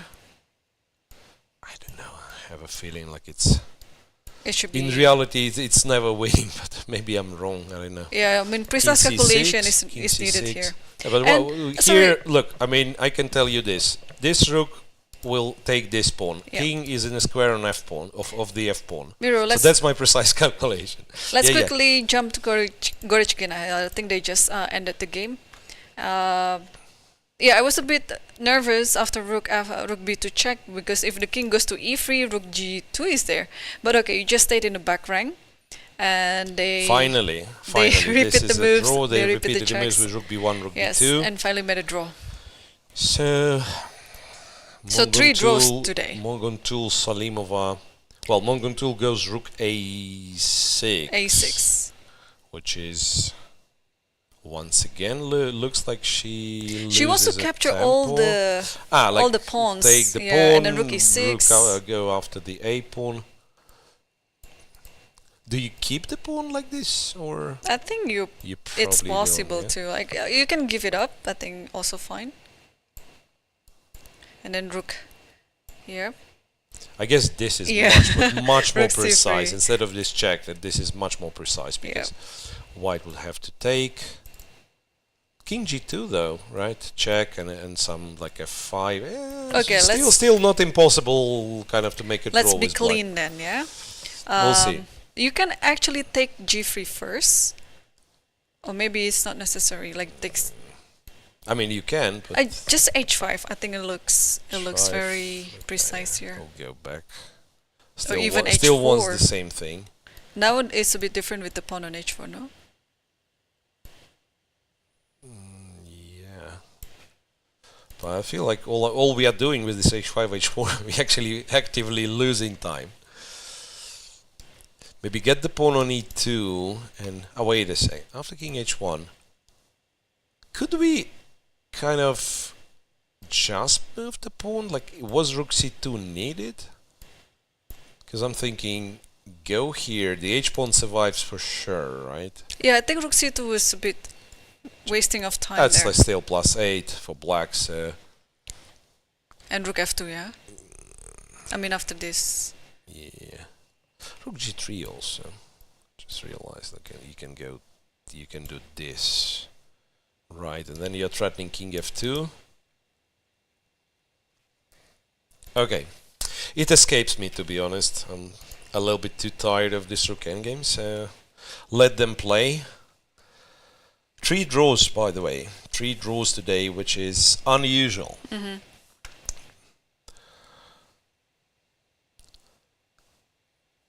Rook a6, Salimova is thinking. What if just... okay, just push. Takes, h6, push. And then just give a check. And then the king stays on f3, right? And, yeah. To do it this way, yes. And then you are controlling all the pawns there. Takes. Yeah, of course. And yeah, you can do whatever. Here. Yeah, you have plenty of time also. The key, okay, this is there will be some checkmating. This is just very straightforward line then to win. And she push it. e3 is on the board.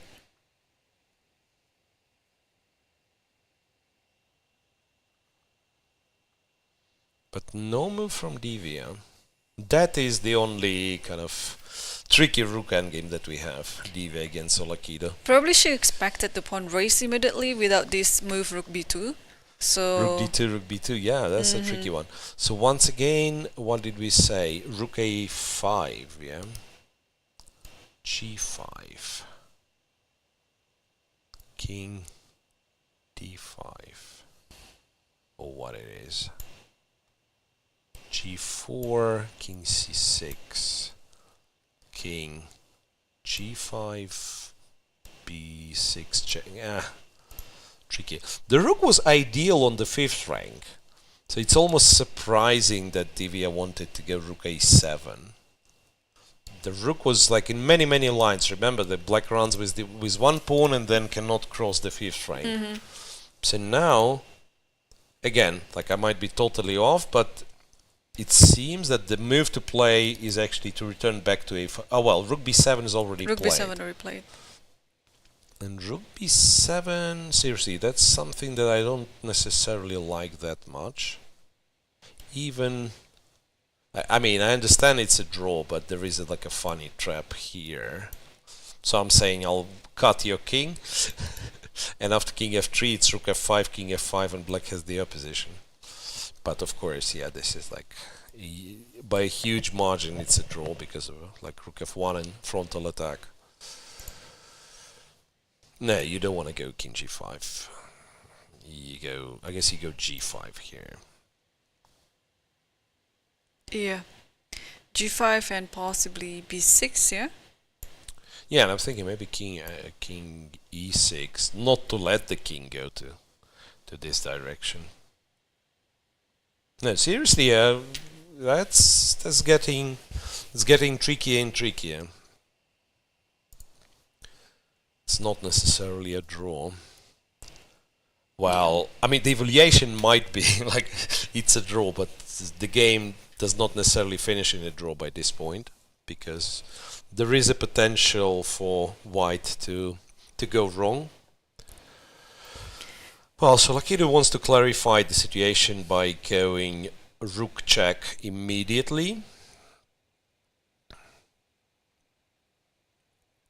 which seems to help white on one hand, but also now the rook is in front of the b pawn, right? So maybe black is still in time. Yeah, king d5. Divya does go king d5, yeah. Might also be a tempo loss, this one. g5. King d5 and g5, okay. Ah, you know what? I just realized an immediate g5, of course, white's going to give a check and go king f5. So that's why she gave a check on me. Yeah. That's why she gave this check. g5. Now, what do we do? Like king c5? King c5, yeah, I guess rook goes somewhere on the b file. Let's assume it's b1. By the way, after g5, computer says black is winning. Wow. Minus 2.3, which I would not trust the computer. Funny enough, in this rook endgames, sometimes it's a little bit off. But yeah, the tables turn for sure. Right, g5 here. Yeah, the rook is terrible on b7. After that, and this would be exactly this scenario that we were talking about, right? King f5, b6, king f4, king here, here, here, and black is like almost promoted. Yeah, so it takes white an enormously long time to bring all the pieces, and that's why black might be winning here.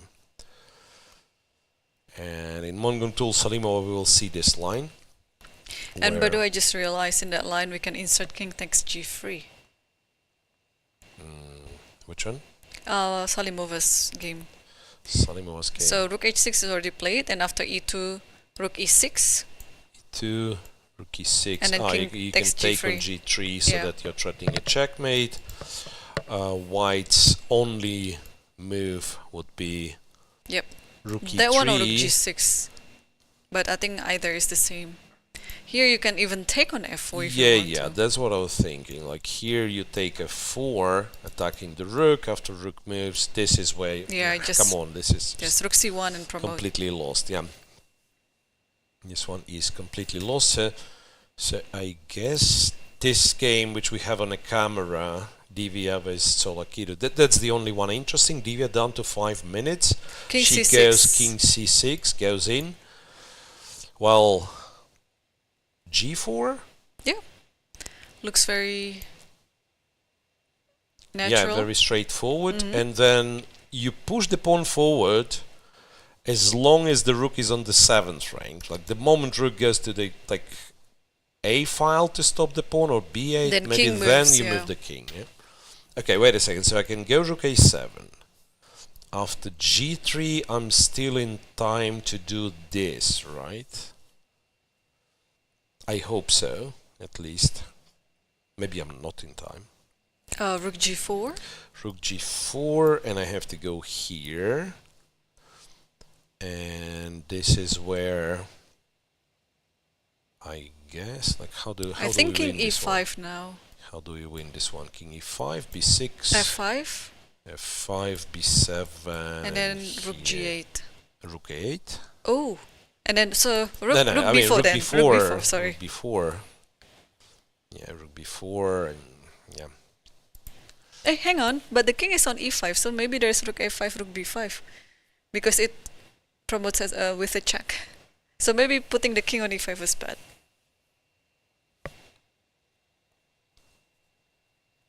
We'll see soon though. I think g5 has to come here.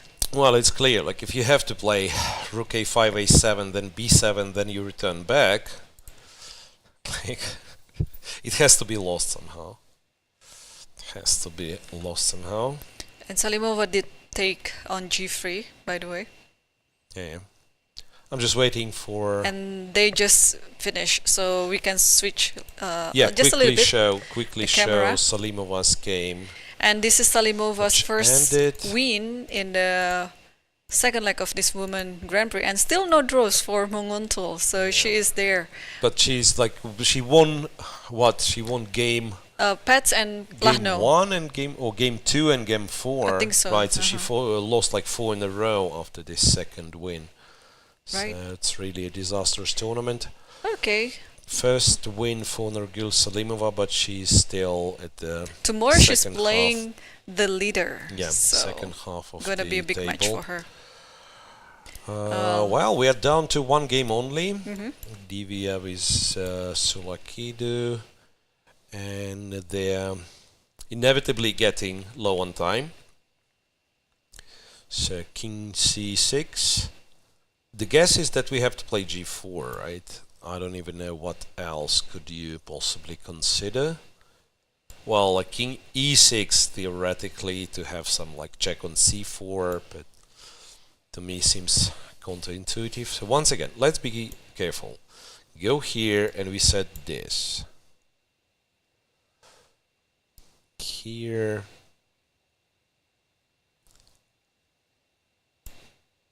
And then rook a3. Rook a3. Rook g4. But after rook g4, maybe rook b3? Or okay, you can even push first. Maybe. Ah, there's g2. Okay, 1.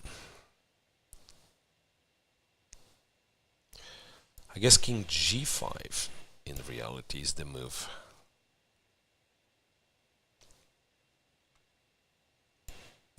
Here, go here, right? I know, b7, rook b4, rook a4. Never mind. That's stupid. That is stupid. Or maybe not. Here, here, here. Oh, Tsolakidou play king e6. King E6. e6. King e6 loses time, and now it's a draw. Once again, I'm only quoting the evaluation from the machine. I have no idea what happens. But yeah, but g4 was very logical. Yeah, where is the draw? Yeah, let's try to find out. Probably rook b8, rook g8. Improve the rook, yeah. Improve the rook somehow. b8, g8, or a7, or... Yeah. But I think the idea of king e6 is you want to allow the f pawn to play. So it doesn't matter where the rook goes. I think next move could be f5 or g4.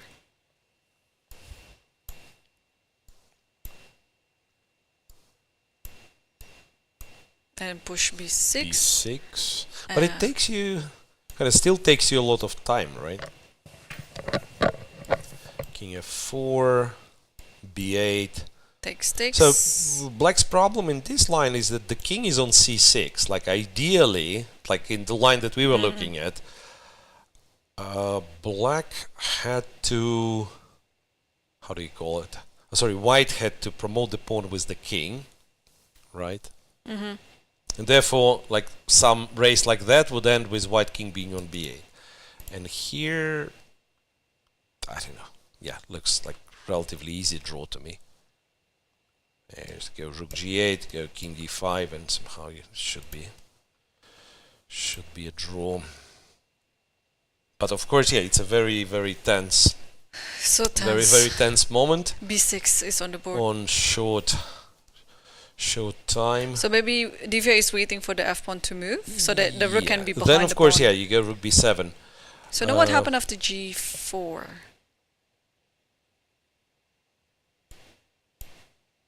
Rook a7? I guess, no, maybe rook still rook this. b8.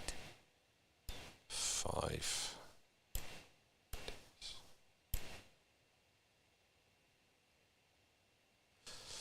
By that point, I just give up and suggest we watch the game. We check the evaluation.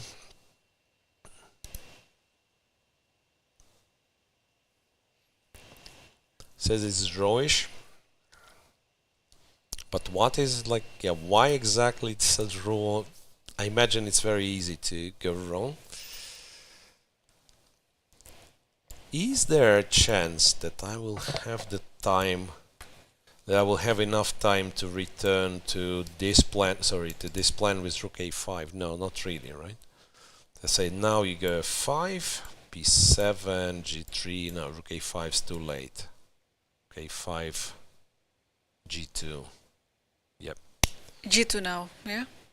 Yeah, like if rook a5, it's g2, and this is just takes too late. And, yeah. G1 and queen b1.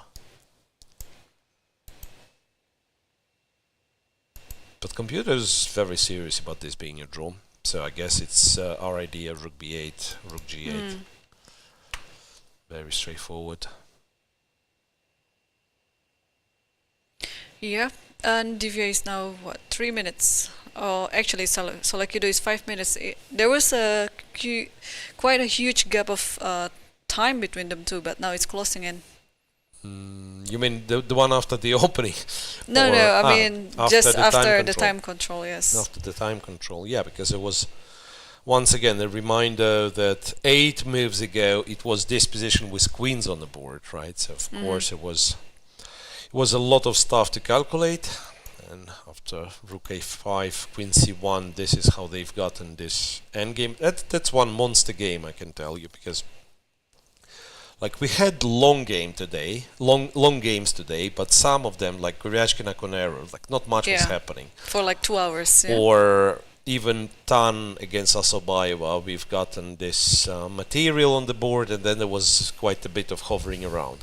Here, this game, it was everything. It was a very cool novelty from white, right? Then huge advantage on the clock, so Tsolakidou had to fight back. Then at some point, apparently, she was winning in this very complex endgame. Yeah. Then the tables turned again. Then she found this beautiful knight e4 intermezzo, and new queens appeared. And then this rook endgame is also tricky. So it's kind of impressive, I want to say. G4 played. And rook b8. Rook b8. Yeah, but king e6 clearly. It's a waste of time. It's a waste of time. Yeah. So what do we do here? F5, G3? I guess the F5 was the plan, yeah. F5 was the plan, but then we can't move the pawns after rook G8, yes. So I guess this, and yeah. And then somehow not much to be done, yeah. And somehow the king catches back the pawns, yeah, after all the trades. I mean, we can do this, for instance, or maybe I'll lose now. Oh, yeah, maybe you shouldn't take first. Maybe you just No, I'm just. I think I'm just in time to make a draw. No, I've lost. Yeah. F2, rook and F1. then rook yeah. F1. No, of course, like black will make a draw if need be by simply moving one pawn, right? You don't need F7. You just go like you move the G pawn and the king, and it should be a draw, of course.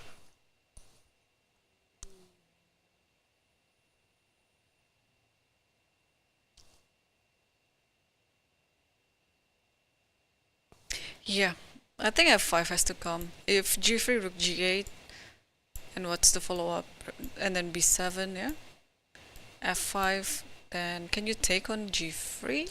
That's you the cannot. That's the only That's trick. the only Yeah, trick, I know. That's why I'm silent and I'm showing you this position, waiting for you to come up with this trick. Yeah, that's the only why the black is actually winning, right? But if we don't take G3, but you can actually take G3, but first give a check. Yeah, give a check first. And then I'm I'm almost like in trouble. Yeah.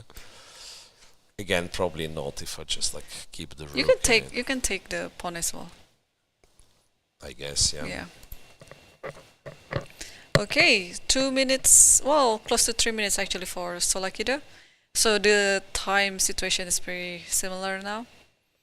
Yes, I'm trying to recall when was the last time when we had such a long round. Maybe the longest one. Game. The longest, yeah. But that was definitely the longest one. But then, strangely, even if we will survive till time control, there would be one game running. Today we had like a very intense round. 4 games past 40 moves mark. And this one is still going. Yeah, rook c4, but this is not very serious, to be honest. Like, you can't really... I guess king b5, yeah? King b5 is on the board, yeah. It's already played. So, yeah, you want to put the rook behind, and rook c1 is on the board, but maybe now it's time to play... Wait a second. Who's playing for a win? Who's playing for a win here? Check? Yeah, I mean, I guess you can always go with checks, right? Check, and a check, and a check, and a check, yeah.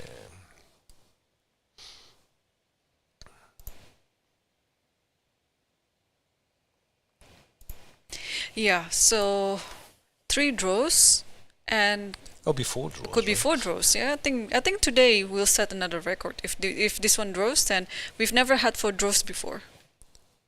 I think we did. No, it was. I think we did once. Was it? Yeah. Let me check. I'm not sure, but I think we did once. Oh, yeah, second round. Yeah. And again, it was Munguntuul's game, but that round yeah, it's she like by won. default we cannot have all draws because Munguntuul always has a wins, result. yeah. Yeah. Always has a result. So the maximum we could have is 4 draws. What was that? B7. So there was a check, king B5, rook c1 and b7, and now rook e8 is a threat. So you have to give a check. Have to give a check if you don't want to lose. Well, you could go king f5 as well. Yeah. And whenever the rook goes, there's a check. Yeah. But again, like, white doesn't have to invent anything. Yeah. I mean, you just go here. Rook b1, king c6. Played? Yep. Oh, wait. So it's b7, rook b1, king c6. Yeah, I mean, you can go after a draw immediately because what? Yeah, I mean, a draw doesn't matter how another you slice check it. there, and king b6. Check, king to b6.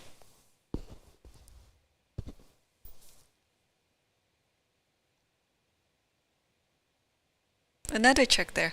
Do you think Stavroula? Yeah, maybe she just repeats. Will repeat maybe this and there was an they overdraw. A draw.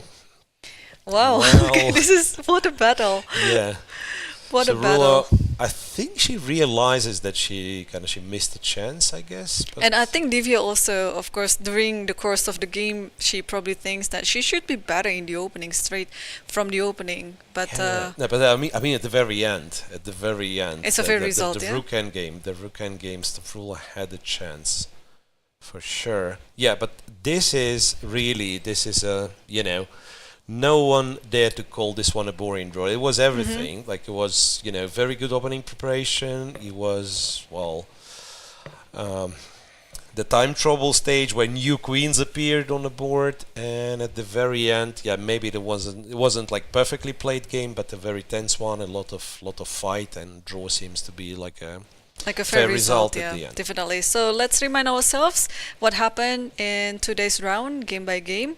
We have 4 draws. Only one decisive game. Salimova wins her first game against Munguntuul, and all the rest finished in a draw. Yeah, but some are fighting draws, but some are very peaceful draws as well.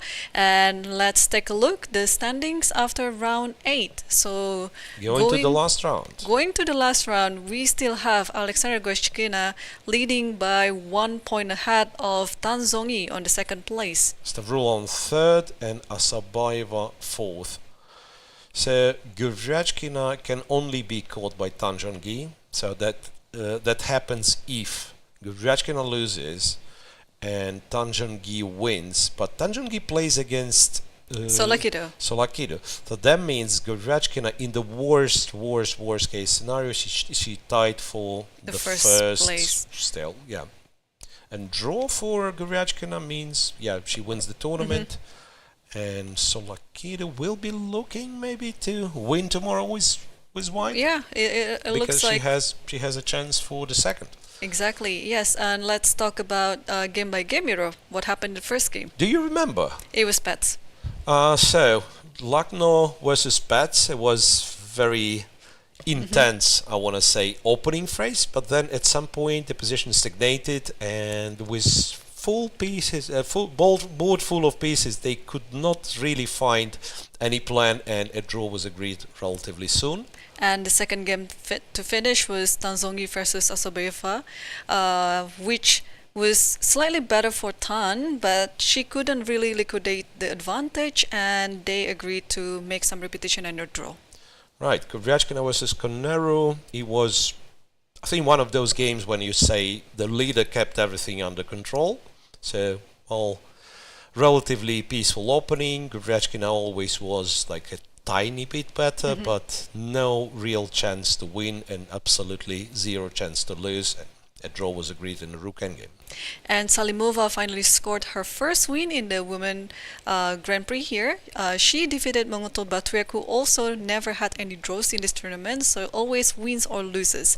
And the last game that just finished. Yeah, it was Divya Deshmukh against Stavroula Tsolakidou, and that was, I guess, fair to say, the game of the round, even though it's finished in a draw.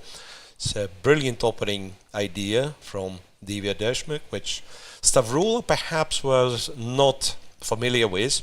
I later checked, and there were games like that, but yes, Stavroula ended up in a worse position, defended well, managed to turn the game around move 40 in a time trouble, and then she was the one pressing for a win, and at some point we believe had a winning position, but the result was draw, and I think the fair result at the end.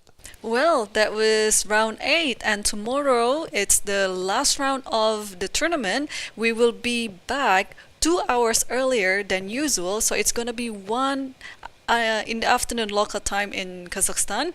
So don't be late, because we'll be coming back with lots of action. Who is going to be the winner of the second leg of the Women FIDE Grand Prix? It will be decided tomorrow. So thank you for watching, and see you tomorrow. See you guys tomorrow.